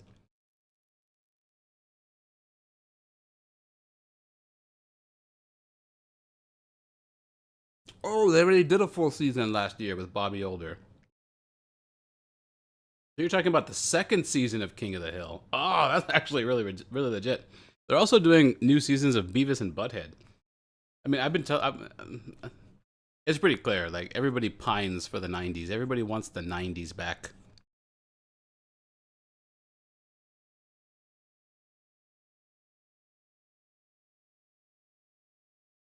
Ooh, got an interview in a bit. I'll be coming home, cracking open a cold one, and binging it. Nice. I like how confident you are. You're like, yeah, I'm about to land this job. That's how I tend to feel about interviews too. In fact, I don't think I've ever interviewed for a job that I didn't then get. So I totally know where you're coming from there. Happy medium is maybe I'll do that. Yeah, I know. Are we actually live on YouTube? Omega 3131. Nope. Not even in the slightest. This is happening not in the past, but in the future. So that's technically still not live. It's in the future. Live would be right now, but what you're seeing right now is happening 10 years from the day you're currently on. But thanks to temporal mechanics, it's live for both of us. One of those planets. Holy smokes, I just realized what channel this is. Thank you for getting me into this game. Hello, imported socks. You import your socks?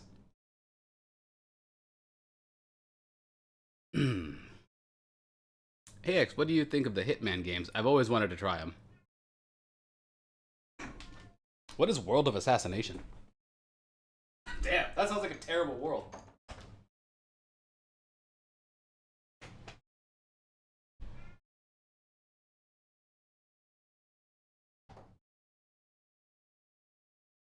Okay. Okay.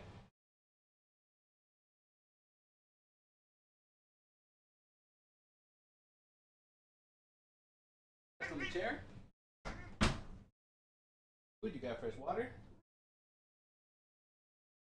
Thank you, love you, crazy. What was I doing? What was I doing? Oh yeah, World of Assassination. Sounds like a terrible world to live in. Next decade, will everyone want the 2000s back? I feel like 90s, 2000s. Probably not 2000s as much. So, but yeah, maybe. Maybe. I will say this. I was born in the early 80s. So I went through the 80s, I went through the 90s, and I went through the 2000s. And that's a 30-year. That's a 30-year start right there. And throughout the 80s, I don't recall anybody ever being like, man, I would love to go back to the 70s, or I would love to go back to the 60s, or we need to bring things back to the way they were in the 60s. I don't remember that. I don't remember people saying that about the 60s or the 70s during the 80s or the 90s. But starting around the 2000s, the late 2000s, and on into the next 20 years, throughout this whole time, this whole past 20 years, people have been talking about how much they want to go back to the 90s. I didn't hear that about the 60s, 70s, and 80s. So will people, in the next decade, will people want to go back to the 2000s? I don't know. Maybe, but I don't think it'll be like the 90s. And here's, in my opinion, Probably the biggest reason everyone wants to go back to the 90s. Well, number one, culture was way different back then. Things seemed a lot more easygoing. We had a high trust society, I guess you could say. But politics and geopolitics and social things aside, one big thing that made the 90s so special compared to today was that it was the last decade where almost nobody had internet. The internet was not a worldwide thing, it was not a household thing. Then the internet came out and connected everybody, and it created this large, colossal, global community that we're all now part of. But before that, man, the era without the internet was freaking awesome. And I feel like that's a big reason people want to go back. Even if they can't identify that as the reason, they just know something was better back then than it is today. And like I said, this started all around the late 2000s, after people already had about a decade's worth of internet exposure. And in the late 2000s, around 2008, 2009, is when social media started to become a thing. That's when Twitter started to get some steam going. That's when MySpace was a thing for a while. People liked that. That was eventually going to be replaced by Facebook. Social media was just starting. And I don't think it's any coincidence that it's around the time that social media was becoming a thing that the notion I want to go back to the 90s started to become a thing. And I don't think it's any coincidence that we now live in an era where we're getting Transformers, He-Man, King of the Hill, Beavis and Butthead. I don't think it's any coincidence that in this decade, we're trying to make it as much like the 90s as possible, because now social media has been around for that long. Therefore, the desire to go back is that much stronger, right? I really think living in a world, like, I realize there's probably some viewers right now who don't know what a world without the internet is even like, because you weren't born in that era. You were born and then given a cell phone from your earliest memories. Like, the world for you is absolutely, completely different from the world that I grew up in. So I am in the fortunate position of being somebody who lived about half his life without internet, and then the other half in the internet era. So I know precisely what the whole I want to go back to the 90s thing is, the whole nostalgia thing. I know exactly what it's about. I have lived in both worlds for not exactly, for just about half of my life on each. And I totally understand where people are coming from with that. Hey, what's going on, Colin? Who is David Angel and what's his backstory? Ooh, that's a long one.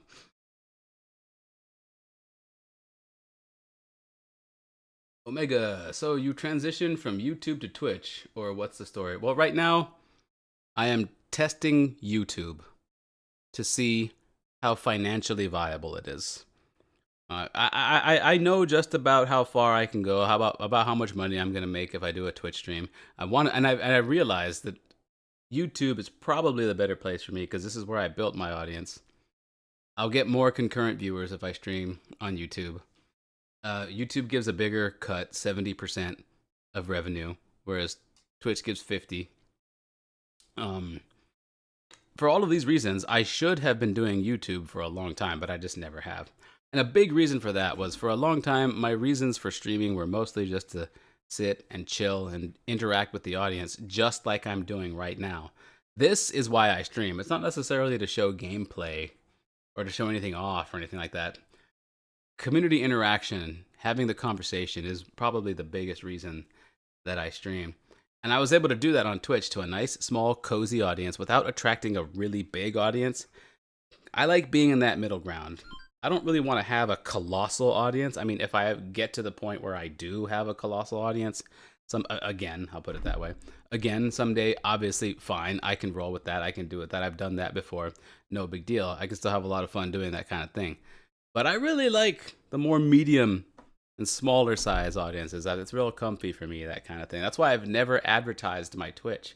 That's why a lot of people on YouTube don't even know I have one. Because I've purposely kind of kept it on the I've never kept it secret, but I've always kept my Twitch channel on the down low. And because of that, I've never tried YouTube. And I realized it a few nights ago, like, why don't I just try that out? Try it at least once. Try it for a little while and see what the finances are like. Is this because if it's that much better, then you might as well be doing it over there. And then if that works out, then I can consider doing dual streaming and stuff like that. Stream to YouTube and to Twitch, etc., etc. But that's a topic for later. I mean, obviously there's an optimal way to do it, but that way is not necessarily for everybody, and I'm not sure if that's my way yet. So there's a lot of questions to be answered still. All I'm doing right now, one step at a time, is just checking to see how financially viable YouTube streaming is. Ah, imported socks. The internet was cool before literally everyone was on it. Yeah. Yeah, that's extremely true. The internet was really cool before literally everyone was on it, because once everyone got on it, it became something for businesses and corporations to pay attention to and then try to maximize. And now here we are where the whole internet is on 4 different websites.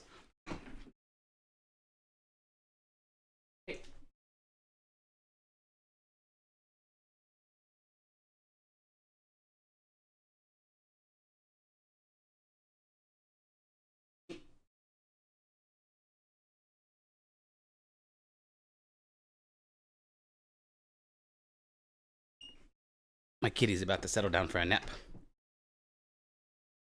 Oh my god, indestructible Nokia bar phones. Yeah, you could build a bomb shelter out of those things.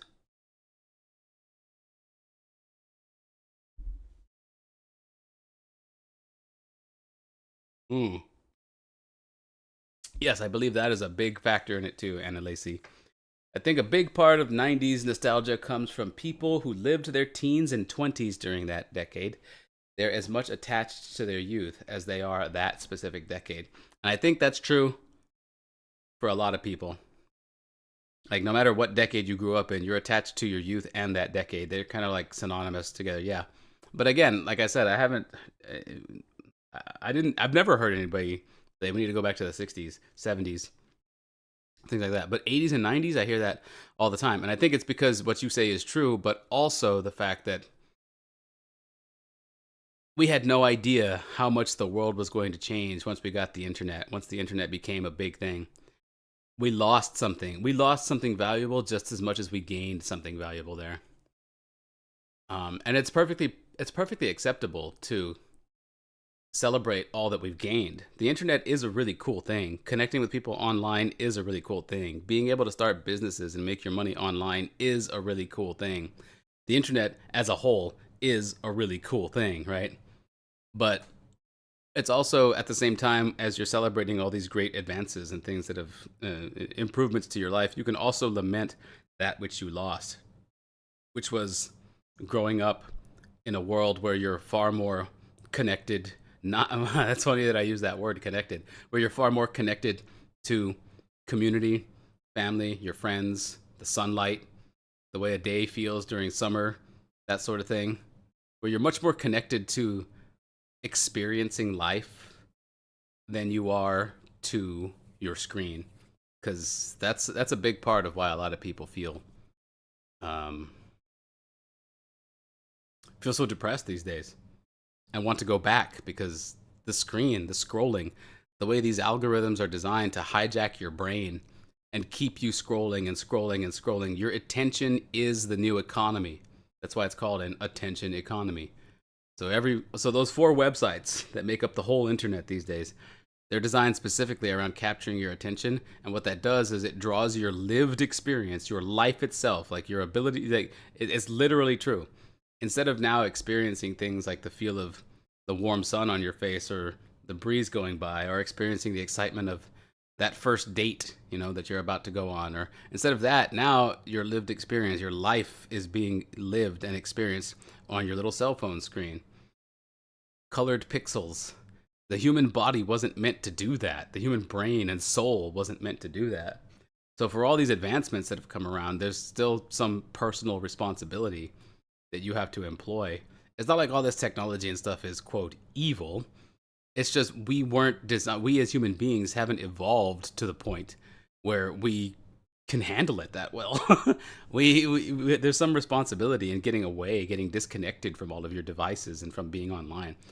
You have to take some personal responsibility to live your life, and that's what a lot of people are missing out on when we say we want to go back to the 90s. The 90s was the greatest era, that sort of thing. I would love to see a culture like that again. Honestly, I think most people would. I think even people who were born in like the late 2000s want to go back to the 90s, which is a weird thing because people born in the 80s never wanted to go back to the 60s, but people born in like 2008 want to go back to the 90s. That's insane to me. Like, how you don't even know what you're talking about, but somehow you still get it. That's how powerful the world before the internet was. And we had no idea what we were about to lose in order to gain what we have gained. Morning, Rogue Dark 30. Necessity. Early internet days were also a think their own period. It's a relatively recent thing to where every facet of life seems to involve being online. With the advent of AI, this seems to be worse. Let's see. Hold on. Let me tab over here. Make sure I get your full message.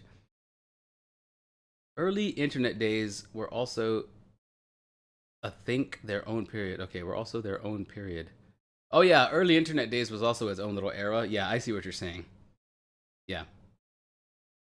Yeah, the early internet days were also really good too. That's when it was filled with creatives. The early internet days were also super cool too. Yeah, dial up. That was its own experience, man.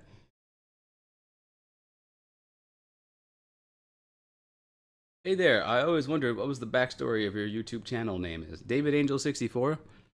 The backstory for David Angel 64 is when I first joined Twitter, speaking of social media, when I first joined Twitter back in whenever the Twitter's earliest days were, the first I was actually running in these I was running in the web design crowds.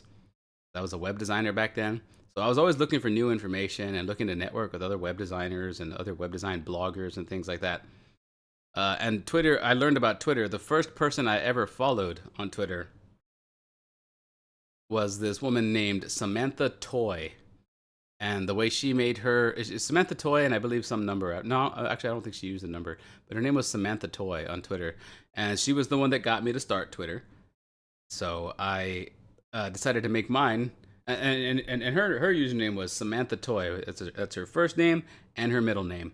That was her online handle. So mine is David Angel because that's my first name and my middle name. And then the 64 is for Nintendo 64. I've always had 64 has always been my favorite number because of the Nintendo 64. And that right there is not just because of the Nintendo 64. That actually has its own the number 64 for me actually has its own short little story, but I'm not going to tell that right now. Before the 80s also is when most people that were alive had basically witnessed an era of massive modern war that I'm sure no one wanted to go back to. Yeah, that's a big thing about the 90s. There was none of that. It was after all of that and before what we have now. And that's probably why the 90s is considered the greatest era. Because it was after all of that turmoil of the 60s, 70s, and the 80s were kind of a cool down period. But it was after all that turmoil that we had the 90s, sort of a golden era. And before the social media era, which as we see now is kind of difficult. Like we can all acknowledge that the social media era is not an easy era to live through, but not for the reasons that other eras in the past were difficult to live through. We're living through a type of difficulty all our own, something that humanity was never meant to face. So the 90s were before whatever this hardship is and after the previous hardships. So the 90s kind of fell right in that exact sweet spot. Another big thing about the 90s is that technological innovation was just beginning to ramp up. How cool things were about to be was going to be awesome. Like in the 90s, like in the 70s, 80s, and 90s, a big thing was what's the future going to be like?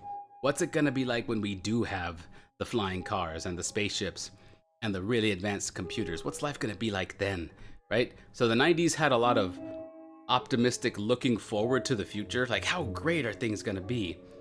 And it also had a lot of it was also a really peaceful era that came after a ton of turmoil and social reform and that kind of thing.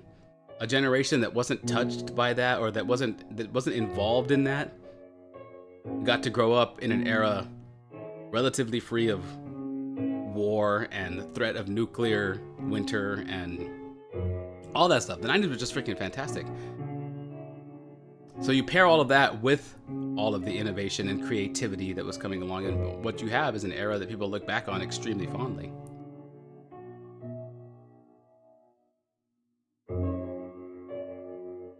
Moderation is key in everything, Lotus Eater. I would agree. All things in moderation, including moderation.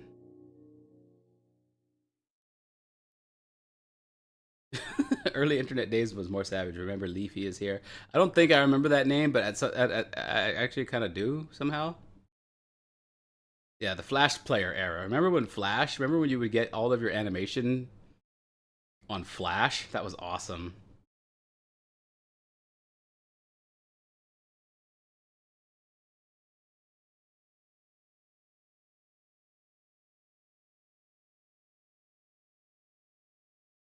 Drive a 6-4. X, not sure if you are talking, but we cannot hear you. Yes, you can. No issue with X's audio for me.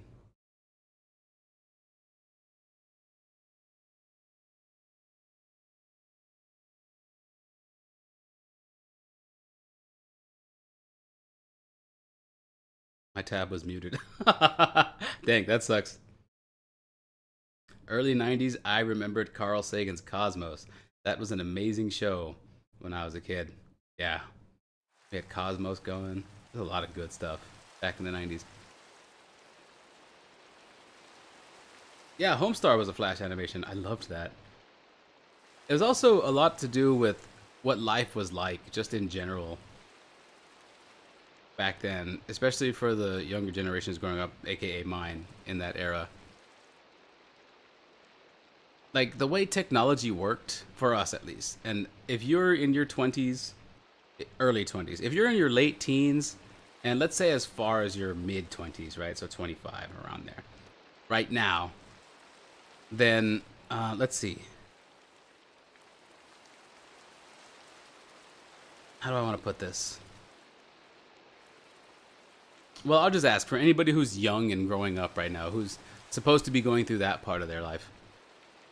I have to ask you if what you experience today, if your relationship with technology and your life is anything like what I'm about to describe. So, back when I was growing up in my teens and then into my 20s, I was spending a lot of time working and going to school. So I was out of the house a lot, extremely active, driving around with my car with my friends when I wasn't working or at school or going to college and things like that.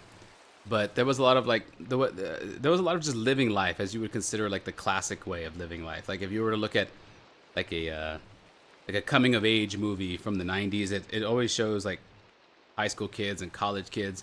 They're always out, they're always partying, they're always having fun, they're always living this stereotypical like this is what life is supposed to be like when you're a kid or when you're a young adult kind of thing. One of those coming of age movies. It was a lot like that. It really was. It was very similar to that. Something like Ferris Bueller's Day Off. Ferris Bueller's Day Off might very well be a pretty accurate snapshot of what I was like in high school. So it was like it was a lot like that. It was a lot of living through life, right? All right, so that's cool. So I was going to poker games. I was playing World of Warcraft, and now we're going to begin to touch on the technology part. Playing World of Warcraft. I was watching Flash animations on various websites. There wasn't just one website you'd go to like you do for YouTube with YouTube for videos. There wasn't just one website. There was like a bunch of websites that you'd go to. You go to Newgrounds, you go to eBaum's World, Albino Black Sheep. There's a ton of different websites that you could go to get your Flash animation fix. So you'd spend time kind of browsing the internet, sharing links with friends. Whether those links and those links often, oddly enough, came like written down on paper instead of like texting it to them, because there was a point where people had internet but no cell phones. Instead, we had pagers. We had freaking pagers. So a friend would page me, and then I would pick up a landline wherever I could find one if I was out, and then I would call my friend back with the number. that I got paged. Pagers were a very short but super fun era. Pagers were cool. But are you starting to see the connection to technology with my life back then? I lived a very active life, and technology supplemented that. It played a role. It became part of it and enhanced and improved my life. It wasn't something that dragged me down the way it feels like social media is today. It feels like any time devoted to your phone today is a drag on your life rather than something that helps improve it. So, like me and Navard would come back to my place. We'd go out late at night, and we'd be out all night just doing whatever. Then we'd get some fast food and come back to my house at like 2 a.m. and we'd be chowing down on some Whataburger while drinking lemon lime slushies and watching Flash animations, laughing our ass off for hours. Then he'd go home, and we'd go to school and be real active at school, talking to girls, dating, going through that kind of drama, that sort of thing, doing your best to get good grades during all of it. School ends. We come back to my place, load up some Nintendo 64 Gauntlet Legends. Notice how this isn't even internet, but I'm talking about technology here. Nintendo 64 Gauntlet Legends. And then later, as I grew into a young adult, it started to be poker games.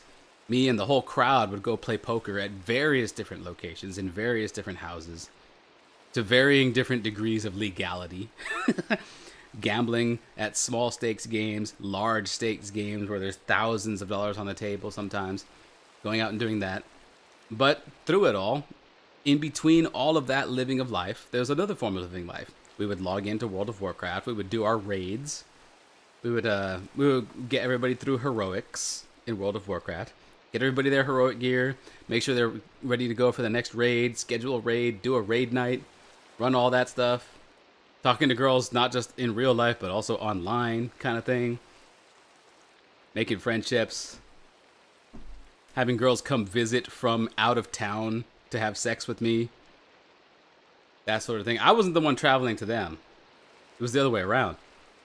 But do you see how this connection to technology supplemented one's daily life? This is what it was like in the 90s and early 2000s. Now it doesn't feel like that's the case. So that's a big reason I think a lot of us look back towards that era, the 90s era. And we say, man, we'd love to go back to that kind of thing. Because we might be talking about before even pagers existed. We might be talking about no internet. All there is TV. And when there's nothing on TV because you've only got like 50 channels, only 50. When there's nothing on TV, what do? You go outside, you meet your friends, you eat popsicles during the summer, you go swimming, that kind of thing. We could be talking about that era, or we could be talking about the part of the 90s and the early 2000s where technology actually helped make your life better and more fun and more worth living and creates more experiences. Could be talking about any of those, but either way, people always look back to the 90s and want to go back to it. Ferris Bueller's Day Off, such a great timepiece movie, I know. Oh, Congregate's another one.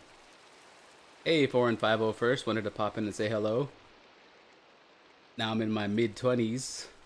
About to go to bed because I work overnights. Have a blessed day. Your ex's adventures was a huge part of my early teens. Now I'm in my mid-20s, about to go to bed because I work overnights. Have a blessed day. Same to you, Foreign. Thank you for coming by. Thank you for the sentiment. Have a good night. Have a good day at work tomorrow.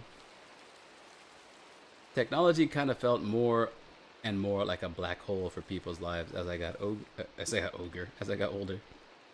Yeah, that's a good way to put it, Imported Sucks. Technology kind of feels like more and more of a black hole these days than it used to. I mean, it never felt like that in the past, but now it really does feel like a sinkhole, doesn't it? A black hole. Doom scroll is a real and terrible thing. It is. Like I said, these websites are designed to hijack your brain. These algorithms are designed to hijack your brain and keep you scrolling to see what the next headline is, what the next thumbnail is, what the next post is.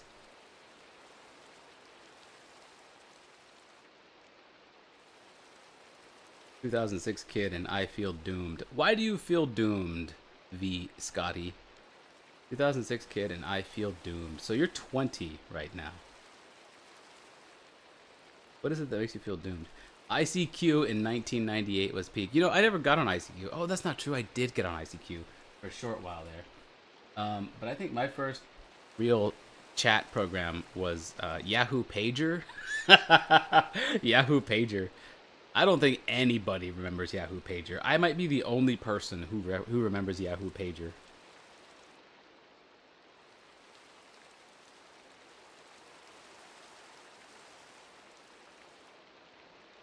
Oh, Ruffle, a Flash emulator. Okay, television.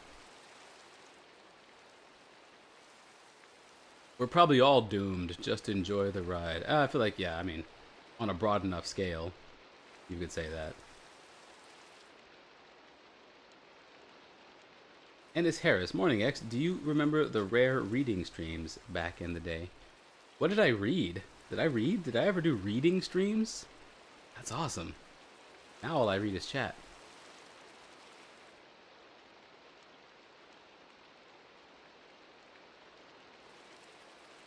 What's going on, Killer Comedy? How are you enjoying your late 20s?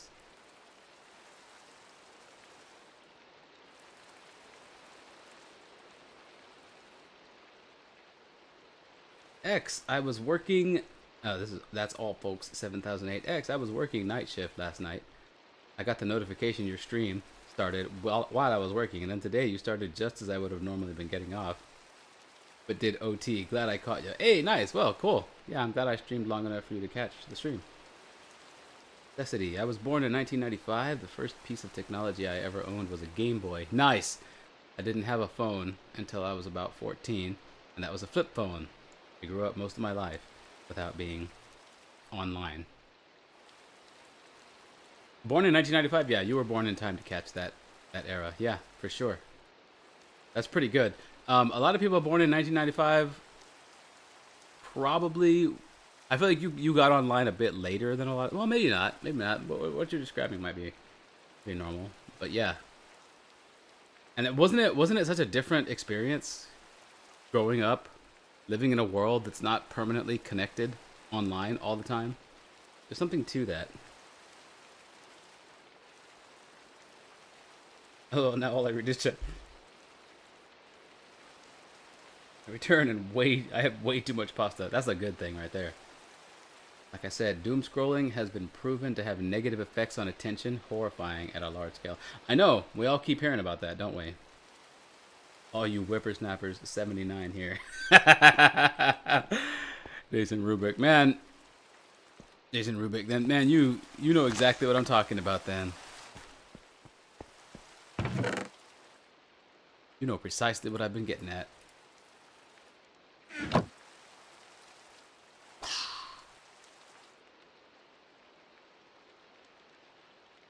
Gonna go boom, boom, boom, boom, boom, boom, boom. Wait, did I time this wrong? Is this turning night again? Whatever, we can do this. I think we're neighbors. Texas. Hey, nice. Yeah, Texas is huge, though. We can both be in Texas and still be 12 hours apart. That's part of what makes Texas awesome. Oh, I forgot. I still need sand, but that's okay. We can still keep going here. Oops, I didn't bring the dark oak.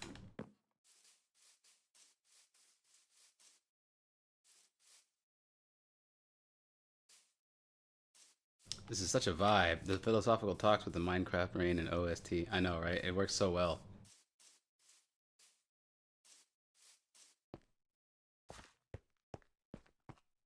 H-Town here. It's no secret. I had good high school experiences, but the cyberbullying is brutal. Yeah, cyberbullying. I remember hearing that term. Like, I was too old, really, to be cyberbullied, I suppose. By the time that became like a term. Dang it, I always mess up doing that.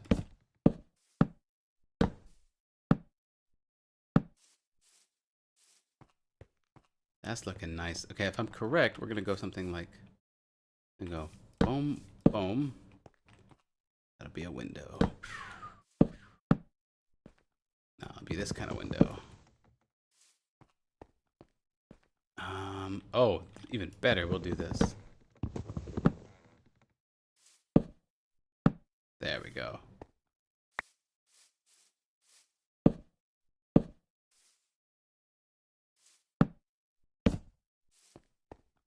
Ta-da!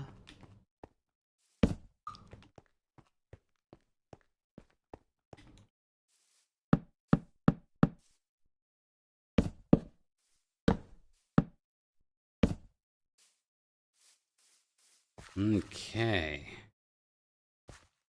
And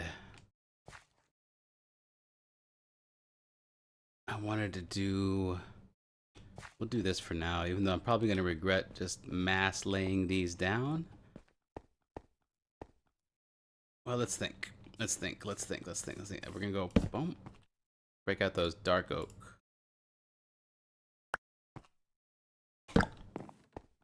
Nope, I'm not going to do that one. Yeah, I want regular oak for that.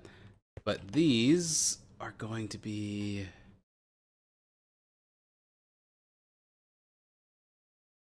not going to work.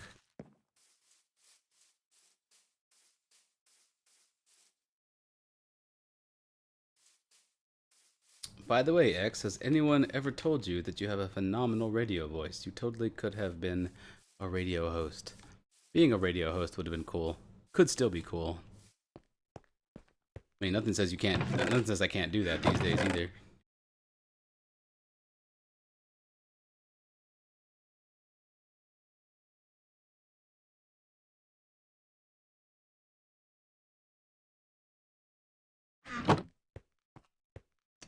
One thing I thought about getting into is audiobook narration.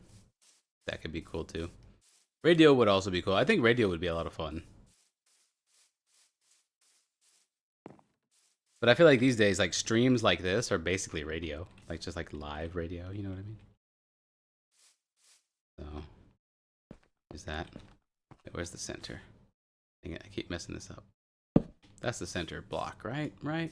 Yeah, I think so. Okay, so what we're gonna do? Go boom, boom, boom. Yeah. I think I want it to be like that this time. We'll try this.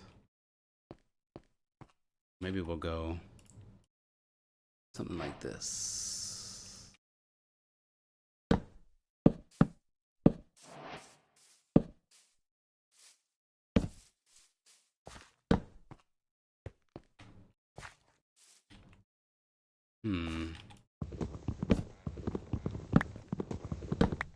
Like that. Ooh, that actually does look pretty good.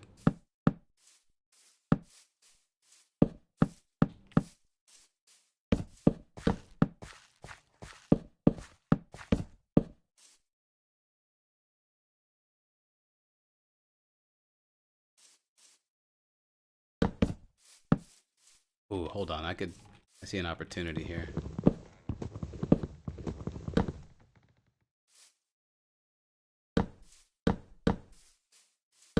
Kind of frame the corners with the dark oak here. Never done a design pattern quite like this. Just kind of springing out to me a little bit here.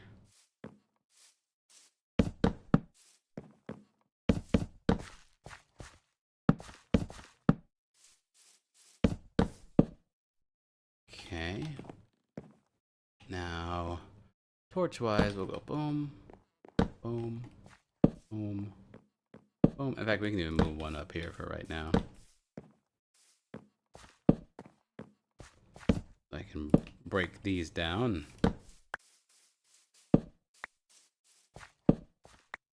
Got a good bit of extra lighting out of it at the same time.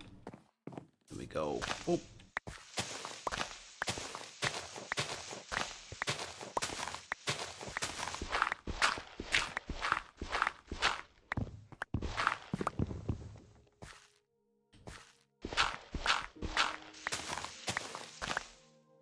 Use the stairs facing inwards on the windows if you want to make it look more open. Stairs facing inwards on the windows? Oh, I see what you mean, yeah. Oh, exactly the right number right there. Nice.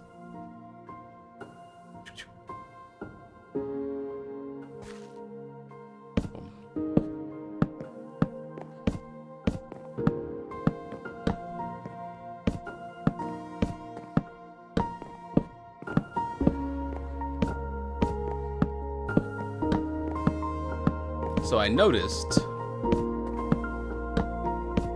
and forgive me if I missed anybody's chat here, I noticed that when I asked if anybody's relationship between their life and technology was anything like what I described mine was in the 90s and early 2000s. Notice nobody said, yeah, that's exactly how I experience technology and my life right now, too. Nobody said that.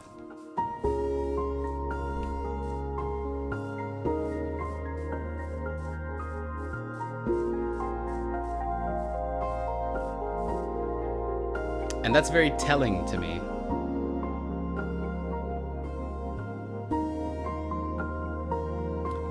Redder says, I find it a huge blessing that my parents didn't get me a phone until I was 18 and shipped off to college. Your parents made a very, very good move there, I think. Late 20s are good. X. Hey, nice. And I didn't have a phone until I was 18. That was 2015. My parents didn't believe in them. Didn't believe in them? Like, phones don't exist. No, I get what you mean. Again, I think that's a good move. One of the reasons I think children should have limited time or no time online is because that's how I grew up, and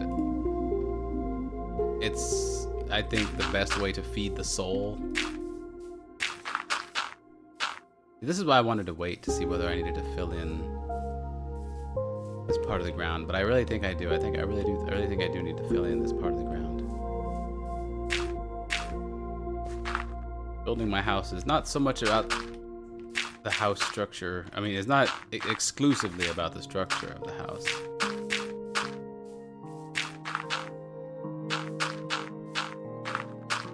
Surroundings are incredibly important too. I'm going to be coming out of this door a lot. Oh. And I'm okay placing stairs here, but I didn't want to do a 2 drop. 1 is fine. Yeah, and this obviously has to get filled in, and I'm not gonna fill it in all the freaking way. But yeah, that's a death drop right there. We're not careful. Do I have enough dirt? No.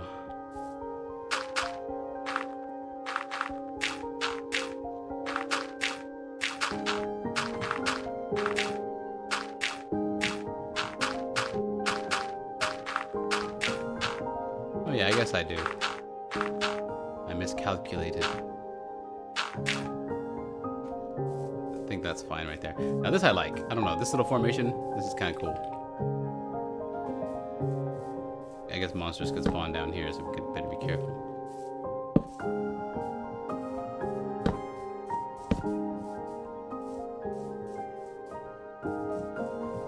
Okay, okay.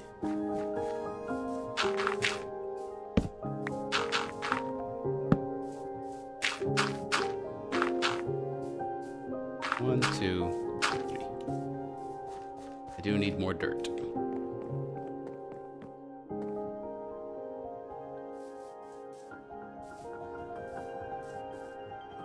Back to the cave.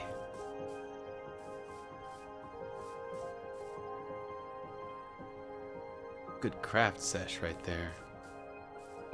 I'd agree. I know I've got plenty more dirt. Separate it so I have a clear view. Oh yeah, this is plenty. This is plenty.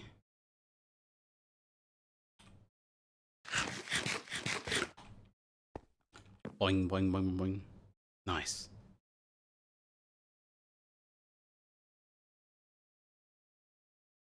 Just realized I changed gender since I last heard X speak. That's wild. When's the last time you heard me speak? And I hope that's working out for you. Hello, Ashley. Welcome back. Too quirky. Wasn't here when you asked. What was the question? Oh, that was like way too long. It was a big thing. Yeah, that's exactly how I experienced technology in my life too. Okay. How old are you, class personnel? Are you in your early 20s, late teens? Or are you boomer status as well?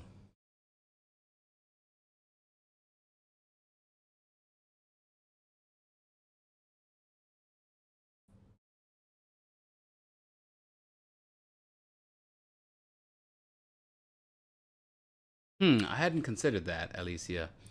Well, precisely like it. No, tech came later in my nation, but it arrived already developed somewhat. Yeah, I guess that's yeah. I guess another big part of it is growing up in America where a lot of this was being seeded. We got to experience it as it developed, use it, experience it, love it as it developed. And then I guess it gets shipped out other places based a lot on how we experienced it. Huh, that's interesting.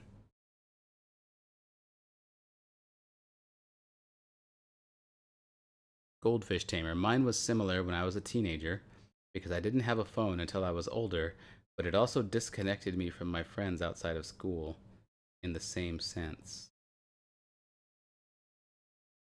You mean you mean not having a phone as a teenager disconnected you from your friends somewhat? Yeah, I guess if not everybody is in the same boat, that could create that kind of scenario.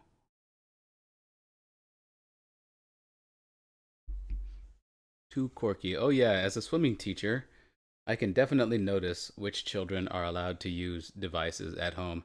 During the 6-7 thing, the children with the least attention span and motor skills were the ones. So you can actually okay, that's interesting too, Corky.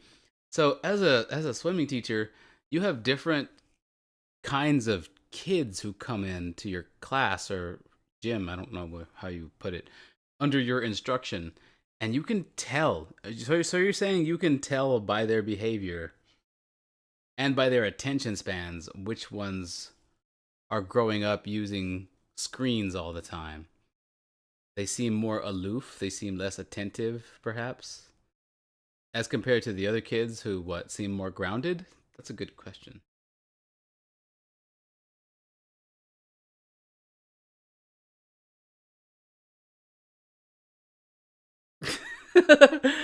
Deturko, my mom would get me a Nokia as soon as possible since I'd scurry away so much.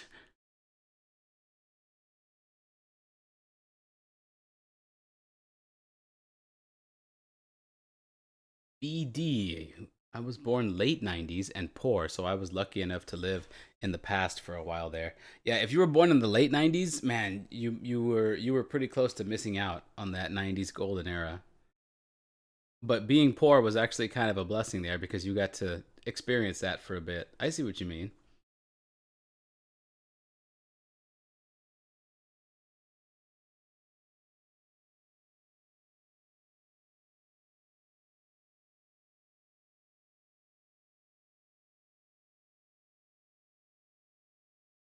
Aha, you're not a boomer X. Yeah, I know. Those of us in our 40s like to say we're boomers. We like to jokingly say that we're boomer status. A lot of my friends say, "Man, I'm getting old," but none of them are getting old. I'm not getting old. If you're in your 40s right now, thankfully, and this is a huge blessing. But if you're in your 40s right now, you're still pretty young. It's true. 40 is still young, which means 30 is still young. So, if any of you are worried about aging, if you're like in your 20s right now and you're worried about like being old when you're 40, don't. It's just not a thing. You have nothing to worry about because by your age, by the time you're 40, 50 still won't even be old. So, yeah, don't even worry about it. Like, that's not something at all to worry about. Hey, Gorgoth, what's going on? Howdy, X. Been a minute. I think that there is a distinct time for everyone before and after they got a capable smartphone. Early ones were still novel, but around mid 2010s there was a shift. Yeah, um, I think because a lot of the comments coming across now are I didn't get a cell phone until this or that, and I guess that's kind of synonymous with staying connected, having the cell phone. So I think really what I'm kind of hearing here is that a lot of people are relating getting their cell phone to the moment they got online, sort of. But I guess what makes it different in the 90s is that it's the moment wasn't when we got a cell phone or how or when we got connected like via a PC or whatever it was that got you connected. I guess in the 90s the idea is the general notion was that no one was connected. And then at a certain point in the next 10 to 15 years everyone was connected. And it's the whole nobody was connected thing that caused so much of what people want back, that created such a scenario where time seemed to move slower back then, back before the internet was even a thing. Time genuinely, a whole day felt like a long time, and I mean a long ass time. So, like right now, a day doesn't feel slow at all. And I and you could chalk that up to being older because it is true that as you get older, time for you seems to pass much more quickly. That is just a genuine thing. Everybody is going to experience that. And that does play a factor when I say, from my perspective, that does play a factor when I say time moved a lot more slowly in the 90s. A lot of that is because, I was like 15 in the 90s. I was really young. So obviously, um, the aging factor plays a role there. But it's also true that just the whole world being disconnected from the internet and being connected to each other and the world itself also created a world where time moved slower. It's just one of those things. Now everything seems to move way faster, like way faster. Do you like the fishing of Minecraft? Yeah, it's okay. It's pretty zen.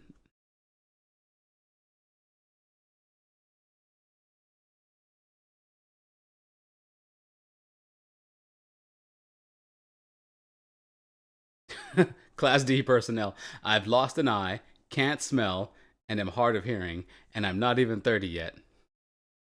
Sounds like an interesting experience, Class D personnel.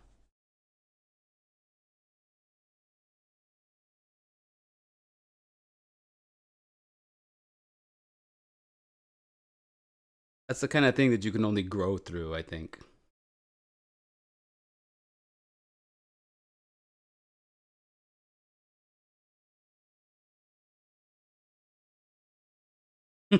I was lucky enough to use dial up on the local BBS in DOS with Windows 3.1. I remember those days.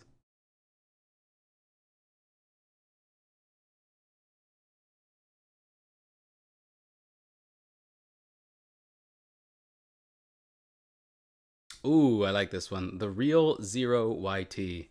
Out of curiosity, X, how do you intentionally stay connected with those close to you?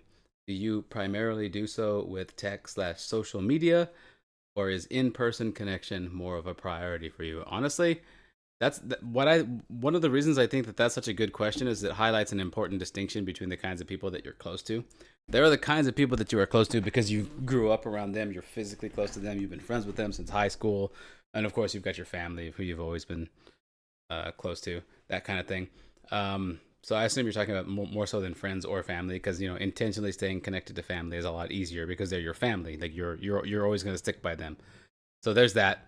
But intentionally staying connected to other people who are not necessarily family, I guess you would call them the family you choose, because they say you have two kinds of family: the family you're born into and the family you choose. So I assume you're speaking about because the family you're born into, that's you're just going to stick with them. But the family you choose, your friends and the people that you get really close to through interpersonal connection that way, who aren't necessarily related to you by blood, there's even two groups of those people these days, and this wasn't always the case. This is another thing that we've been talking about, whereas the '90s differ from today. There's the friends that you make because you were in class with them, maybe you worked with them, that kind of thing. But either way, you get close to somebody. And back in the '90s, back before the internet, that was the only way to get close to somebody. I mean, I guess there was phones, but by and large, generally speaking, that was the only way to get close to somebody. And the way you would intentionally stay close to them is you just continue to hang out with them. You keep making plans, you get weekly get-togethers and stuff like that. And to answer your question, that's how I do it with those people, the family I choose. You get together with them regularly. You do things like Dungeons and Dragons, or you have every few months you guys get together and you go smoke weed in someone's backyard or what have you. But yeah, to intentionally stay close to people like that, you can just intentionally stay close to them. You make time for each other. It's like, hey, we all want to hang out. Let's make a day for it. That kind of thing. And that gets harder and harder as you get older. That's easy when you're young, because then everybody just hops in one person's car and off you go. Somewhere, doesn't matter where. You can go to Wendy's to get something to eat. You can go to a movie theater to go watch a movie. You can go somewhere just to sit around, that kind of thing. It's easy when you're young, but as you get older, in order to stay intentionally connected to somebody, it has to start getting scheduled. You have to say, well, everybody's free on Wednesday, so every couple months, let's all get together and do this or that. So to answer your question, that's how that's done for the most part. But also, there are the people today, there's something different today than there was in the '90s. Today, you can also get very close to people online. You can meet somebody, you can become very close to somebody who you've never even seen their face. You can get close to somebody who all you've ever done is heard their voice. All you've ever done is do raids with them in World of Warcraft or what have you. But you hang out with that person every day for hours and hours and hours in a Discord call, or back in my day, it was a Ventrilo server, that sort of thing. You can get really close to people just strictly online these days.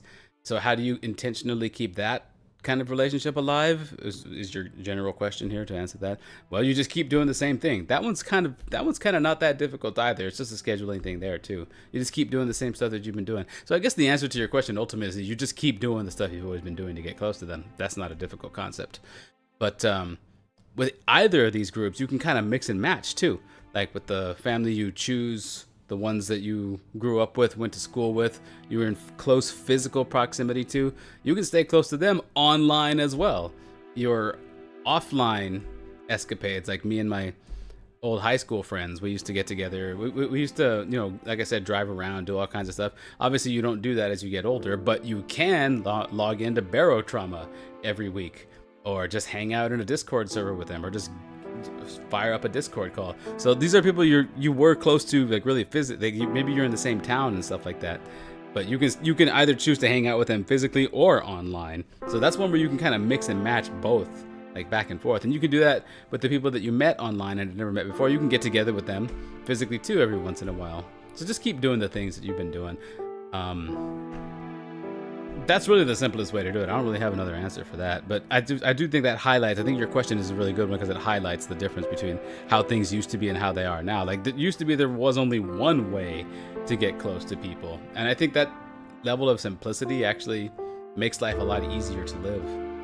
Not that it's harder to live now that you can meet people online, but for some reason that seems a little bit more like there's an extra step there. Like the fact that if you meet someone and make a friend with someone online and you get like really close to them, for some reason it seems like there's an extra step there that isn't actually there, but it feels like there's something there that's not there if you had met that person like physically. You know what I mean? I don't know. One of those things.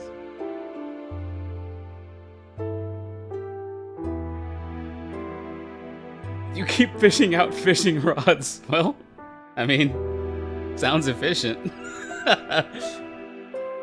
The real question is, how do you grow together as friends and family today, since everything is so much more niche? Clarisic. The real question is, how do you grow together as friends and family today, since everything is so much more niche? I don't know what you mean by since everything is so much more niche, but I imagine the answer about how you grow together as friends and family today is the same as it's always been.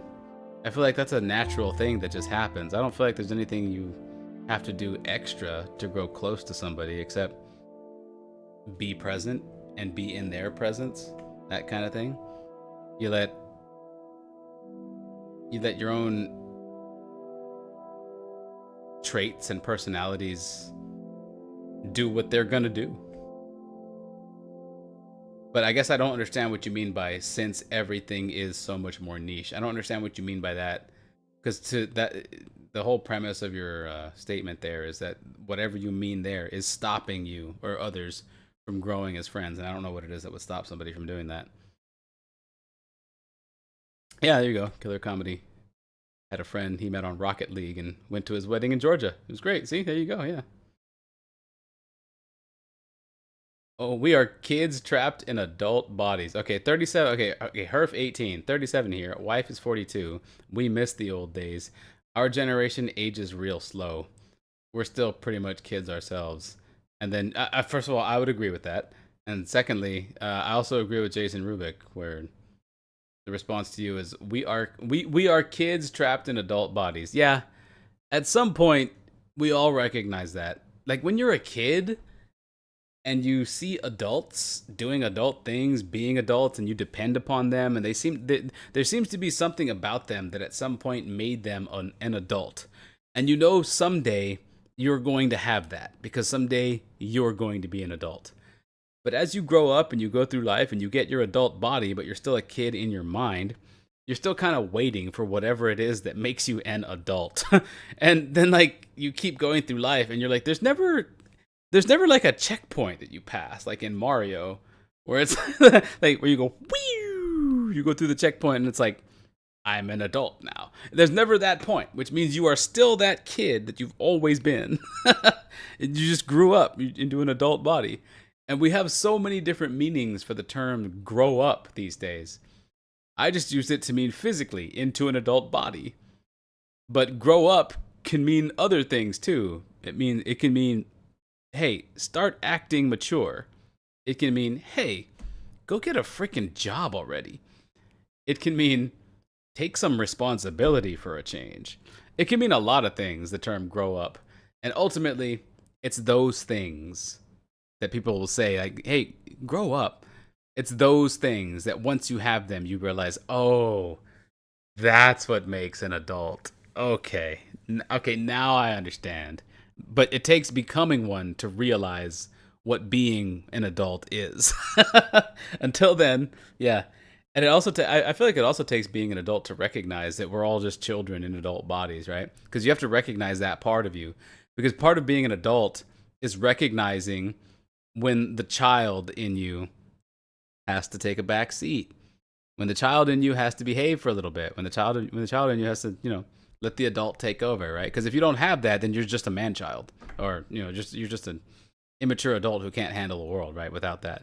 But part of being an adult is recognizing that you are a child in an adult body, and if you never rein that in, you're in trouble.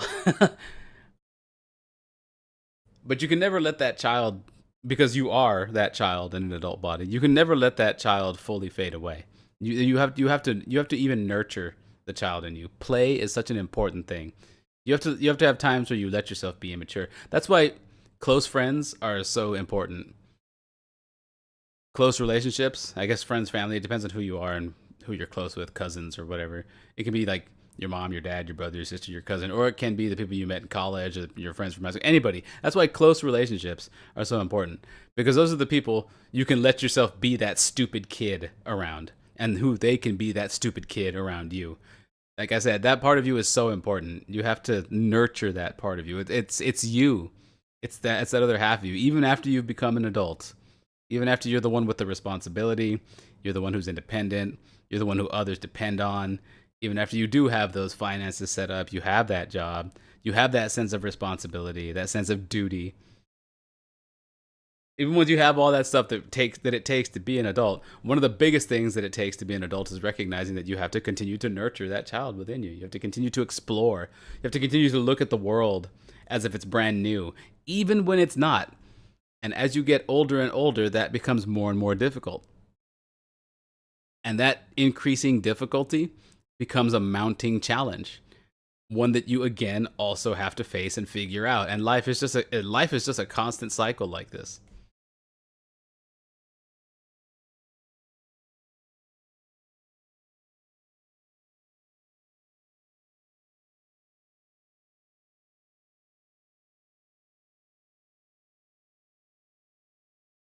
Punda. I also went to a wedding of someone who I met online last year. That does seem to be a thing, doesn't it? Meet someone online in World of Warcraft, get to know them over a few years rating, go to their wedding. That does seem to be a common thing, honestly.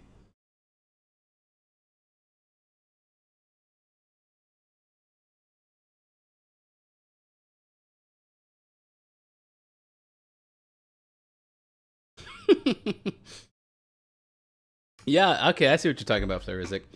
That makes sense, and I mean kind of what you meant, where it feels like there is some kind of extra step now for some reason. Back then, everyone did the same similar thing. Now it's rating, and wow, I think I see where you're getting with that.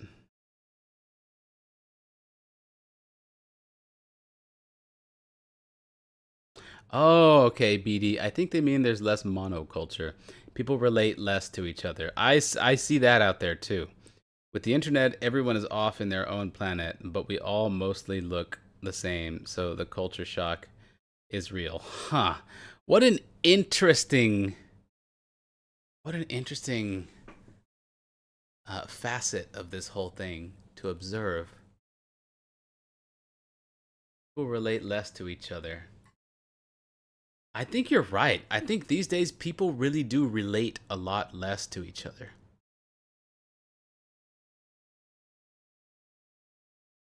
And I think we all feel that too. I think we all see that.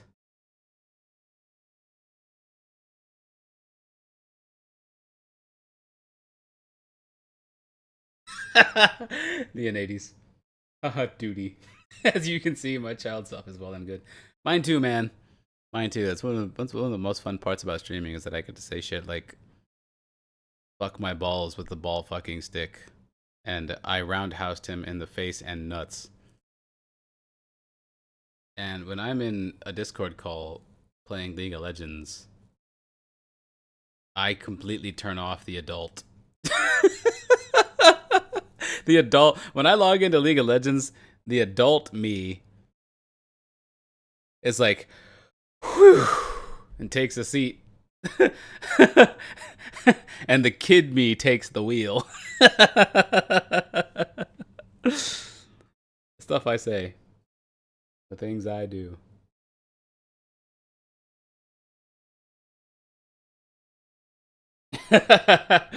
Oh, dark.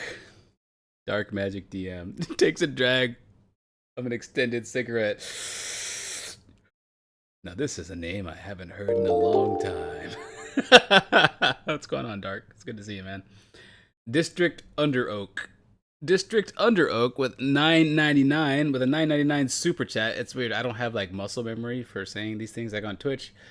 It would be, hey, District Under Oak with a 9.99 donation. Why does the man on the bus always ask for three different coins? Okay. One metal, one purple, and one green.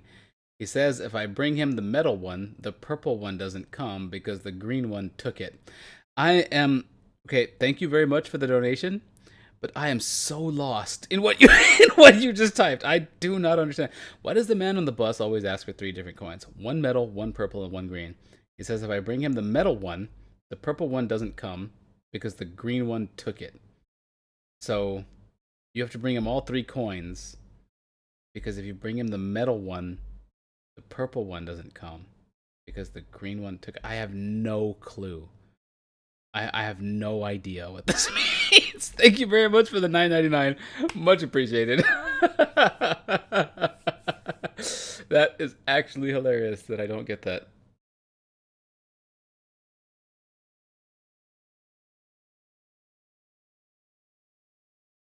I don't know either. That's why I asked you. Oh, wait, is this like an actual genuine query? Like, is this like a real thing? Like, you do you really get on a bus and the dude on the bus asks you for those three coins every time?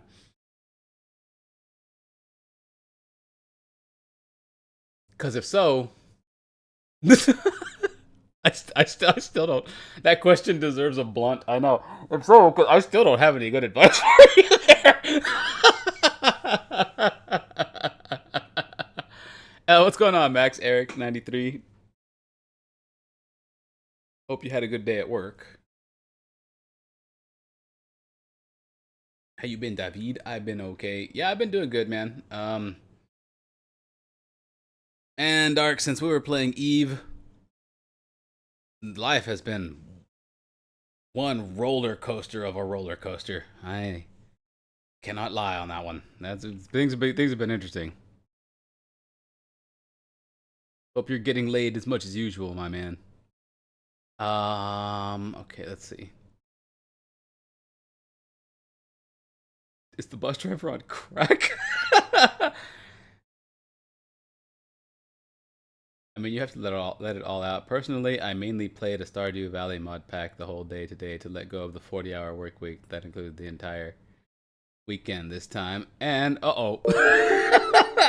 we got District Underoak with a 1999 super chat saying if there was a chicken and he was both immortal and invincible, but no stronger or smarter than a regular chicken, what would life be like for him after a million years? Would he just continue to eat seeds without care? I think it depends a lot on. Well, okay, if he's no stronger or no smarter than a regular chicken, I guess it would be she, because chicken are female, right? The male is the hen, right? But we can say he, because I don't know, for some reason, it seems to make sense here. But if there was a chicken and he was both immortal and invincible, so he lives forever and he can't be destroyed, but he's just a normal chicken, what would life be like for him after a million years? Would he just continue to eat seeds without care? I think he would continue to eat seeds. Um, but I don't think it would be without care. Because after a million years, the eating of seeds would be well, I mean, yeah, maybe he'd continue to eat the seeds mindlessly, not like mindlessly, but absent mindedly. But that chicken's view of you ask what life would be like looking at the fact that he eats seeds every day is only one aspect of it. What would life be like for that million-year-old invincible immortal chicken? Let's look at this practically. Let's look at this from a practical standpoint. At some point on that million-year timeline, some human being, or I guess some other creature, maybe an alien from space, maybe the Vulcans, I don't know, but for all intents and purposes for this point, let's just say human being. Some human being would have had to have noticed that that chicken is immortal and that chicken is invincible. Someone will have to have noticed that at some point. So most likely that chicken would find itself in a position that reflects the fact that humanity had found him like that and at some point had intervened. Not like intervened, but became involved. Now, assuredly, somebody who finds an invincible and immortal chicken would find some way to make money off that, which means the chicken would probably be either mascot or ruler of a vast intergalactic empire. Either mascot or ruler. Would still continue to eat seeds, and probably without a care, because remember, this chicken is no smarter than a normal chicken, so it's probably just a chicken. And the fact that it probably doesn't even consider that it's gonna live forever. It doesn't consider that it has lived for a million years, and it doesn't even consider that it's gonna live for another million. Just a chicken. It's kind of walking around being like buck buck, but like it's what life would be like. It'd probably be treated like absolute royalty.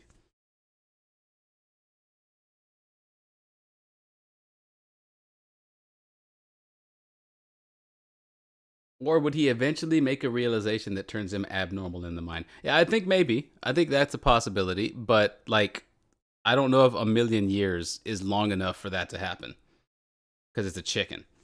Like it normally takes evolution billions of years to do anything like that. And that requires death and rebirth a literal countless number of times. The chicken isn't going to go through any of that. So, would a million years even be enough to scratch the surface of some sort of mental transformation, some sort of evolution of the mind? I don't know. I think it'd just be a chicken. Like, this chicken's been here for fucking ever. That's cool. Whenever you say chicken, my brain keeps trying to remember something, a video I've seen, because you say chicken the same way. Say chicken. Say chicken. Everybody says chicken. Thank you for your input. You're welcome. Now, if you go on to make millions of dollars off of anything I've said, I want you to take every penny of that money and donate it to, let's say, me. Cool.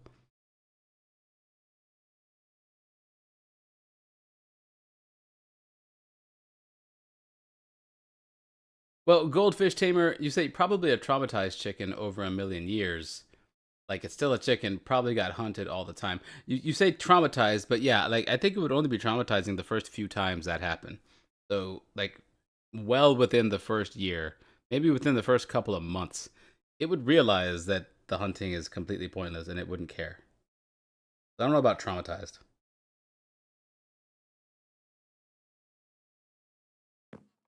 All right, dear viewers, this has been a 5-hour and 15-minute stream. I would love to continue building, but it is approaching noon over here, and it's time for me to get on with my day, which means a lot of different things that I can't even really begin to touch on here. So, or that I can't even begin to. It's I mean, I could, but yeah, we're not gonna talk about any of this stuff right now. It's just so much. But I do have to get going. So this was a lot of fun. What did we do today? We made a mess of our inventory, first of all. But we've also picked up a lot of what we need. I need some sand too. So sand is on the menu for next time. But we also began the framework, the frame here of the house. Oh yeah, I've got to fill in some of this and fill in some of that. That's what I want to do. I want to go get some dirt. Okay, hold on. I know I have to go, but I went and got the dirt for a reason. Now I'm just too tempted. I can't not do this. Can't not do this. This doesn't have to go out very far.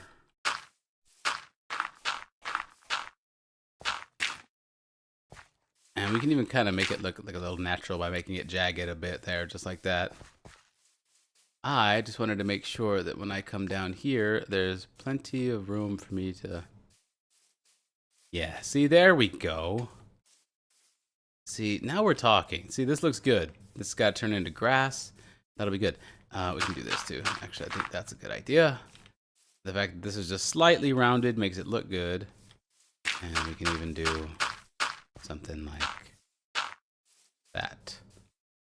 That way I can step out and then there will be a down. That's perfect. Perfect. We'll put some stairs there. That'll be freaking perfect. I love it. We got the frame for the house set up here. I really just like looking at it when it's in this state. Won't be like this forever, but it looks so cool like this. I just love the way that looks. All right. And I believe this is gonna end up looking like this actually. Yes, that's exactly what we're gonna do. We're not gonna have the corners set up like that. Okay, now I'm just playing again, and I'm supposed to have ended the stream. But let me just do this real quick. Shut up! Stop trying to... You can't tell me what to do. I'm the streamer. You're the viewer. It's time you learned your place.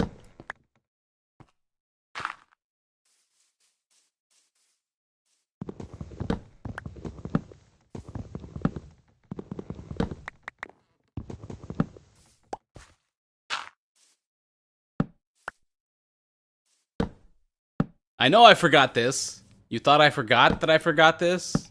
Well, I did. Because like I said, I've been tired for like the past 7 or 8 hours. Because I don't really wake up early. And now I gotta do my normal stuff without taking a nap. Because I streamed so long and it's all your fault! Yeah. Yeah.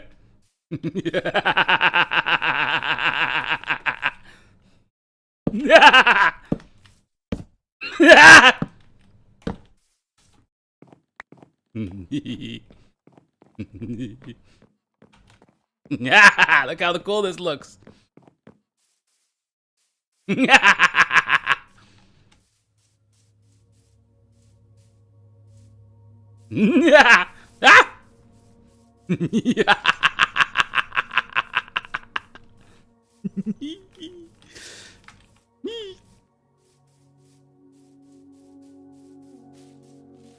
Music! Music! Wow. Tree! Tree, tree, tree. See, doesn't that look cool? And I'm talking about like all the torches on the ground right now too. See, this looks like Minecraft. This looks like Minecraft right here. I forget, what's the hotkey to make the UI go away? You guys are gonna have to tell me. Yeah, just one more block. Yeah, see, Dark gets it.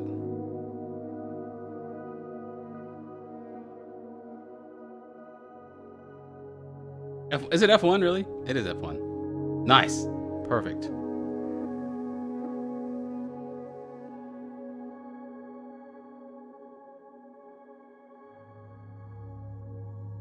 Enderman!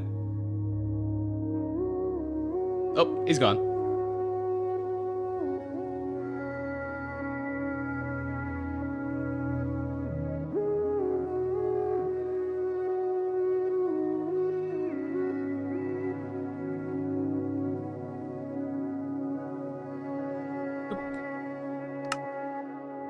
That's so cool.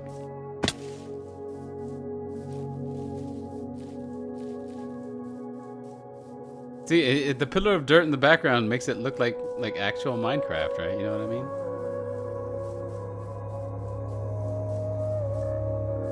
All right, dear viewers. As usual, I would like to thank you all.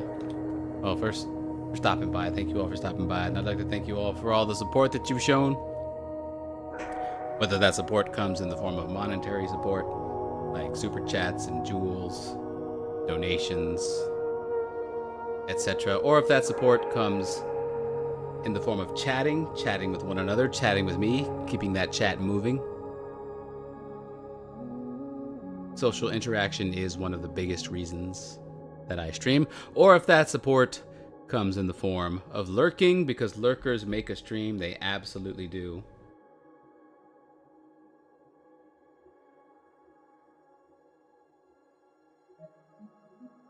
Dear viewers, that's going to do it for this particular stream. Hope you folks enjoyed it. Thanks a lot for watching. And I will see you folks next time.